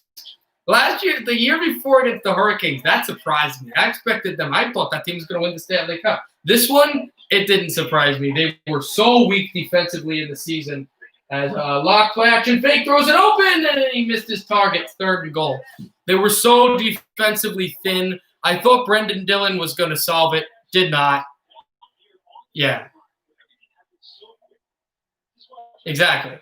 Always they're going to find a way. Never give up until they literally pull us off the officials. It's, yeah. And Trotz did that. He didn't have the success that he had with Washington, but he did that in Nashville. And you saw that. I think Trotz is one of the reasons that David Legwand became a star. Get back to that 1 second. Take their third and goal snap, and he gives it across over the middle. He's short. He's definitely short. And 3 Titans are raising their fists up to say fourth down. No Broncos are going touchdown. Do they go kicker here? I would go fourth and goal. I would go, and they're raising up the 4 fingers. I would say to go for it here. It looks like they will. You know that they will automatically go for it because they can't draw Tennessee off sides because you're on the 1 yard line. So you don't move. It's technically not a penalty. Lock in the shotgun. He's been decent. You can check up on him. Shovel pass, short to Lindsay. He had Lindsay, a shovel pass, and Lindsay was short.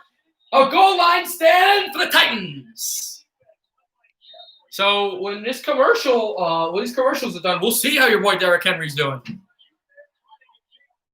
They're going to get the ball around their 2 yard line. So they tried to shovel pass, and Titans were way on it. They were going touchdown. They did not have the touchdown.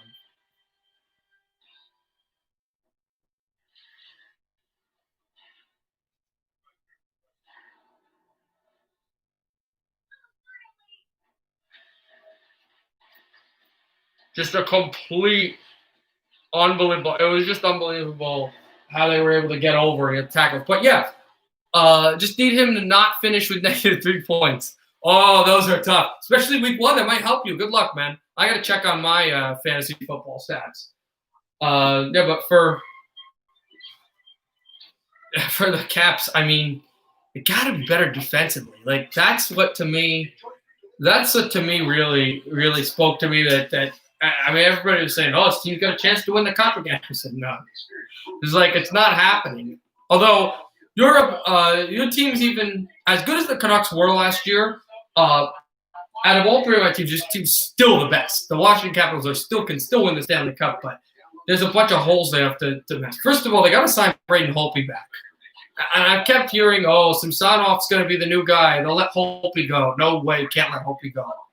Braden Holtby is the cornerstone of your team. Well, one of the cornerstones of your team. Even though you don't want to pay goalies as much, he's not going to ask for too much.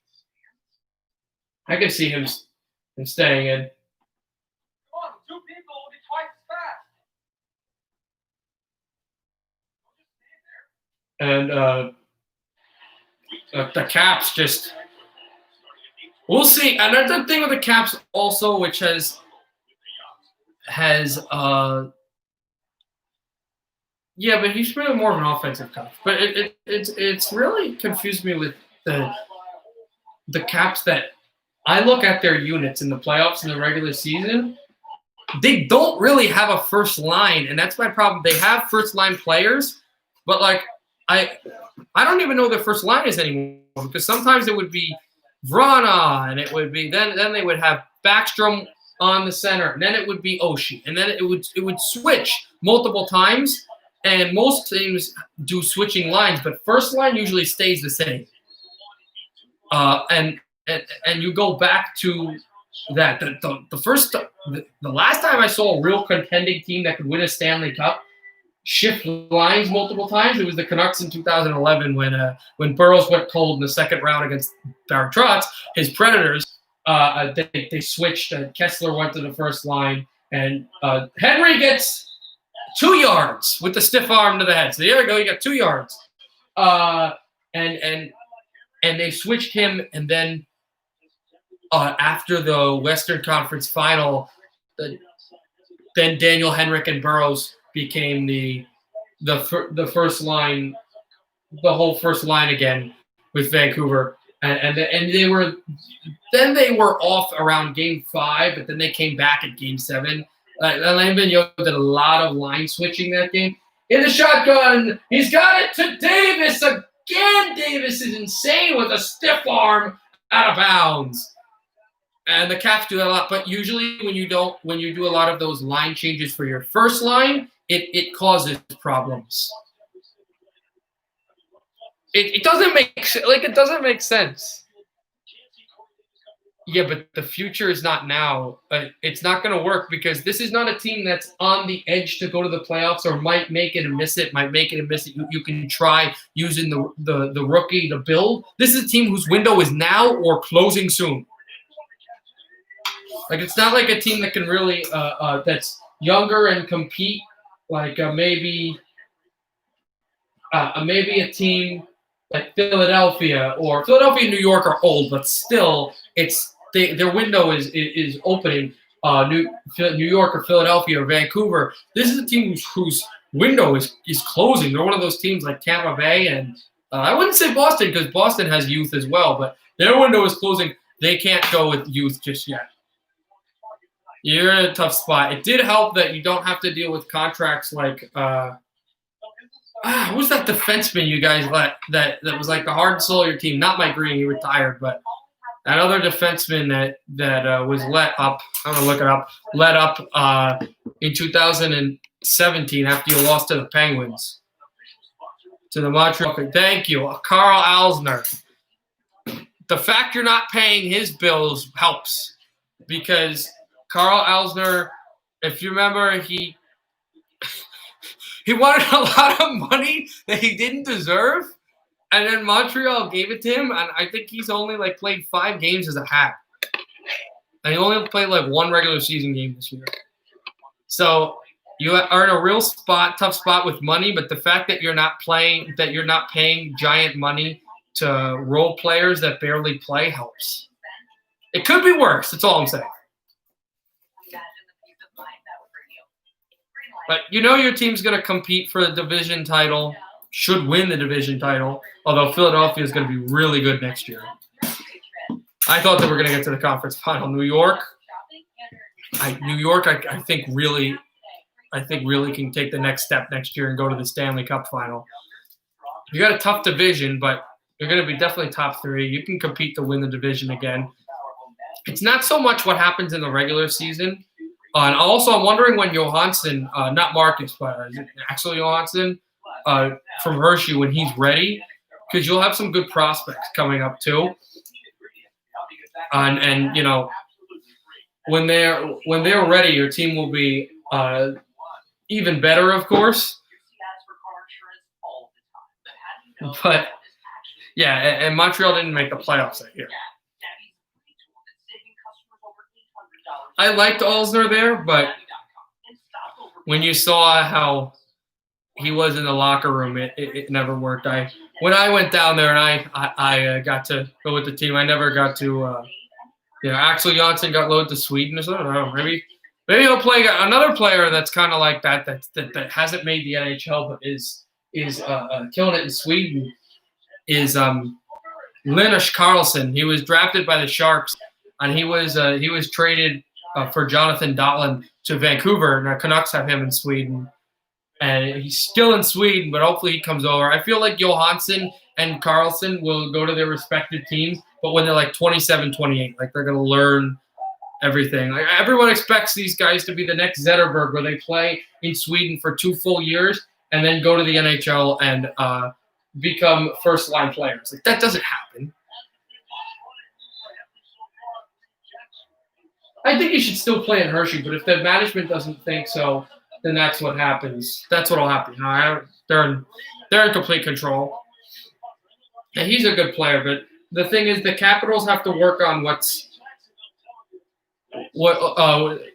to win in the playoffs. And here's what really the thing with me with the Caps. When I knew that their defense was struggling, I saw like a Brendan Dillon, and I was really excited for them because what I thought was going to happen was, if you remember in 2018, they made the biggest 2018 they made the biggest deal that nobody thought was big when they made a trade with the Chicago Blackhawks for Michael Kempny. And I thought Dillon was going to be Kempny of this year because they didn't make the trade in 2019. They made like one I think they made Hagelin trade, which like didn't work that well. Here's Tannehill throwing. Did he get Davis? No toe tap. No toe tap with the Bronco down on the sideline. But I thought it was going to work. It didn't. So they've got to get, I guess, grittier players. Also, coaching. Who's going to be the head coach? I think the Capitals can win a Stanley Cup next year, have a better rate to do it, better percentage to do it, if they hire Peter Laviolette. That's who I think should go. My friends I've been talking to on my hockey radio show have constantly told me that they think the next head coach should be the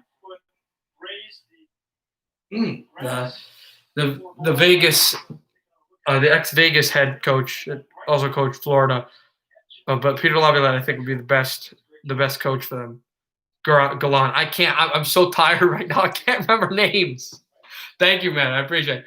Yeah, Gallant. I don't think Gallant. I really don't think that would work. Laviolette would be a perfect coach for that system. He knows how to win in the Eastern Conference. He knows how to win. First of all, Gallant, everybody raves about. He's a great coach, okay? Laviolette has been in the Stanley Cup final with 3 different franchises, and he's the only coach still out there who's won a Stanley Cup. Getting guys out there. Gallant wants to get the Devils. My Devils have a coach, Lindy Ruff, who's one of the most winningest coaches in NHL history, even though he's an older one. But he never won a Stanley Cup. Well, that's Brett Hull's skating the crease. But, there's a guy right out there who's won a Stanley Cup, and you're not hiring him? Well, he played for 3 different teams. DeBoer played for 3 different teams and went to the Stanley Cup final. Never won a Stanley Cup yet. Nobody questions Peter DeBoer. And I'm all for DeBoer. He coached the Devils. But Laviolette is the guy that I would totally. He seems like he would understand the Capitals because he would go into a room where Nashville had experienced what they were building. Carolina actually most like Carolina, but even Carolina they had some youngsters, but they wanted to compete, but they weren't sure where they were. They're ruling on this incomplete pass while I'm talking, and then with the other team, we went to Philadelphia. Again, they were highly experienced, but they weren't thinking Stanley Cup. He gets into this room, this Washington locker room, and he doesn't have to worry about – he will have some young players, but nobody's thinking about, let's see how we can do. What are we going to do? He's walking into like a 2007 Anaheim Ducks locker room, and they're like, tell me, we're doing whatever we want. We want a Stanley Cup. We're hungry. Yeah, McClellan is a fantastic general manager. Like George McPhee was a great GM too, except for the boneheaded move with Forsberg. But McClellan, yeah, he's a really good GM. I don't know if you've heard the quote. I had to hear it offhand by Barry Trotz when he was coaching the Washington Capitals, and he said, "McClellan buys the groceries. I have to cook them." I love that one. It's so true. And we'll see who he hires. He's going to hire his guy, but Peter Laviolette would be the perfect choice. And I don't think that Gallant's going to be that bad. I think that's a fantastic coaching decision. I just think a better one would be to hire Peter Laviolette. But, of course, we're not behind the scenes. We don't know what's going on. He, of course, does. I think they're going to have to make some drastic decisions in free agency, though. They may have to the good thing is some of their younger players and some of their prospects, or not prospects, but role players are not really up for contract. One of them might be this year, but Holtby's up this year and Ovechkin's up next year. But I don't think Oshie's up, but Babcock's the name. Oh, I love Babcock, but that's not a coach for Washington. That doesn't work.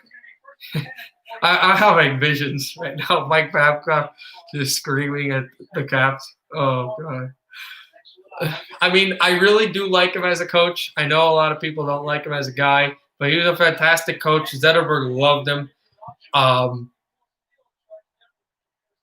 Backstrom that's a lot of money for Backstrom. But you have to keep him, obviously, to hold him in. Babcock doesn't work for the Capitals. No, I really think Babcock would work more for a younger team that's kind of lounging around.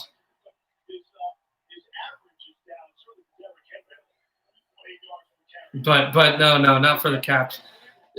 Really, there are only two names for the Caps that would make sense. That's Gallant or Laviolette, unless they see like unless maybe there's a young assistant that they want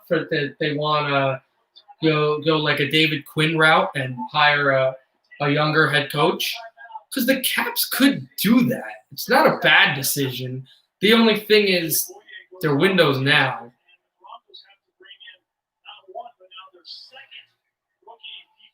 I don't think those two. I don't think he'd have a problem with those two. I think that they'd be fine. I think he'd have a big problem with Kuznetsov. That's the guy I think. Because Kuznetsov always laughing around, joking. Sometimes takes off of his. Sometimes doesn't back check correctly. Sometimes doesn't do these things. And Kuznetsov would he would.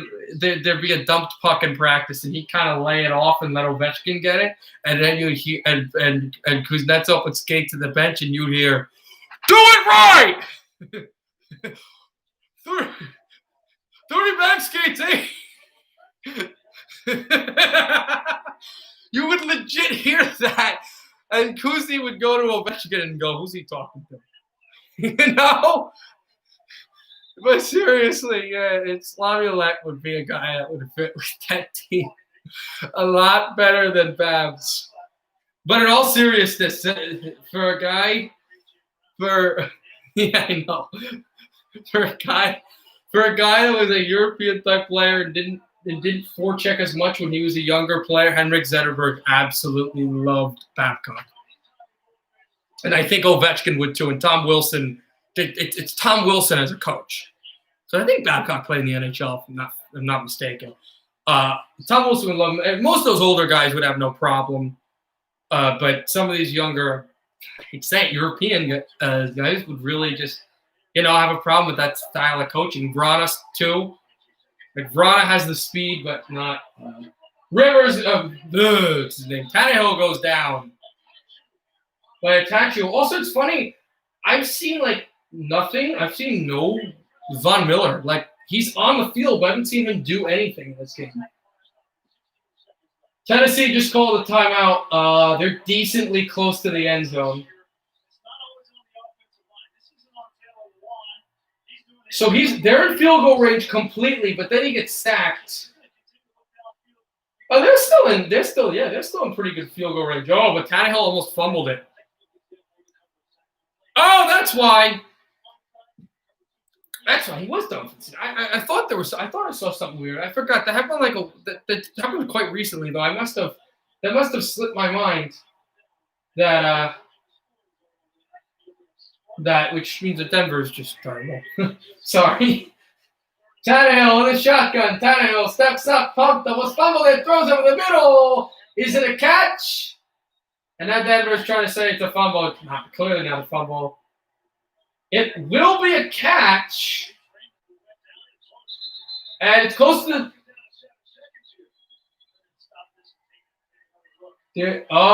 something happened. A good thing happened with Tennessee.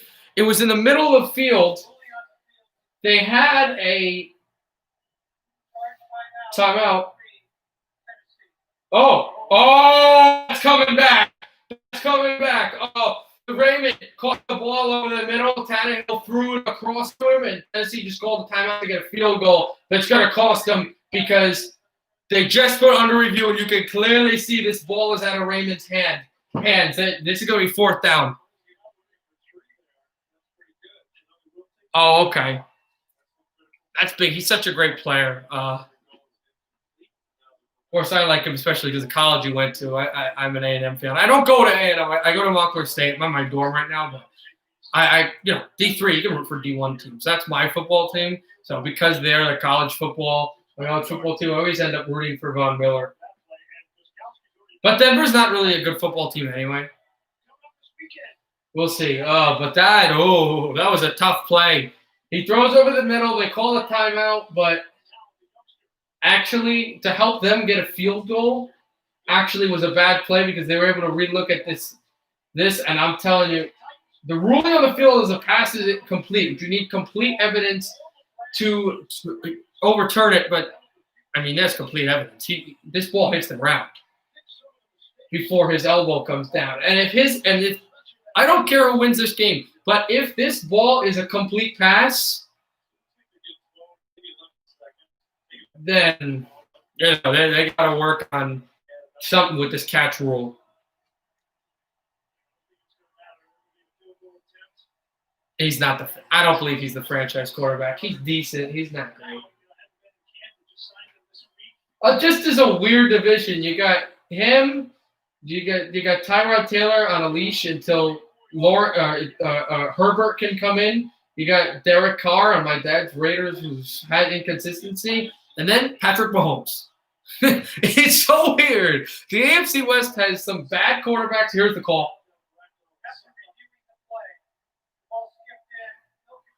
Yep, that they went with the correct call.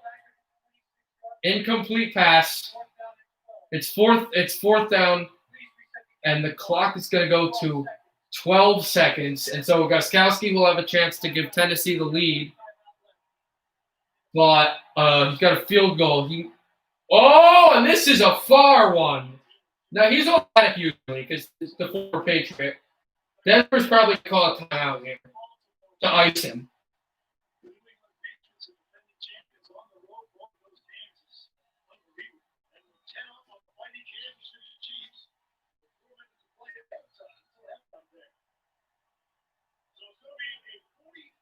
A 44-yard field goal for Gostkowski.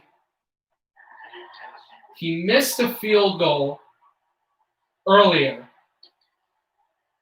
And this is way wide. He shanked it. At the right hash mark, I think the ball was. No, did he block it? Oh, he did not. No, he did not miss this kick. The defensive lineman Harris blocked it. I got to watch this again. Snaps good, holds. It's not great, but... Oh, yeah, that goes off the hand of the big defensive lineman, Wilson. I thought he missed it. No, it was blocked. Harris, excuse me. So I'll see if Denver... Yeah, Denver's going to go for the Hail Mary to take the lead. He's going to get it from the shotgun. Lock. He's going to step and screen pass. Pull it down. They got to call their timeout quickly. Will they get it off? Did they get it off? No. Let's see. Lock's still on the field.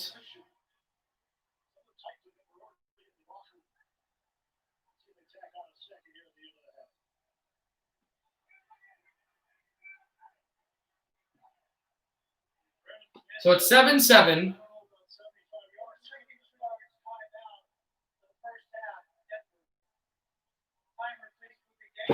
No, he doesn't have the arm, but they're going to try to do like some hook and ladder play.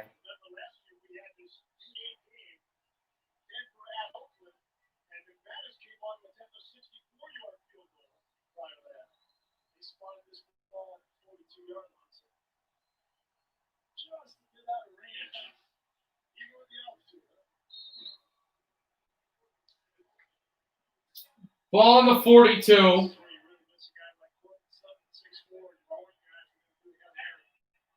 They're in the shotgun. They've got 2 seconds left in the second half.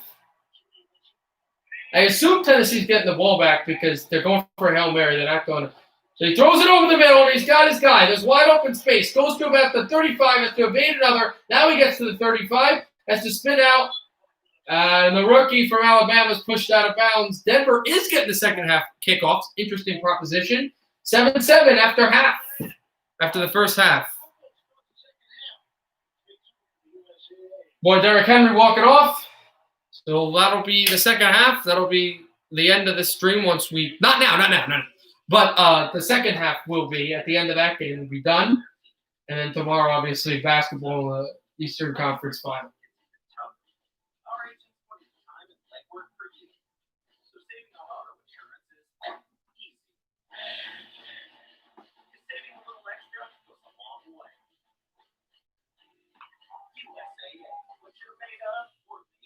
Who does the Washington team play next week?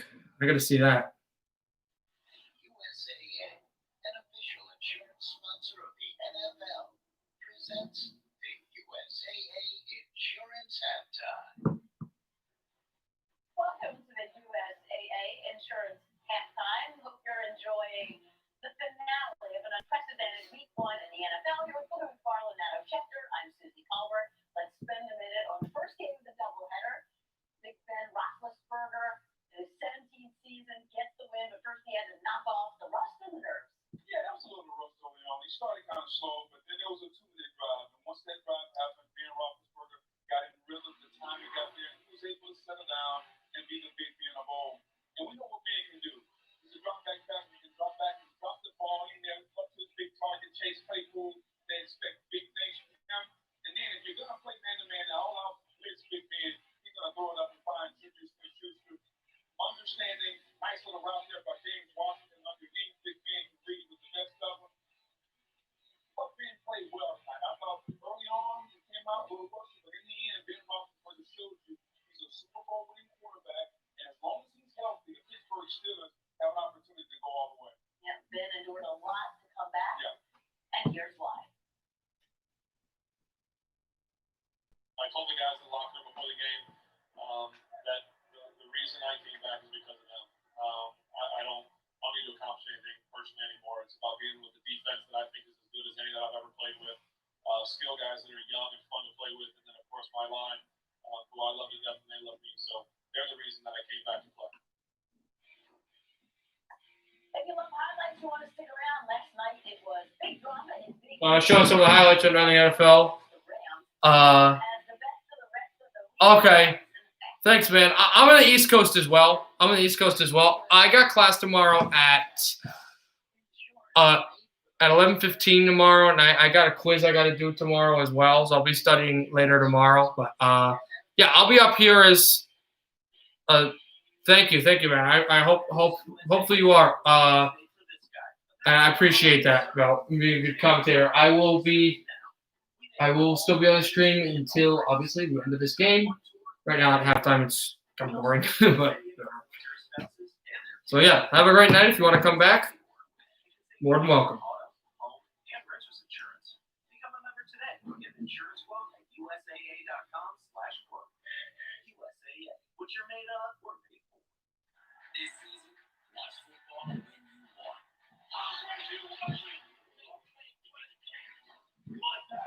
Every snap, every game. All the plays in just 45 minutes. And learn from the players. NFL Game Pass, where football never stops. Go to NFL.com/Game Pass to start your free trial. Welcome back to the USAA Insurance Halftime.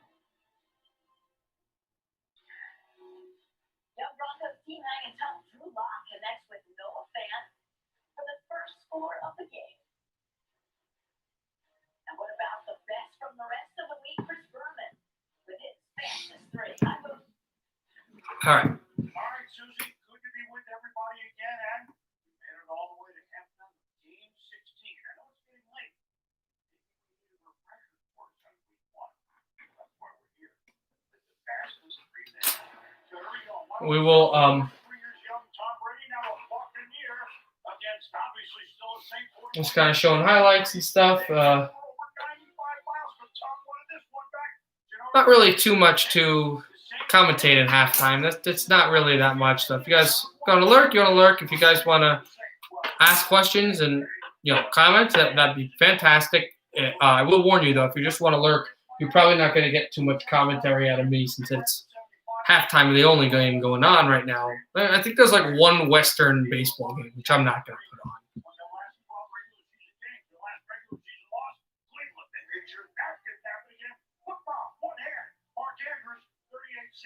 Baltimore in a romp.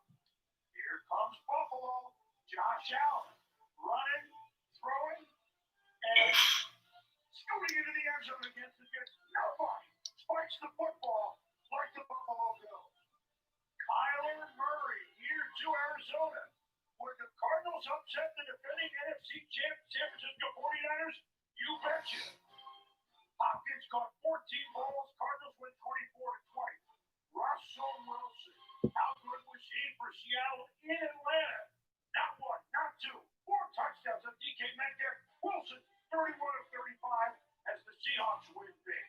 Aaron Rodgers, we could show you 10 throws like this against the Vikings. That's Devontae Adams.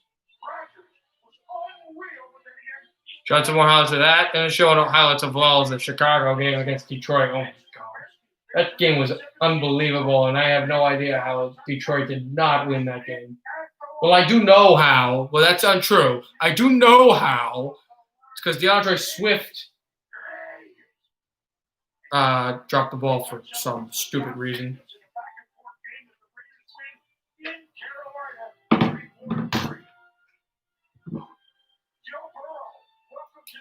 Didn't see a ton of hockey, football games. I was doing hockey streams. I was doing a hockey stream the other day against the Islanders game.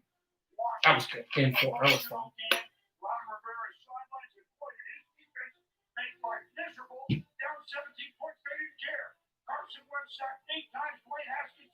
There you go. That's the way you play. And they upset the Eagles. Bears in Jacksonville. Gardner, Minshew, touchdown pass, Jag, shot, Philip Rivers, and the Colts in Jacksonville, and Kansas City, the early leaders in attendance.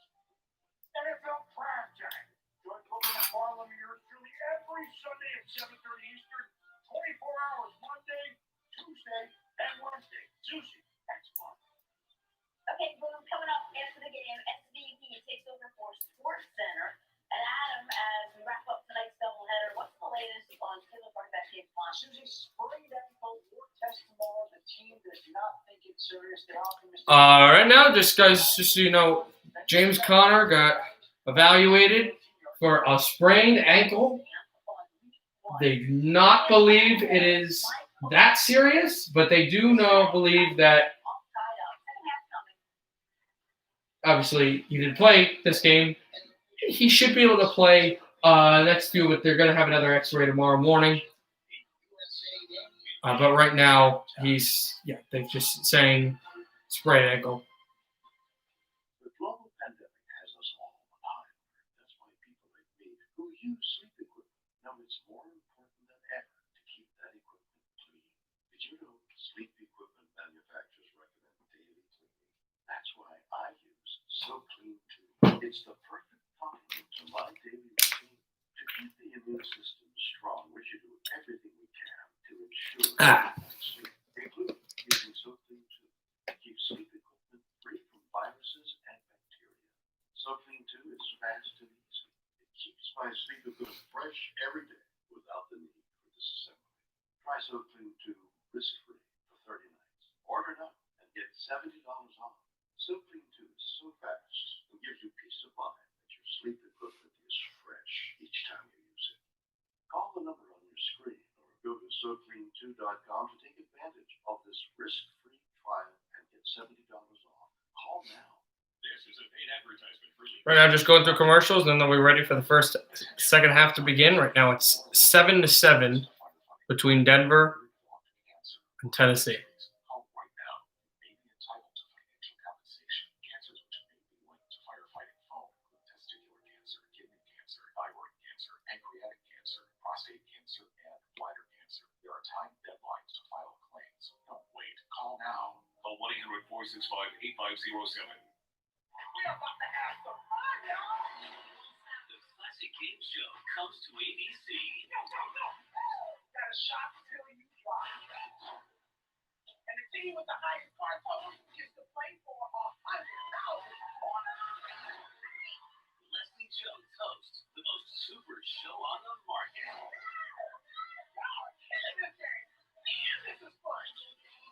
Supermarket Sweep. Clear Sunday, October 18th on ABC. Facing depression and anxiety? Elevate Health to a video visit with me, the doctor, in minutes. If they write a prescription, I process those FDA-approved medications and send them to your home. Once you get them, we'll call to check in. Visit lemonadehealth.com today. With PlushCare, finding the time to take care of yourself is possible even when anxious or depressed. Introducing the new doctor's appointment online with top doctors for primary care and mental health. Plus, we take most major insurances. Download the PlushCare app today. If you owe $10,000 Oh. to the IRS or state, then you owe Quite tired, but I got about 2 quarters left of this stream, and then we'll be done. a tax settlement. Call this number or go to tax10000.com.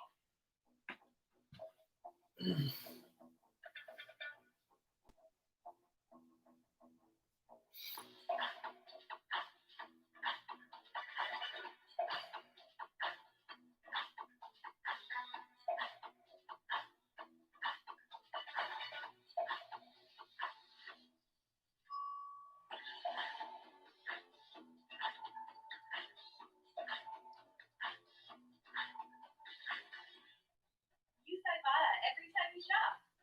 You'll earn real cash back on every purchase at over 500,000 stores. Simply pick your offers and go shopping. Then take a picture of your receipts. Download now and get your $20 bonus for trying the app. Broadcast is copyrighted by Minute Productions for the private use of our audience. Any other use of this broadcast, any pictures, descriptions, or accounts of the game without the consent of Minute Productions is prohibited.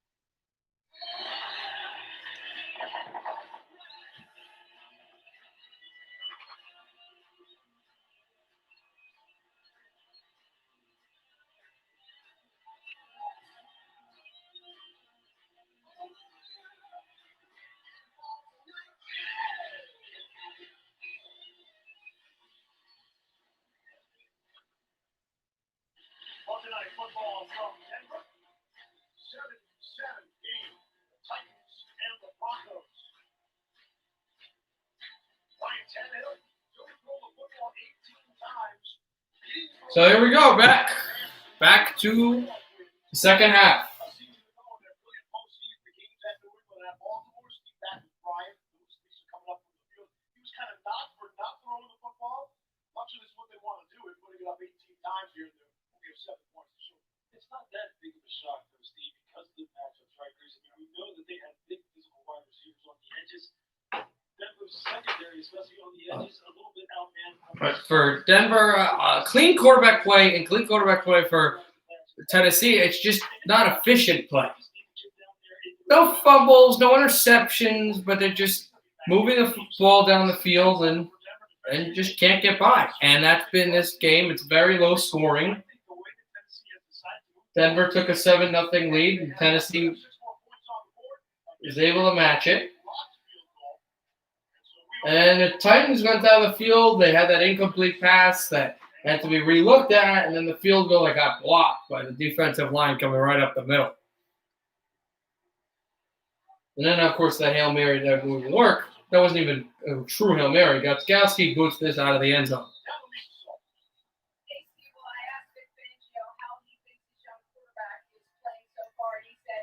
Fine, but we just got to find a way to punch it in when we get down there. And as for his defense, playing without his star, Fangio said, obviously, we missed Von Miller, but our defense is fighting. It's a 7-7 game. As for the Titans, despite the fact that his starting Mike linebacker, Rashawn Evans, got himself ejected at the end of the first quarter, Mike Vrabel told me he thinks his defense is playing well as well. But Vrabel also said when you do stupid stuff, you affect the team.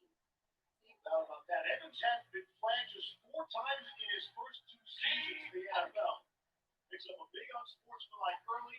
So Evans, obviously, there. The Broncos trying to go deep and not able to find Patrick. And when I was saying that, I was watching a highlight that with Evans. They're talking Rashawn Evans actually punched a Bronco in the face in the first quarter. I believe we were in overtime. We missed that play. So he got ejected for the game. He'll probably be suspended for week 2. I really don't think that Vrabel is going to say too much to him. Like, you know your punishment. You already got punished. You should be the one to fix it. And he's a disciplined linebacker. He's quote-unquote Mike linebacker, one of the leaders of this defense. So I don't really think that that's something that they're going to have to deal with as much as a problem. Stiff arm ran close to the first down, and Denver at a 3rd and short.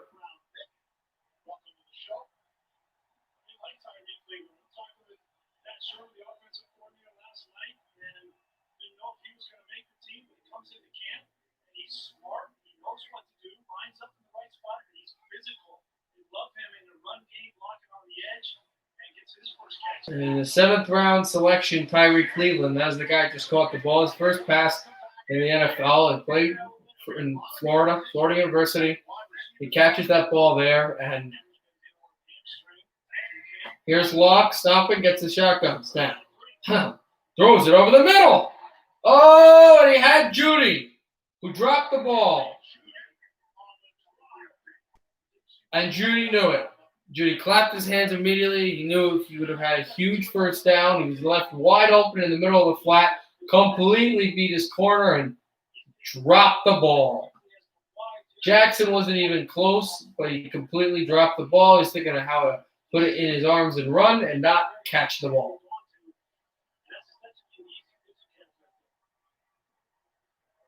He had beat his corner. Usually it doesn't happen that way, but it did. Broncos punt. All the way back to Graven. Graven hit hard. They got him at the 21. A good punt and great job by the special teams unit.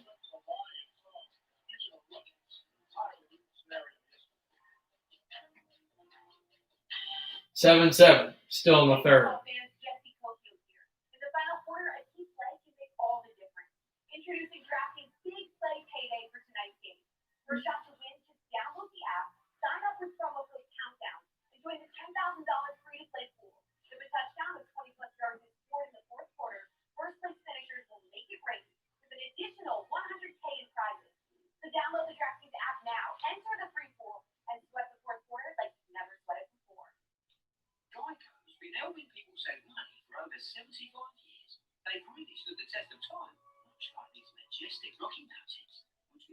dolphin. Fucking the flying squirrel, Mr. Gecko, sir. Obviously. Come on, Bullwinkle. Your name down. First President George Washington. That doesn't even make any sense, Mr. Winkle. Geico, over 75 years of savings and service. Like a loves Popeyes Ghost Pepper Wings, and we love our dance skills. Luna Happy Dance. Ghost pepper wings. So good. Get the new Ghost Pepper Wings with a biscuit for just $4.99. Take them on. We're back in the third quarter in a minute, of course.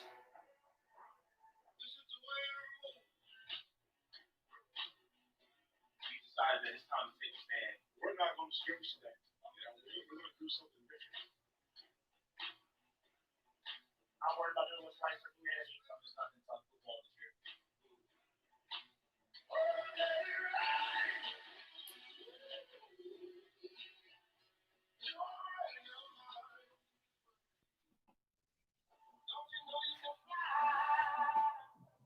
Marlon Briscoe was a college quarterback, but when Denver drafted him in 1968 as a quarter, he refused to sign his contract until the Broncos gave him a tryout at quarterback.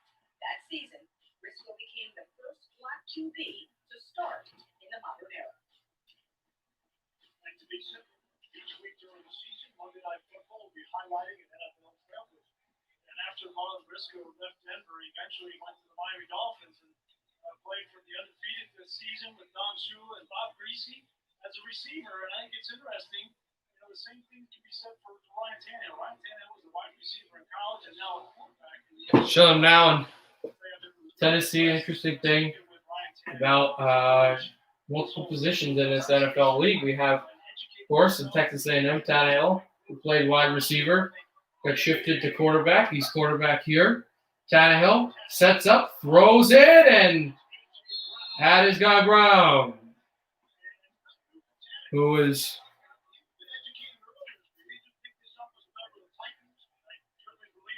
wrapped up at that line of scrimmage.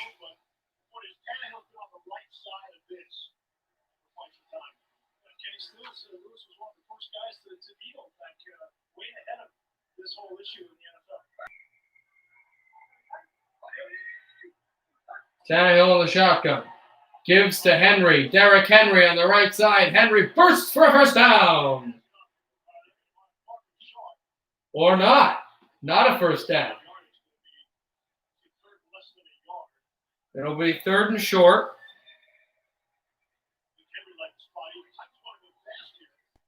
Titans will go fast. Sneak up the gut and get a first down.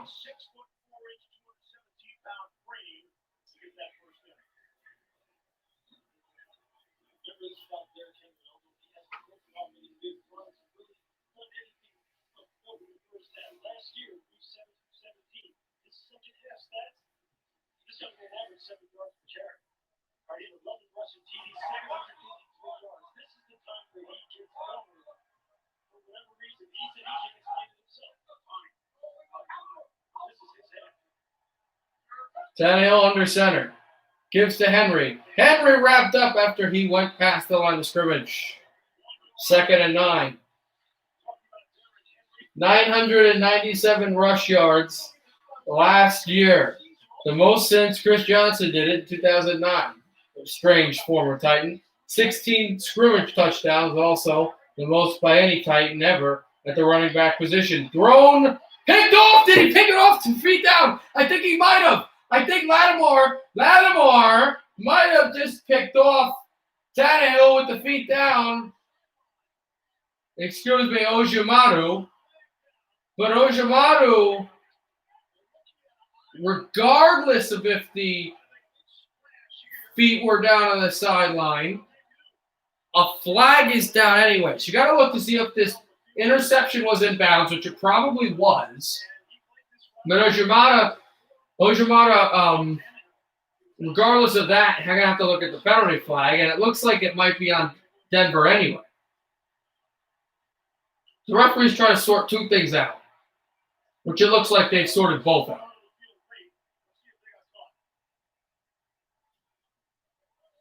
Prior to the interception, personal foul, unnecessary roughness on the defense number 45, hitting a player out of the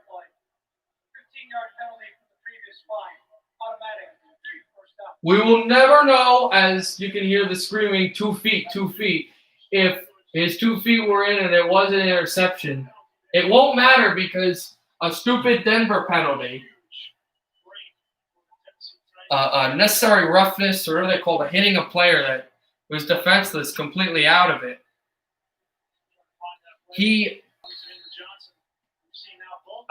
Aljamada's pick goes off the board, and Tennessee gets 15 free yards.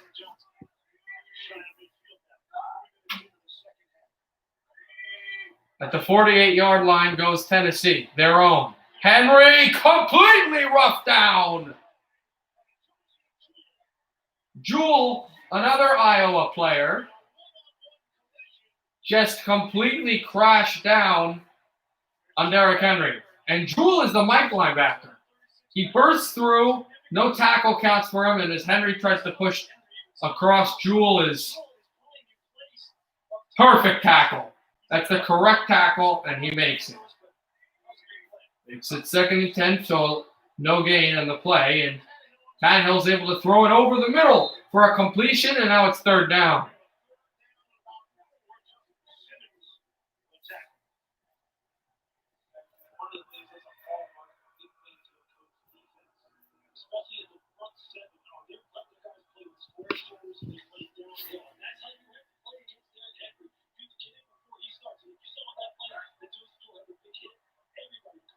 Tannehill in the shotgun. 3rd and 3. Steps up, got his guy for a first down, lost the ball, but it's clearly, again, his knees down.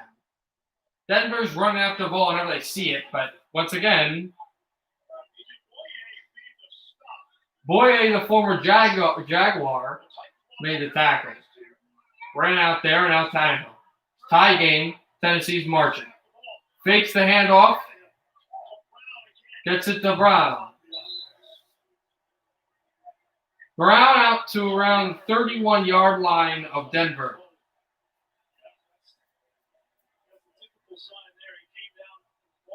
Denver having a really excitable sports thing right now. Their Avalanche had a huge run, but got knocked out by the Western Conference champion Stars.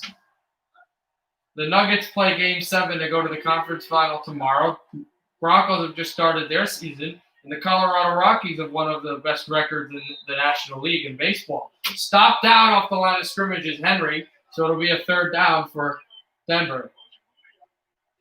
They'll have to 3rd down for Tennessee. Denver trying to make the stop on defensively.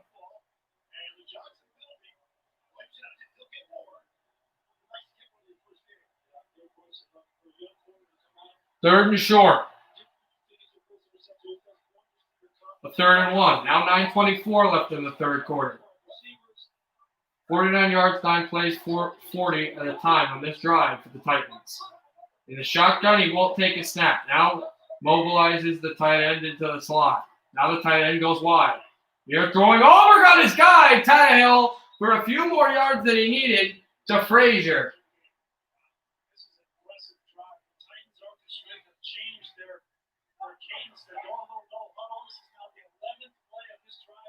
First and 10 for Tennessee.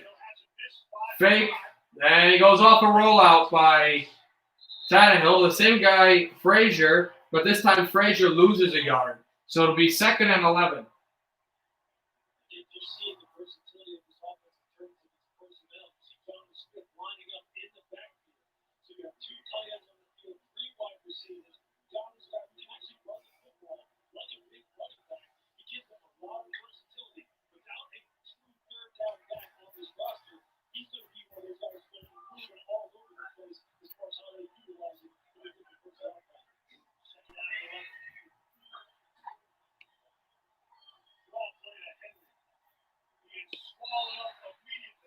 Back off of the head. Oh, nobody there.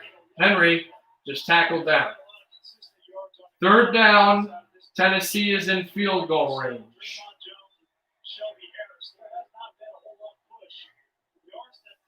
Derrick Henry at 59 yards for 18 rush attempts.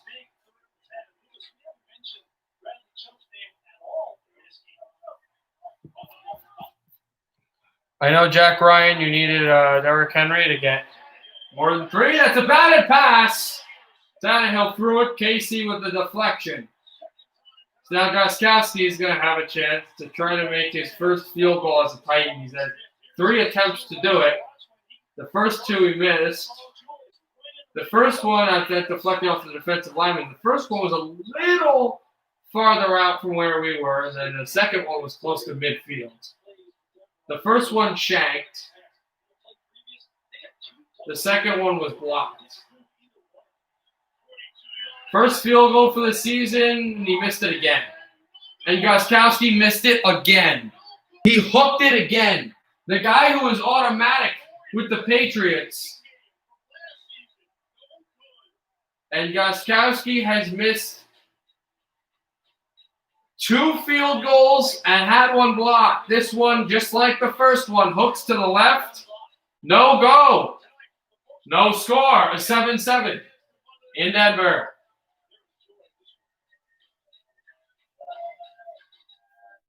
Managing type 2 diabetes? You're on it. Staying fit is nothing light. Yep, on it there too. You may think you're doing all you can to manage type 2 diabetes and heart disease. But could your medication do more to lower your heart risk? Giants can reduce the risk of cardiovascular death for adults who also have known heart disease, so it can help save your life from a heart attack or stroke and delivers A1C. Jardiance can cause serious side effects, including dehydration, genital booster urinary tract infections, and some kidney problems. Ketoacidosis is a serious side effect that may be fatal. A rare but life-threatening bacterial infection is Our commercial right now, and then we'll get ready for Denver. We're going to get the football.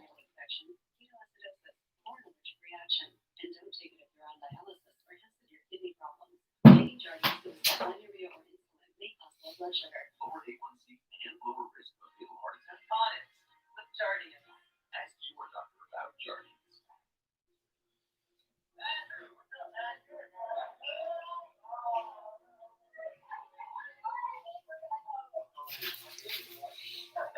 We'll see this is coming back around midway in this third quarter, of course. Your go-to small businesses are relying on you to come back and shop small again. Again and again. We know them. We love them. So let's go shop small with American Express. Progressive presents At Home with Baker Mayfield. To me, the protagonist's dream is an allegory for the loss of youth. He wants what he can never have. Huh. Oh, got a text from Amy. She's not coming. Again. Oh, this cheese. That's it. Who think you should vote out of the book club?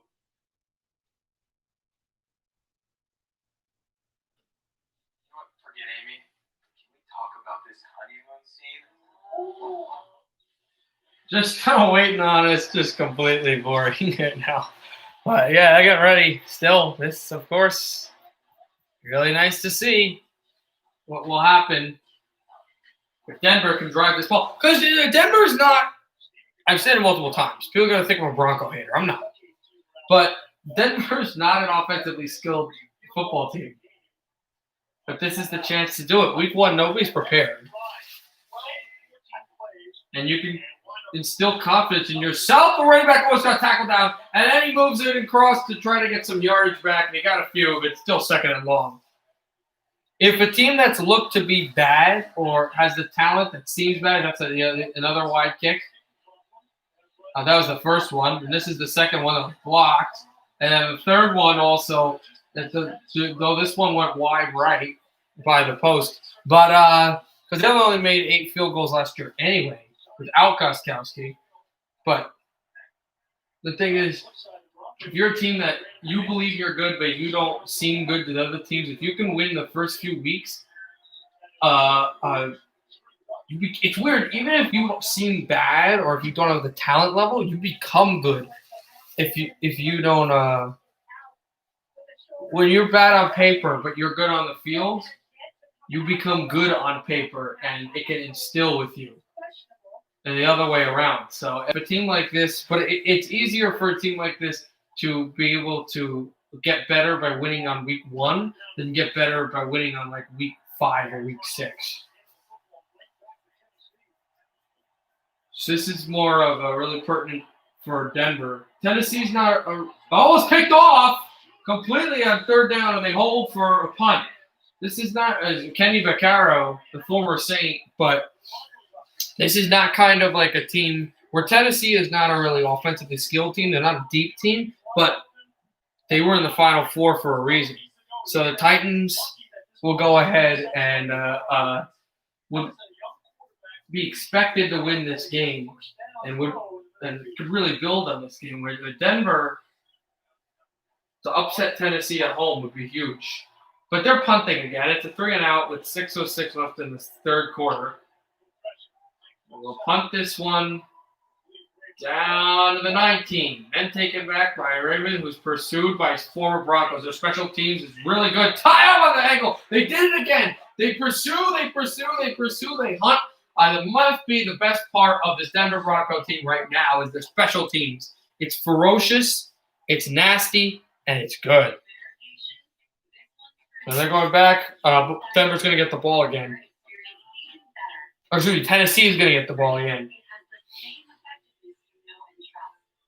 But not in friendly confines because this Denver special teams is legit. In a few minutes, we'll be at the 5-hour point of this stream. Streaming for 5 straight hours. It's been insane, but I don't really have anything else to do.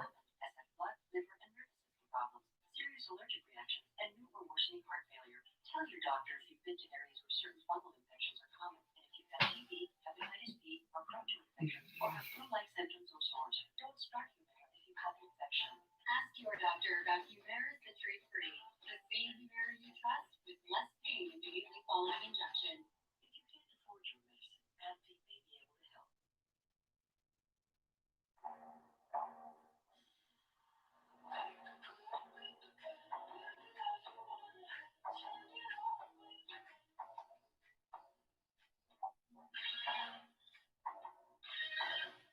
We'll obviously see also what happens next tomorrow. The basketball games, but really pertinent to me. The hockey game, Game 5, Tampa Bay trying to win the Eastern Conference.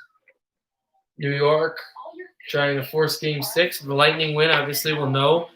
The 2020 Stanley Cup Final, we'll know it's Lightning and Stars. Dallas has never played Tampa Bay in the Stanley Cup Final ever. Dallas, technically, as Dallas, has never played the New York Islanders in the Stanley Cup Final, but their franchise has. In 1981,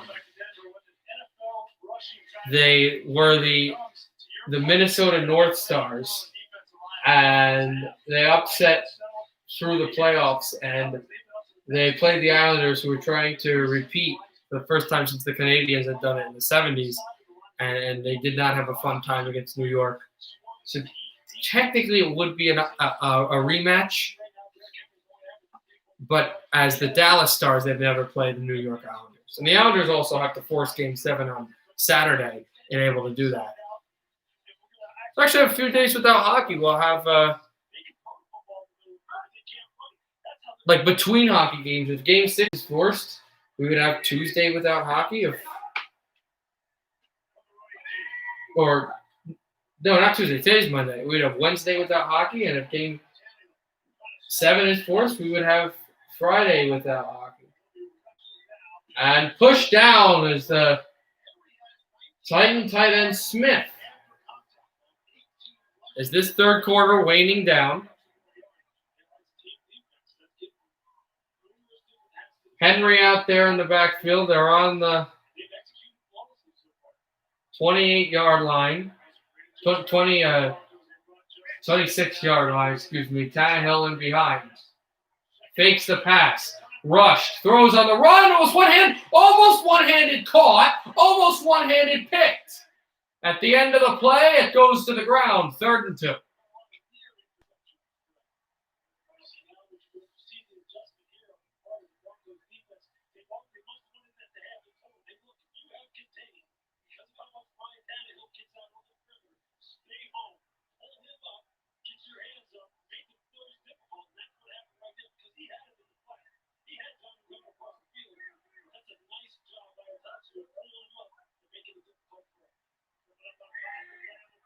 Tannehill in the shotgun. 7-7 still here in the third. Tannehill rolls out, throws. He's got his guy. Pushed out Davis. Davis, who's been huge in this game, I would venture to say the best Titan. And he makes it first down with makes a first down with 5 minutes left and change in this game, in this quarter. Tannehill under center. Davis has 5 receptions for 79 yards, an average of 15.8. Here's Tannehill. Under center.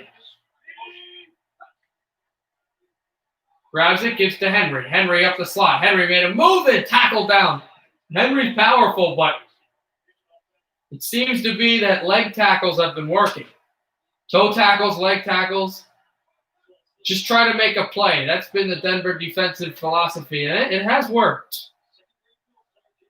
This is not the defense that carried them to a championship, but it is a good one. It is not bad. It is a good defensive core that the Broncos have. Here's Tannehill.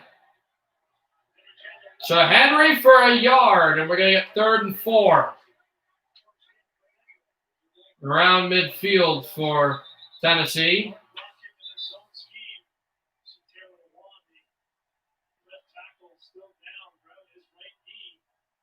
And Tennessee facing a horrible, horrible predicament. Best lineman for Tennessee, you could venture to say their best player, the franchise guy, offensive tackle, is injured, and he just took a TV timeout, an injury timeout for him. He's a really good football player, like a really good one.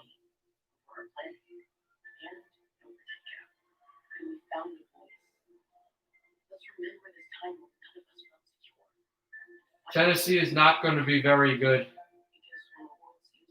or they're going to struggle at least with him out of the lineup for an extended period of time.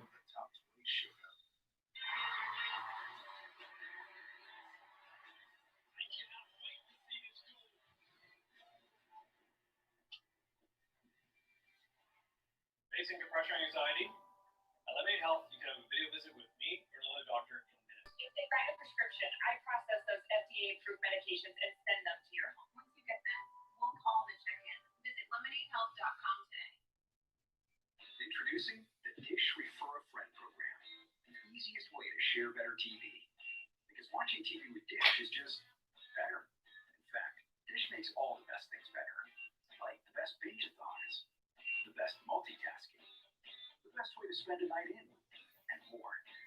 Oh, and we have better rewards, too. When you refer a friend to Dish, you'll both earn points you can redeem for things like $100 in bill credits, free movie rentals, a Polk Audio smart surround system, and more. Need more reasons to refer friends? Taking from some of our other customers. So go ahead and refer. You can be confident they'll thank you for it. All you have to do is text RAF to 34741 or call 855-50-FRIEND to refer. Give your friends and family a better TV experience. Still waiting for this to get back, and obviously Taylor Lewan, the injury, you wouldn't want that in anyone. And such an important, powerful player. That is Titans. Gabby saves users over $800 a year on average. Go to Gabby.com and stop overpaying for car insurance. Here we go.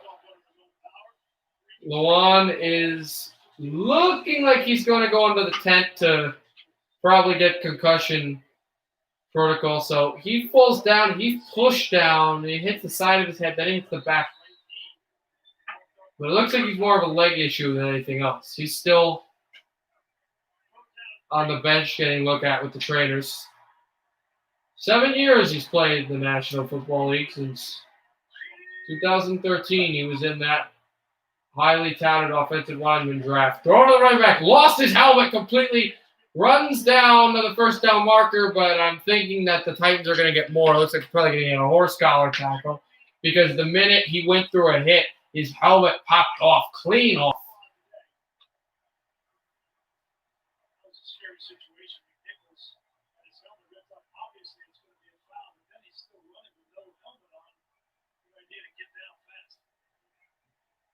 Interesting play where you can hit a guy. Oh, it's a clear face mask.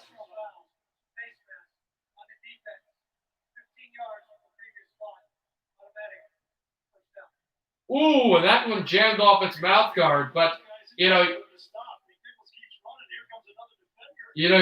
to keep going, though. Even when your helmet gets off, you got to keep going because you look at hockey, it's a different sport, but part of his mouth guard actually ripped off. But you look at hockey, it's a different sport, but if your hat comes off, you don't go to the bench with your helmet. You go down and you finish your shift until you might get your head bashed in, but it's what you got to do. So I understand that, but he made the right play. He made a good play.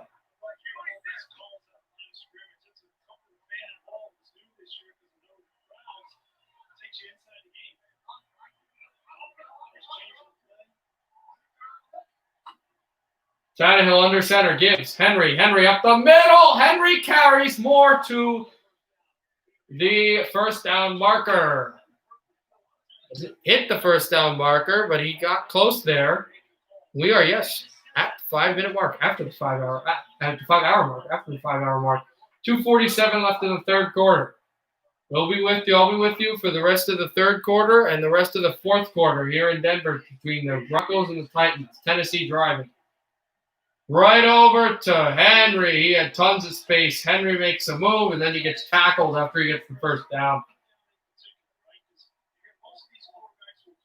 He had so much space. He actually kind of stopped and tried to think where he wanted to go. He had that much space.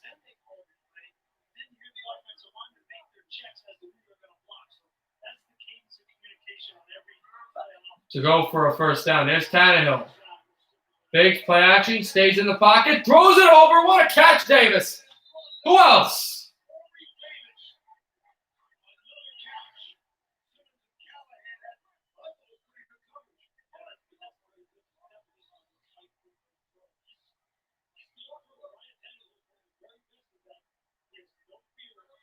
He cornered that one to Davis, and,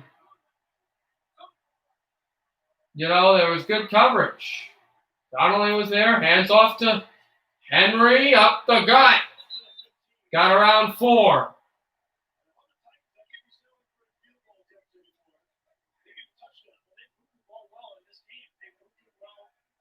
Second and short. You wonder if they're stopped here as Coach Mike Vrabel gave a fist pump to Davis, who goes to the bench. Gostkowski warming up. You wonder if they get stopped here, if they go for the fourth down or if they go for the 4th straight field goal of this game.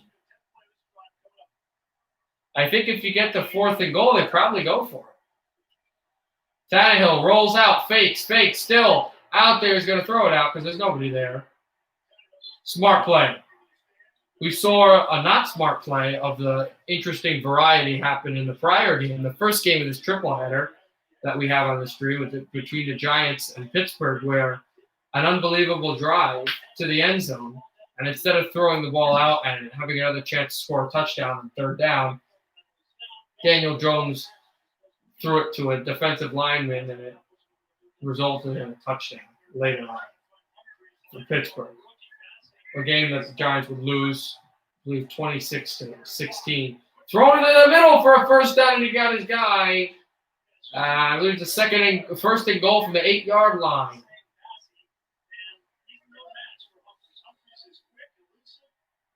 Humphreys is the guy that gets the ball.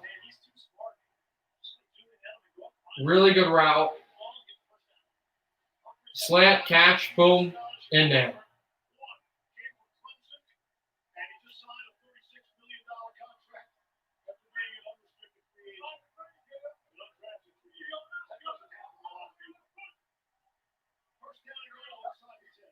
Tannehill shotgun, gives to Henry. Henry up the gut, Henry moving, and then he's moving backwards.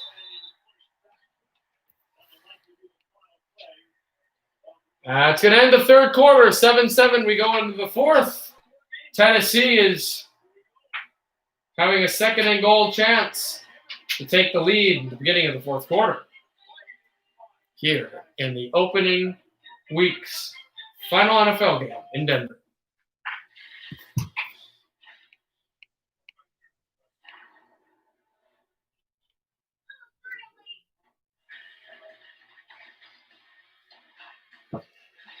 So as they wait some more time with this, of course, for this quarter to start, this fourth quarter.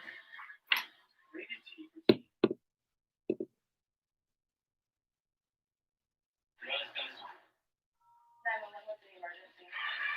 you hear me, ma'am? I'm sorry, you have a what in your throat? A spatula? We'll have to send the cavalry. Wilson hosts Emergency Call. Tuesday premieres Monday, September 28th on ABC. Hello, I'm William Shatner. And you may not know this about me, but years ago, I was diagnosed with a sleep disorder. And like millions of others, I was prescribed sleep equipment. Did you know sleep equipment manufacturers recommend daily cleaning? That's why I use So Clean 2. It's the perfect complement to my daily routine, and it's hassle-free. So Clean 2 is fast and easy. It keeps my sleep equipment fresh every day without the need for disassembly. To keep the immune system strong, we should do everything we can to ensure a good night's sleep, including using the So Clean 2 daily to keep sleep equipment fresh. Try So Clean 2 risk-free for 30 nights. Order now and get $70 off. So Clean 2 is so fast and gives you peace of mind that your sleep equipment is fresh each time you use it.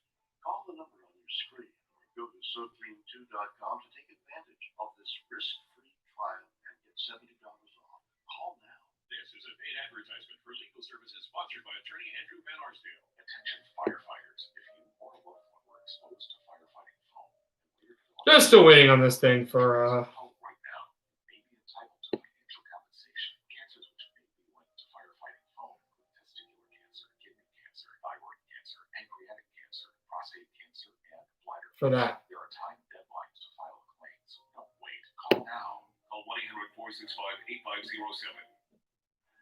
This is Salters, Bruce Rick, Brian Greasy, I'm Steve Levy. Denver, Colorado. Titans are knocking on the door. This was their specialty in the final 10 games last season. 26 touchdowns on 30 red zone drives. Best in the NFL in the last 40 years. Can they cash in? That long drive, the last two drives, 12 plays, 14 plays, nothing to show for it. Here's the 13th play of the drive. It'll be interesting to see if they try to run the football. That's why they were so successful a year ago, but they haven't been able to get consistent run trying against the strongest defense. So here we go in the shotgun for Tannehill. Waits, throws it over. He's got his guy. That was Henry for really close in. And Henry might score a touchdown here because they got 3rd and goal short. And this is short yardage Henry situation. And we'll see where they go. It's Tannehill under center. They've got 4 stacked right. He goes to Henry. Henry up the middle. Henry is close, but I don't think he got there. He is short. All right, here is the huge question, $1 million question. Do you go for your kicker for the chip shot of chip shots who has not made a field goal as a Tennessee Titan, or do you go for what might end up being the game-winning score with the running back up the middle, and you got to go for the latter.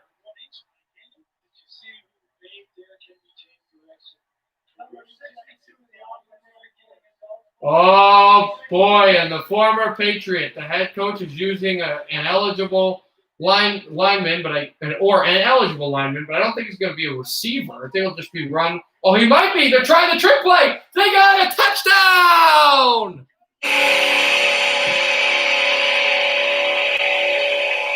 He fires it to Smith. Jono Smith. And it's 13-7 Tennessee.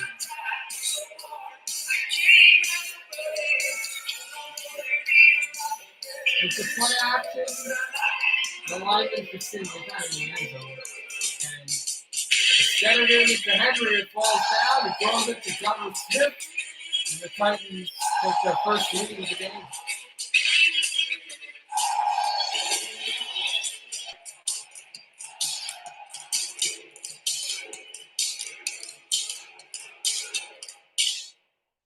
And he missed it again.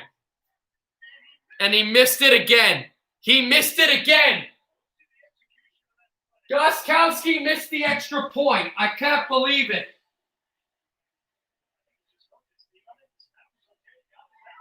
Good snap. Gostkowski completely hooks it. He's missed 2 field goals, got 1 block, and he missed the extra point. So you know if they had run for the chip field goal, Denver would have the ball at the 1.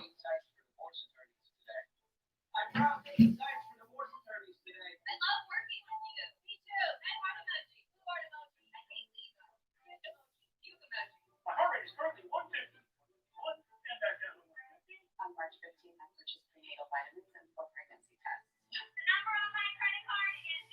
So now, unbelievably, somehow, now Denver, who has not attempted a field goal all night, but they've made their only extra point.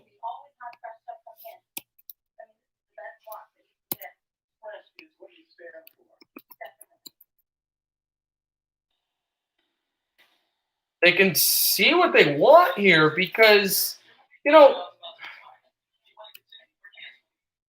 there's an interesting situation if they can find a way to get a touchdown. An extra point will give the Broncos the lead. They're down by 6.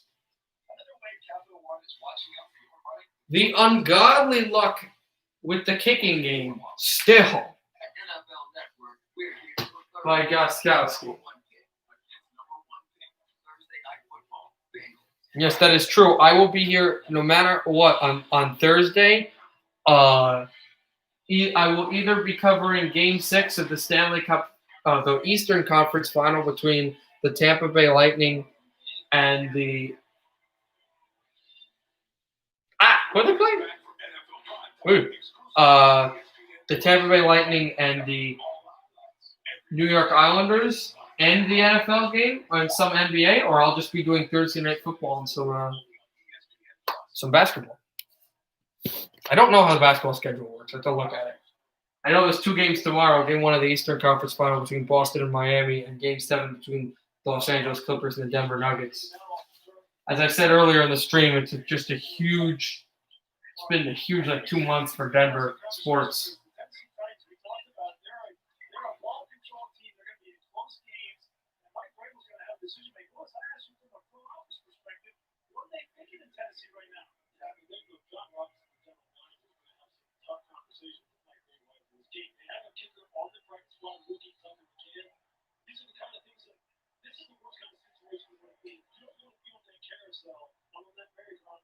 Especially when your DNA is such that you play tight ball games, you're a ball control type of offense, and every game usually is going to come down to a field goal or something like that. So this is something that they can't put up with. It's something that they can't let go on. Lisa. Well, guys, you really have to feel for this guy, though. I have been over here on the sideline since he missed that 3rd field goal. And Steve Gostkowski, for most of the time, has been by himself, at least 15, 20 yards away from everyone else. I saw him. It's just been a crazy night for Steven Gostkowski. 3 missed field goals. The 2 missed field goals, a missed extra point. I think a guy like McManus, who's barely touched the ball, but he's made his only extra point. Fakes the throw, got to run back to the outside, went by 1, and then he just was wrapped up with Gordon was the one that got wrapped up by the defensive back. Melvin Gordon, who's a huge player. Gostkowski sits on himself at the bench. The thing is, though, with these missed field goals, Denver has not been able to capitalize on them. If he can hit one, and maybe, you know what, maybe it happens where this game gets close and you're going to have to rely on a field goal by him and he hits it. Hands it off to Gordon. Gordon through. Gordon has a chance. Gordon to the sideline. Gordon got wrapped up after he hits the 35. No Lindsay, but Gordon made a huge play. And Denver is rushing through. A field goal would put Denver within a field goal. A touchdown and a made extra point, which is not automatic at all in this type of game, would put the Broncos up by 1 in a game that would be huge for their confidence. 1 first down in the second half, 9 for Tennessee. Throw it over the middle, stopped up. You can count that 2. Judah, oh, takes a hit and then goes past the 30-yard line. A first down for Denver.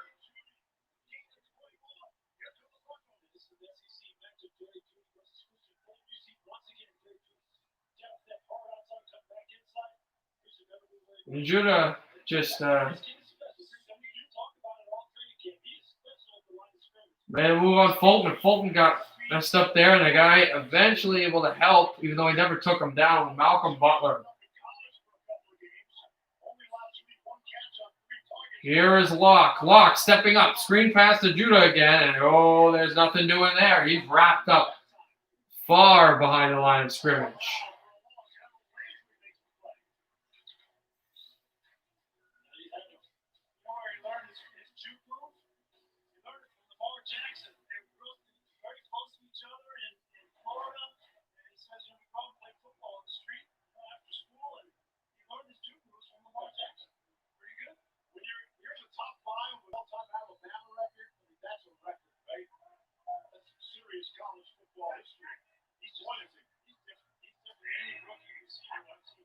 Go behind the slot, and here's Locke. Throws this one high. Oh, he got his man for a first down.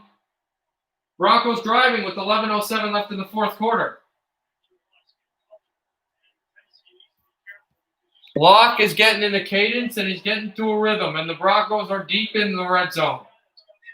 Titans need a turnover, and they need one quickly because if they don't watch out, they might be down. Fakes it. Hands it to Gordon. Gordon, monster stiff arm, and then he's brought down after about 2-yard gain.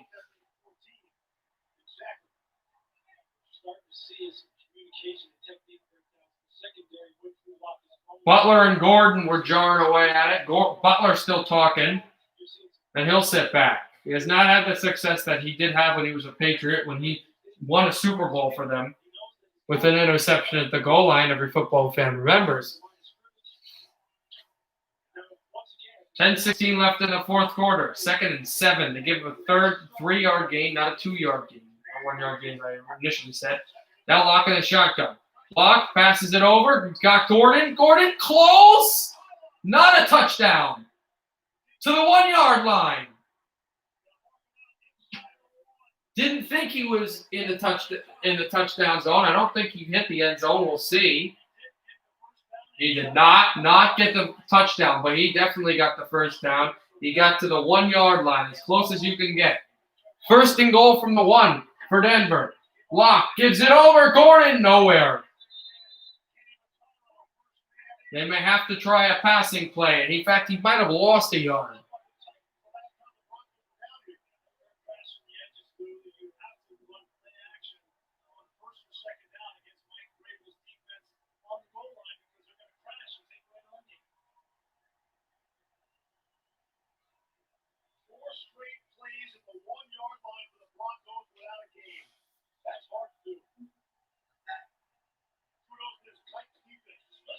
Here's Locke. Locke, hands off to the edge. Touchdown!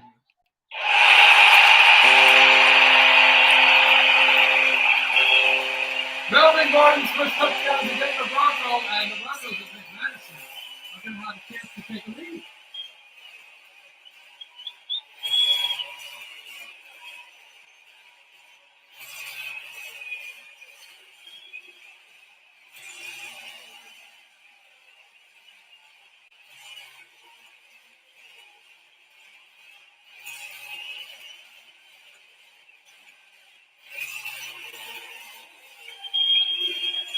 Denver for the lead.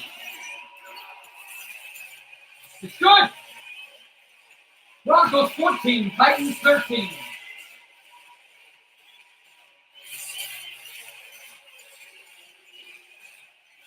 And they're giving the Mile High salute in Denver.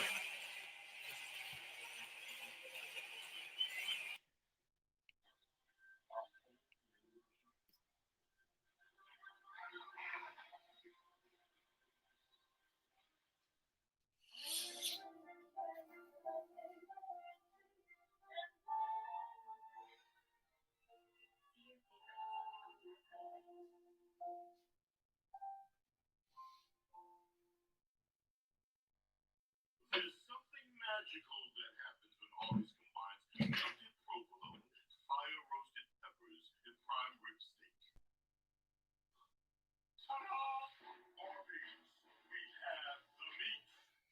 Finding inner flex with Duluth double flex cheddar. Look deep.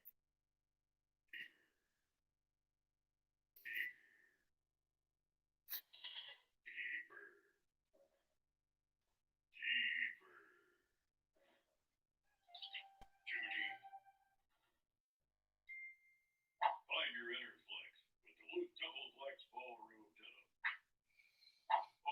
Only 9 minutes left in this Attention game, and users. The FDA requested you're getting a feeling that Gostkowski's going to definitely have to be on this field at some point to unacceptable levels of in a real situation, because Tennessee was trailing 7-0. They got the lead.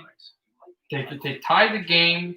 They had chances to win on field goals, and then they got a big drive. They got a touchdown, and guy misses the extra point. Denver drives down the field. They get a touchdown, but this time, because McManus has made his 2 extra points, it's been a difference.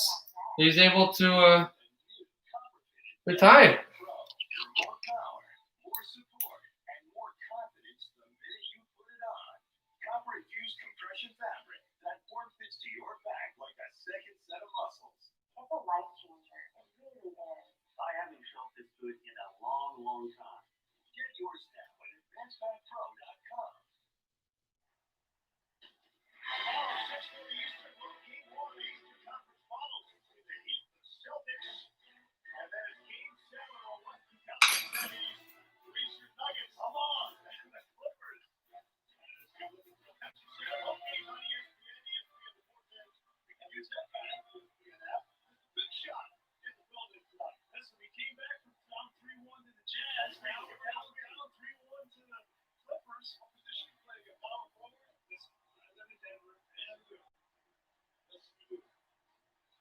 Talk about the Nuggets coming back down. Broncos are a good team here. The Rockies, the Avalanche just didn't have their opportunity. The team that beat them earlier in this stream, earlier today, went to the Stanley Cup final, the Dallas Stars.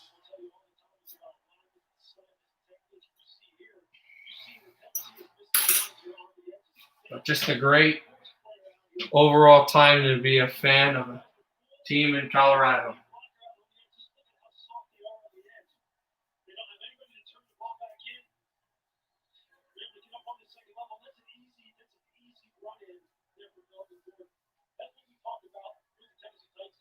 Yeah, Melvin Gordon just run in. That's what helps.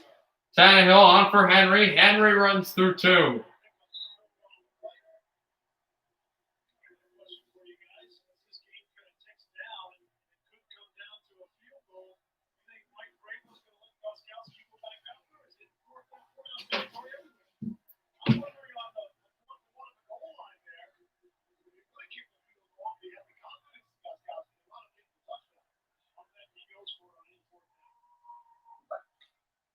Tannehill in behind. He'll throw. Pushing forward. Not going to get the 3rd down as he went to his fullback, Bellemare.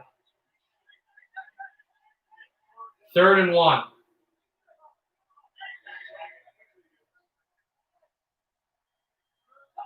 3rd and short. Tannehill rushes for the 1st down, and I don't think he got it. So we just talked about 4th down territory. This is 4th and 1, but I don't think you're going for it or kicking a field goal. You'll probably go punt here.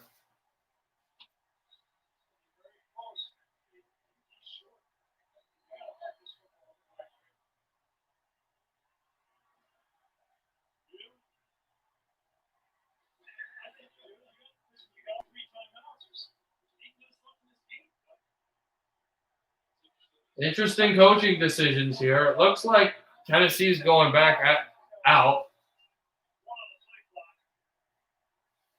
And then another calamity.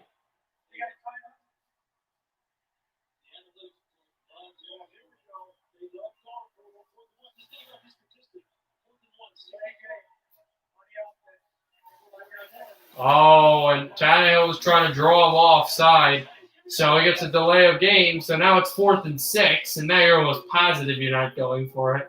Now you almost know that they were going to punt.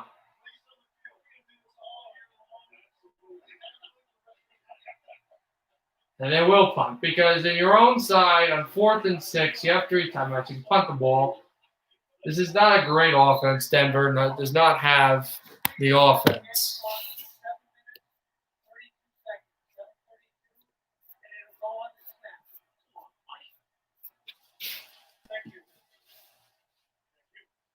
Brett Kern, 66 on his 2 punts, the longest 66. Inside the 20, he's hit 2. Average of 53.5 yards, 2 punts for him. This will be his 3rd punt.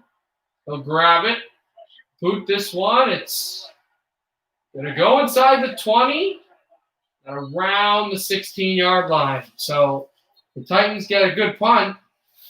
And with 7:24 left, they're going to need a defensive stop to get their offense on the field with a chance to win it.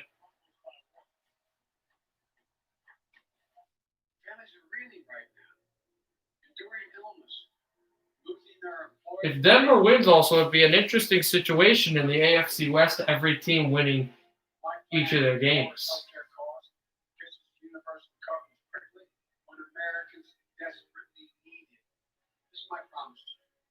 I'm president. I will take care of your health care coverage and your family the same way I would my home. I'm Joe Biden, and I approve this message. Congratulations. Welcome to the Aflac program. Now tell me, what does Aflac do? Aflac pays you money directly to help with unexpected medical bills. And does Aflac health insurance? No, but it can help with expenses health insurance doesn't cover. That's right. Are there any questions? Yes. Can I get one of those cold blue blazers? You know I can't play favorites. All right, let's talk coverage. It's go time. Get help with expenses health insurance doesn't cover. Aflac is an official sponsor of the SEC. We are ready for some more football when this comes back. Again, at the end of this stream, I will have to say goodnight to you guys. Soon I'll be saying goodnight to myself, not immediately, but in a few hours. And then, some interesting things. I will have tomorrow. I have a decently busy day tomorrow, but after tomorrow, tomorrow night, I will have a chance. I'll be able to do some of the basketball game. Again, I don't know where the basketball game is, but I would definitely do the hockey game. Game 5 of the Eastern Conference Final between the New York Islanders and the Tampa Bay Lightning.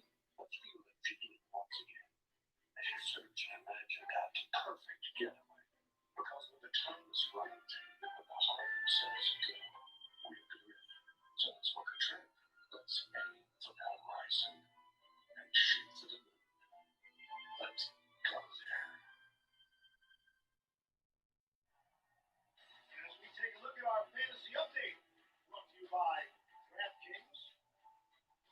Some of the numbers totally flashing out there tonight. Noah Fant with the receiving touchdown, 81 yards. Having a nice game. So Philip Lindsay is already done with a foot injury. Melvin Gordon ran into the touchdown, the extra point that put Denver ahead. 14-13.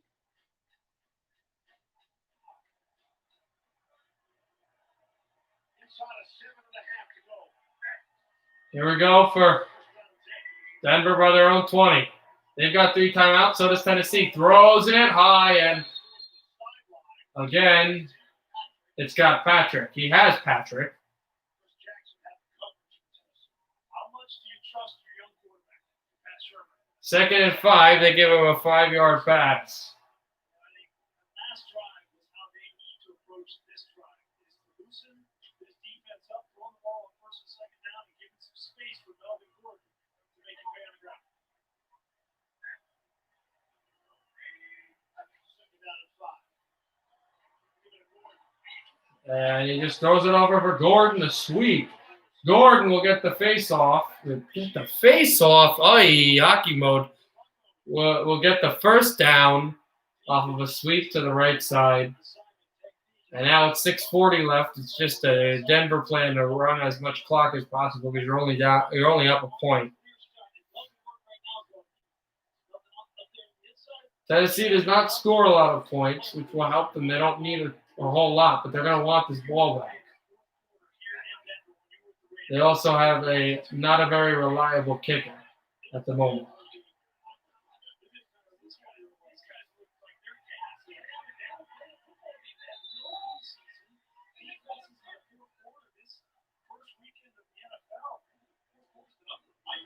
Might be something else. It's been 33 years since the Titans/Oilers franchise had last won here.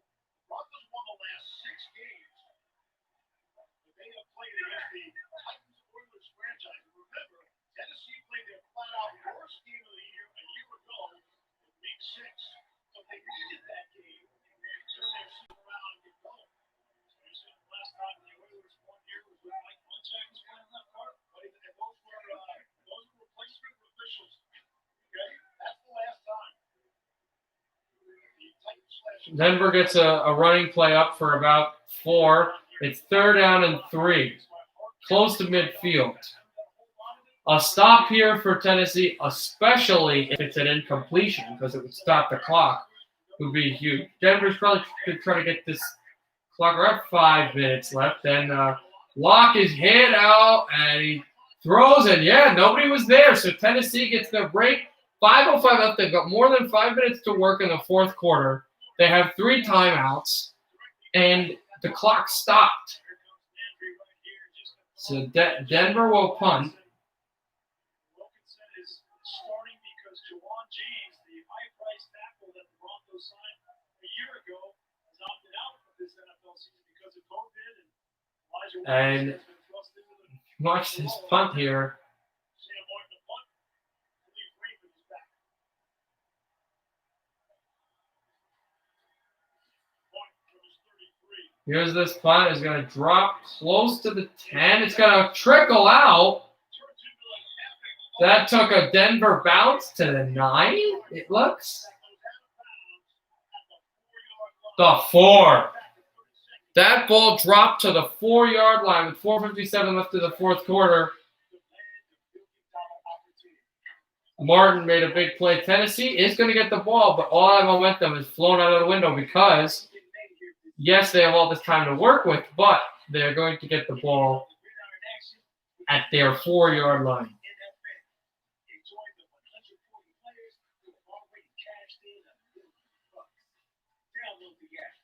Try for free and make it rain. 52-yard punt for Sam Martin. I know the Broncos are really excited about Sam Martin. On top of their special teams coordinator says one of the most accurate punters in backing teams up just like this.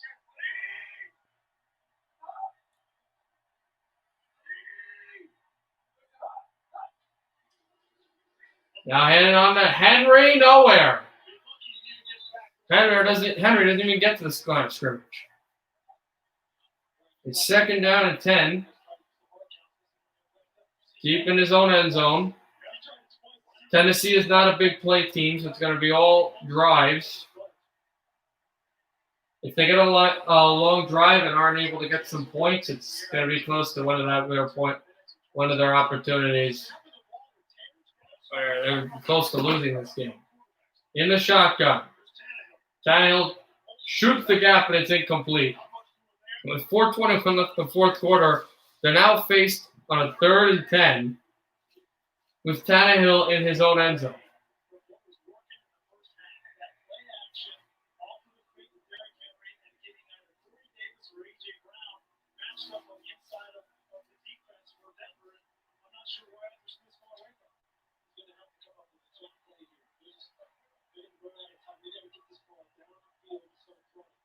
Tannehill in the shotgun in his own end zone. Waits. Pumps it. Tipped off of a Bronco. And he had Davis. Davis was the guy. But Jackson tipped it up. And it's 4th down. And now they're going to punt. They had the drive. But the Denver punt helped this Denver defense. Tennessee now. And in their own. Has that same issue. As it gets deflected.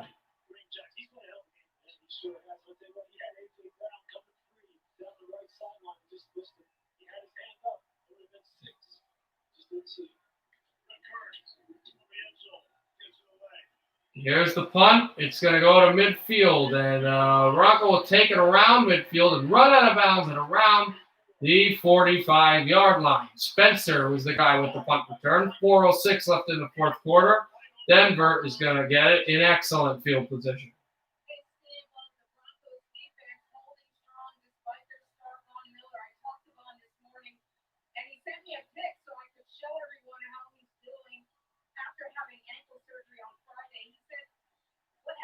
Just a routine play last Tuesday. And Moody says he makes all the time. But he said when he put that left foot down, he felt like something stepped on his ankle. He said he actually finished the play though, guys, and figured that whatever was wrong couldn't be too serious.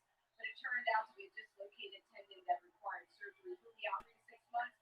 But says he's just gonna stay positive and work hard on rehab. So on the 53-man roster for now. Throw this one to the corner, and Judah did not like that he dropped this pass. Talking about Von Miller, of course, who doesn't look like he'll be back for this season. But if he is, it would be late in the season. It's 3 to 6 months, so it would be probably around late December, like at the end of the season. Or if it's not that, as Locke's getting marching orders, then it would have to be later in the playoffs if Denver is to make the playoffs. But Von Miller probably will not play this season. He'll be fully ready next season. Hand it over. And he found his man Jackson, able to run this ball up. And now the third down play, an important one. They want to keep this clock moving.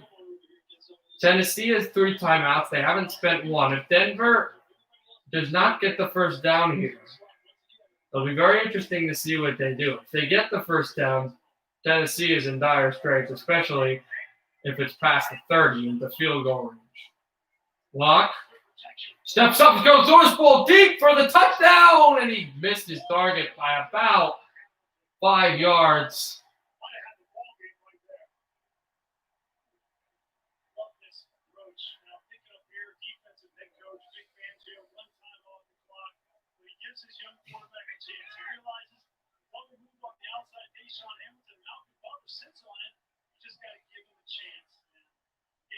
And only 51 seconds come off the clock on that Broncos possession. 3:13 left in the fourth. Yeah, they go to punt. I was wondering what they would do. But it made the most sense. Tennessee goes for the block. They don't get it. Fair call at around the 9-yard line. Still a super punt. But the Titans are going to get the ball much better than the 4.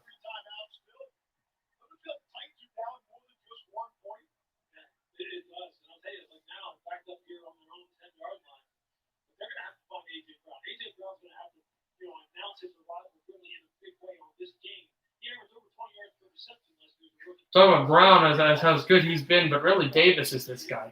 Corey Davis, a Western Michigan wide receiver. He's fast, he's big, he can catch balls, do all these things, and that's what I would look for, really. Now you look at Gostkowski, who, after his mishaps, they have a chance to win the game for a team that has not won in this building in over 30 years.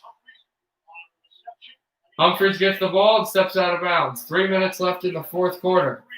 Second, and it looks like 2. Second.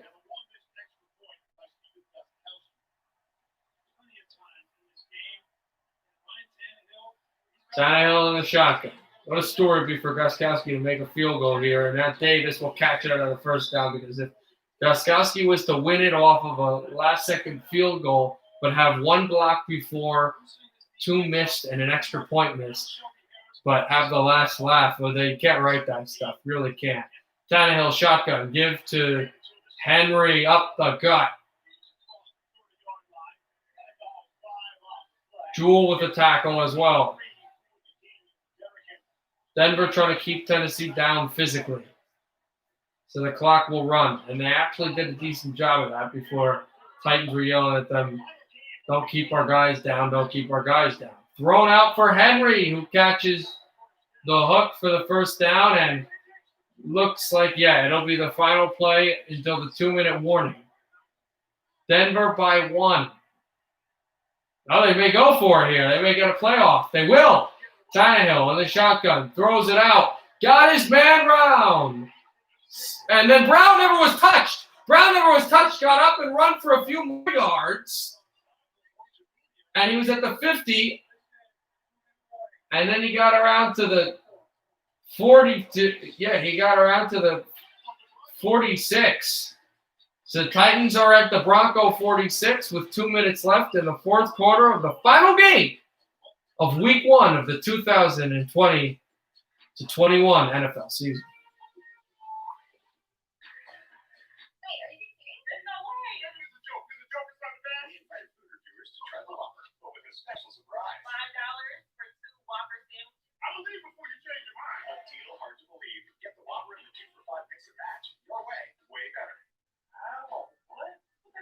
I'm just looking at some stuff, guys. If you're watching my face, once this game is over, I'm big into Twitch. I see some great Twitch streamers that are here. If anybody here want to go on Twitch, I would recommend these Twitch streamers to jump on. Keyless Leak, Dearly, and Jeff in 3D. They're not sports video game streamers. They're other video game streamers. If you want to check those out, they're great streamers on Twitch. I'm gonna be hanging out on their streams after this one I just do. But this will be a great ending to this game and wonderful way to start tomorrow with the Stanley Cup playoffs.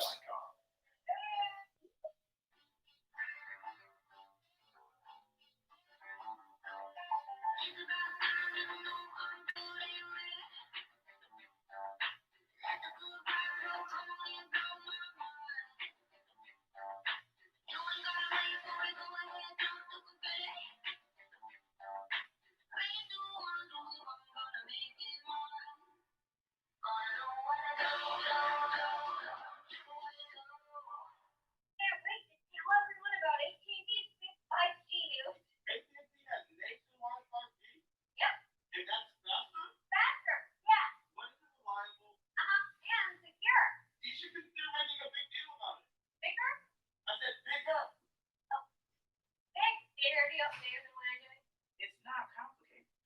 A 5G network needs a 5G device. Now everyone, including existing customers, can get a free Samsung Galaxy Note 20 after trade-in. Perhaps Scott Van Pelt coming up on SportsCenter. Reaction from this game, also the Steelers' victory over the Giants. We'll hear from Big Ben. Plus, It's also Big Ben, obviously. Now here we go. This coming down to a field goal lead. Stephen Gostkowski last year, week 2 at Miami for the Patriots, was 2 extra points and a field goal. The first career game with 3 missed kicks. Here tonight, he's already missed 4. There's a good chance he's going to get another crack. He could still be the hero tonight. I think that Vic Fangio's going to throw the challenge flag, and he thinks that A.J. Brown's knee was down at about the 49-yard line. So Denver immediately, as we just got back from commercial, just challenged, interestingly enough, that the guy's knee was down, or he was touched.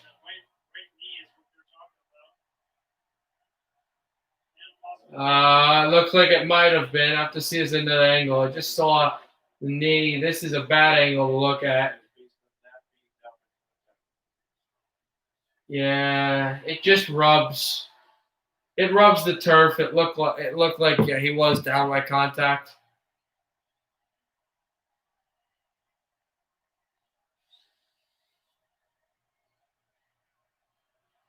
I don't know the television angle they're getting. He gets a first down regardless.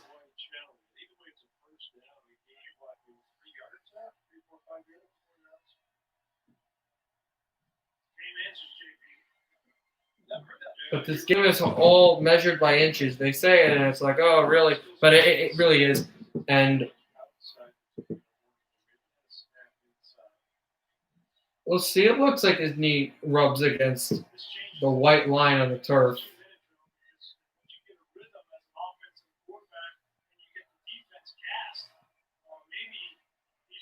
Well, I just saw there actually are no games on. Oh, never mind.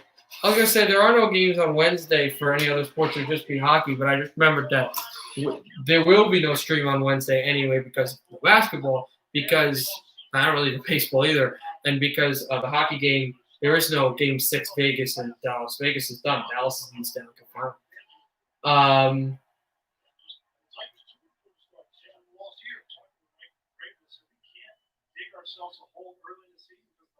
After reviewing the play, the runner's knee was down.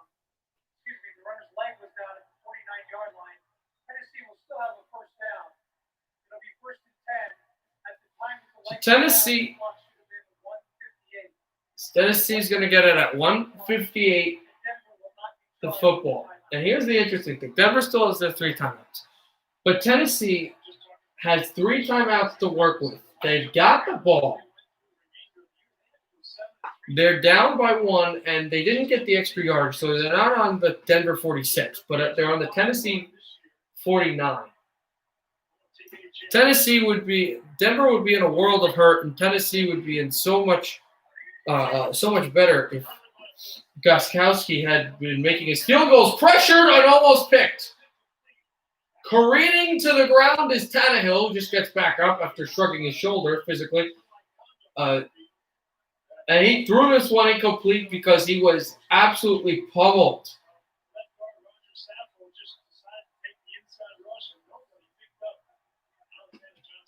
Then Johnson went right up, Alex Johnson, to make a move.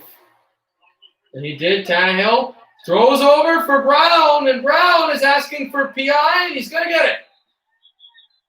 Denver draws a penalty. Tennessee draws a penalty.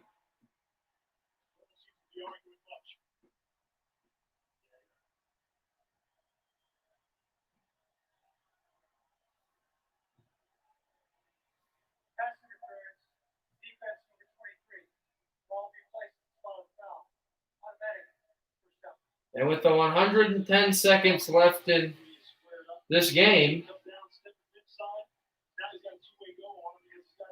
a clear PI by Ojibura, who had that big play that would never actually happen. But what happened, obviously, there was the roughing the other player penalty or whatever they call it. It wasn't roughing the passer, and he had the 2-tap interception that never worked. Pass in front for Humphries. He'll get his ball, and kind of a hurry up here.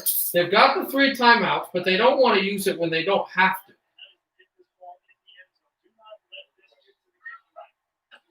1:33 left. Gives to Henry. Henry up the middle. Henry moves, tackled, close down there. Tennessee will probably use their first timeout of the game. It's time to start using them because the clock is ticking towards a minute, and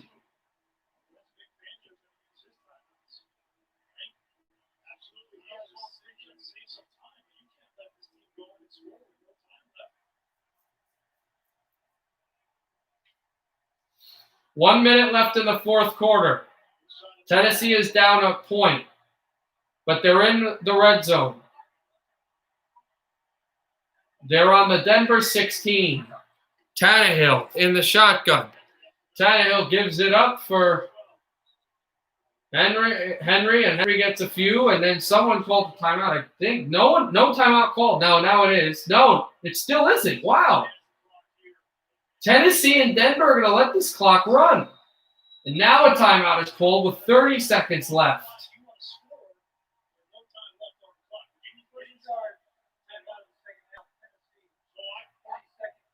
So Tennessee calls their first timeout of the game. When they didn't have to.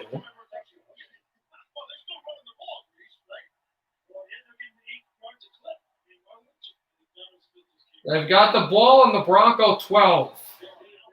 Now, an interesting scenario here I could see Denver doing is if there's a running play and Henry gets a few clearance, letting him score.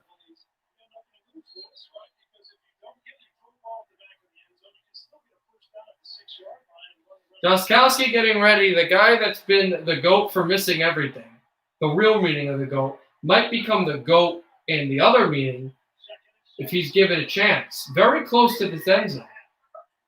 Here's Tannehill in the shotgun. He sweeps to Henry. Henry wants some room. Henry stumbled through, and Henry, is he out of? He's not going to get a first down, but is he out of bounds? He is out of bounds. So the clock's going to stop with 24 seconds left. There's a third down. Now no timeout's going to be called by anybody because the To me, if I'm Mike Grave, I'm going to run the ball again with Henry. I get a first down. As soon as I get that first down, I'll call my timeout and make my decision what I want to do. Tannehill under center. He's got Henry to the back, two receivers to the right, one in the slot. No tight ends. Motioning. He has 24 seconds left. But instead of behind him, Henry is with him. Looks like it might be a passing play. It is. Tannehill lobs for the touchdown. No! Off of the fingers of Brown. And it is 4th and 1 with 20 seconds left. Is Vrabel going to go for it or no? He's going to bring in the former Patriot. He has not made a kick besides a kickoff as a Titan. Denver is up by 1 with 20 seconds left in the 4th quarter.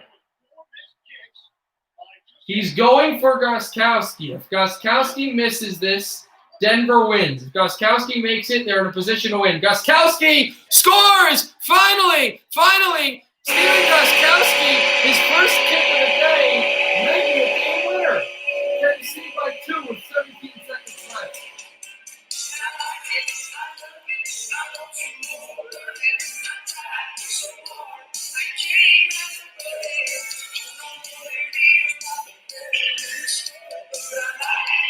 He missed an extra point. He missed 2 field goals. He had one block. Nothing through it.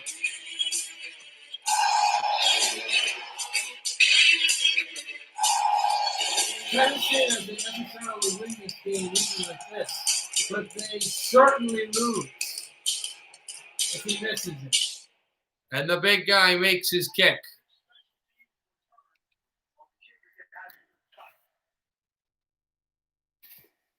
Even if Denver loses, man, that opportunity they've had there, McManus is out for Denver. If they can get close enough, McManus would have a chance to down the Titans. If the Titans win, we all but forget what happened. What a smart decision, a squib. It's going to roll into the end zone, and then they just say we're not touchback. I'm not even going to touch the ball. Just let the ref know, touchback.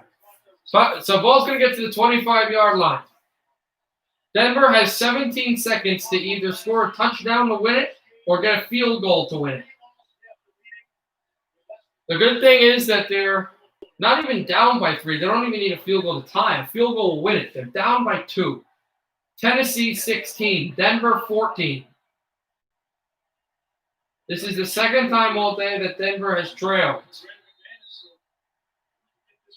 Denver has led twice, and Denver has trailed twice.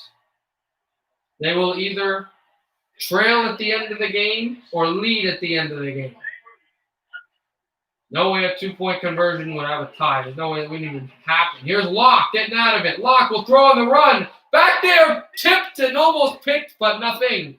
Down to the ground. If it's picked, Tennessee wins. It was Devon Byard who was there. 9 seconds left in the 4th quarter. Titans by 2. They were expected to win this game. Denver has had hearts of lions. This game is kind of dragged on. We're closing in on 6 hours, but probably won't get there.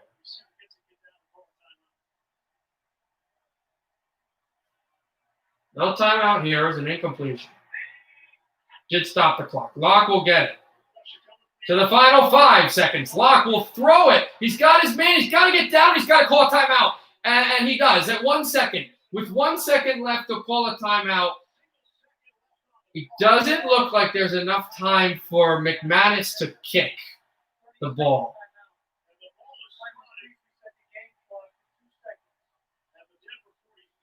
The game clock goes up by a second.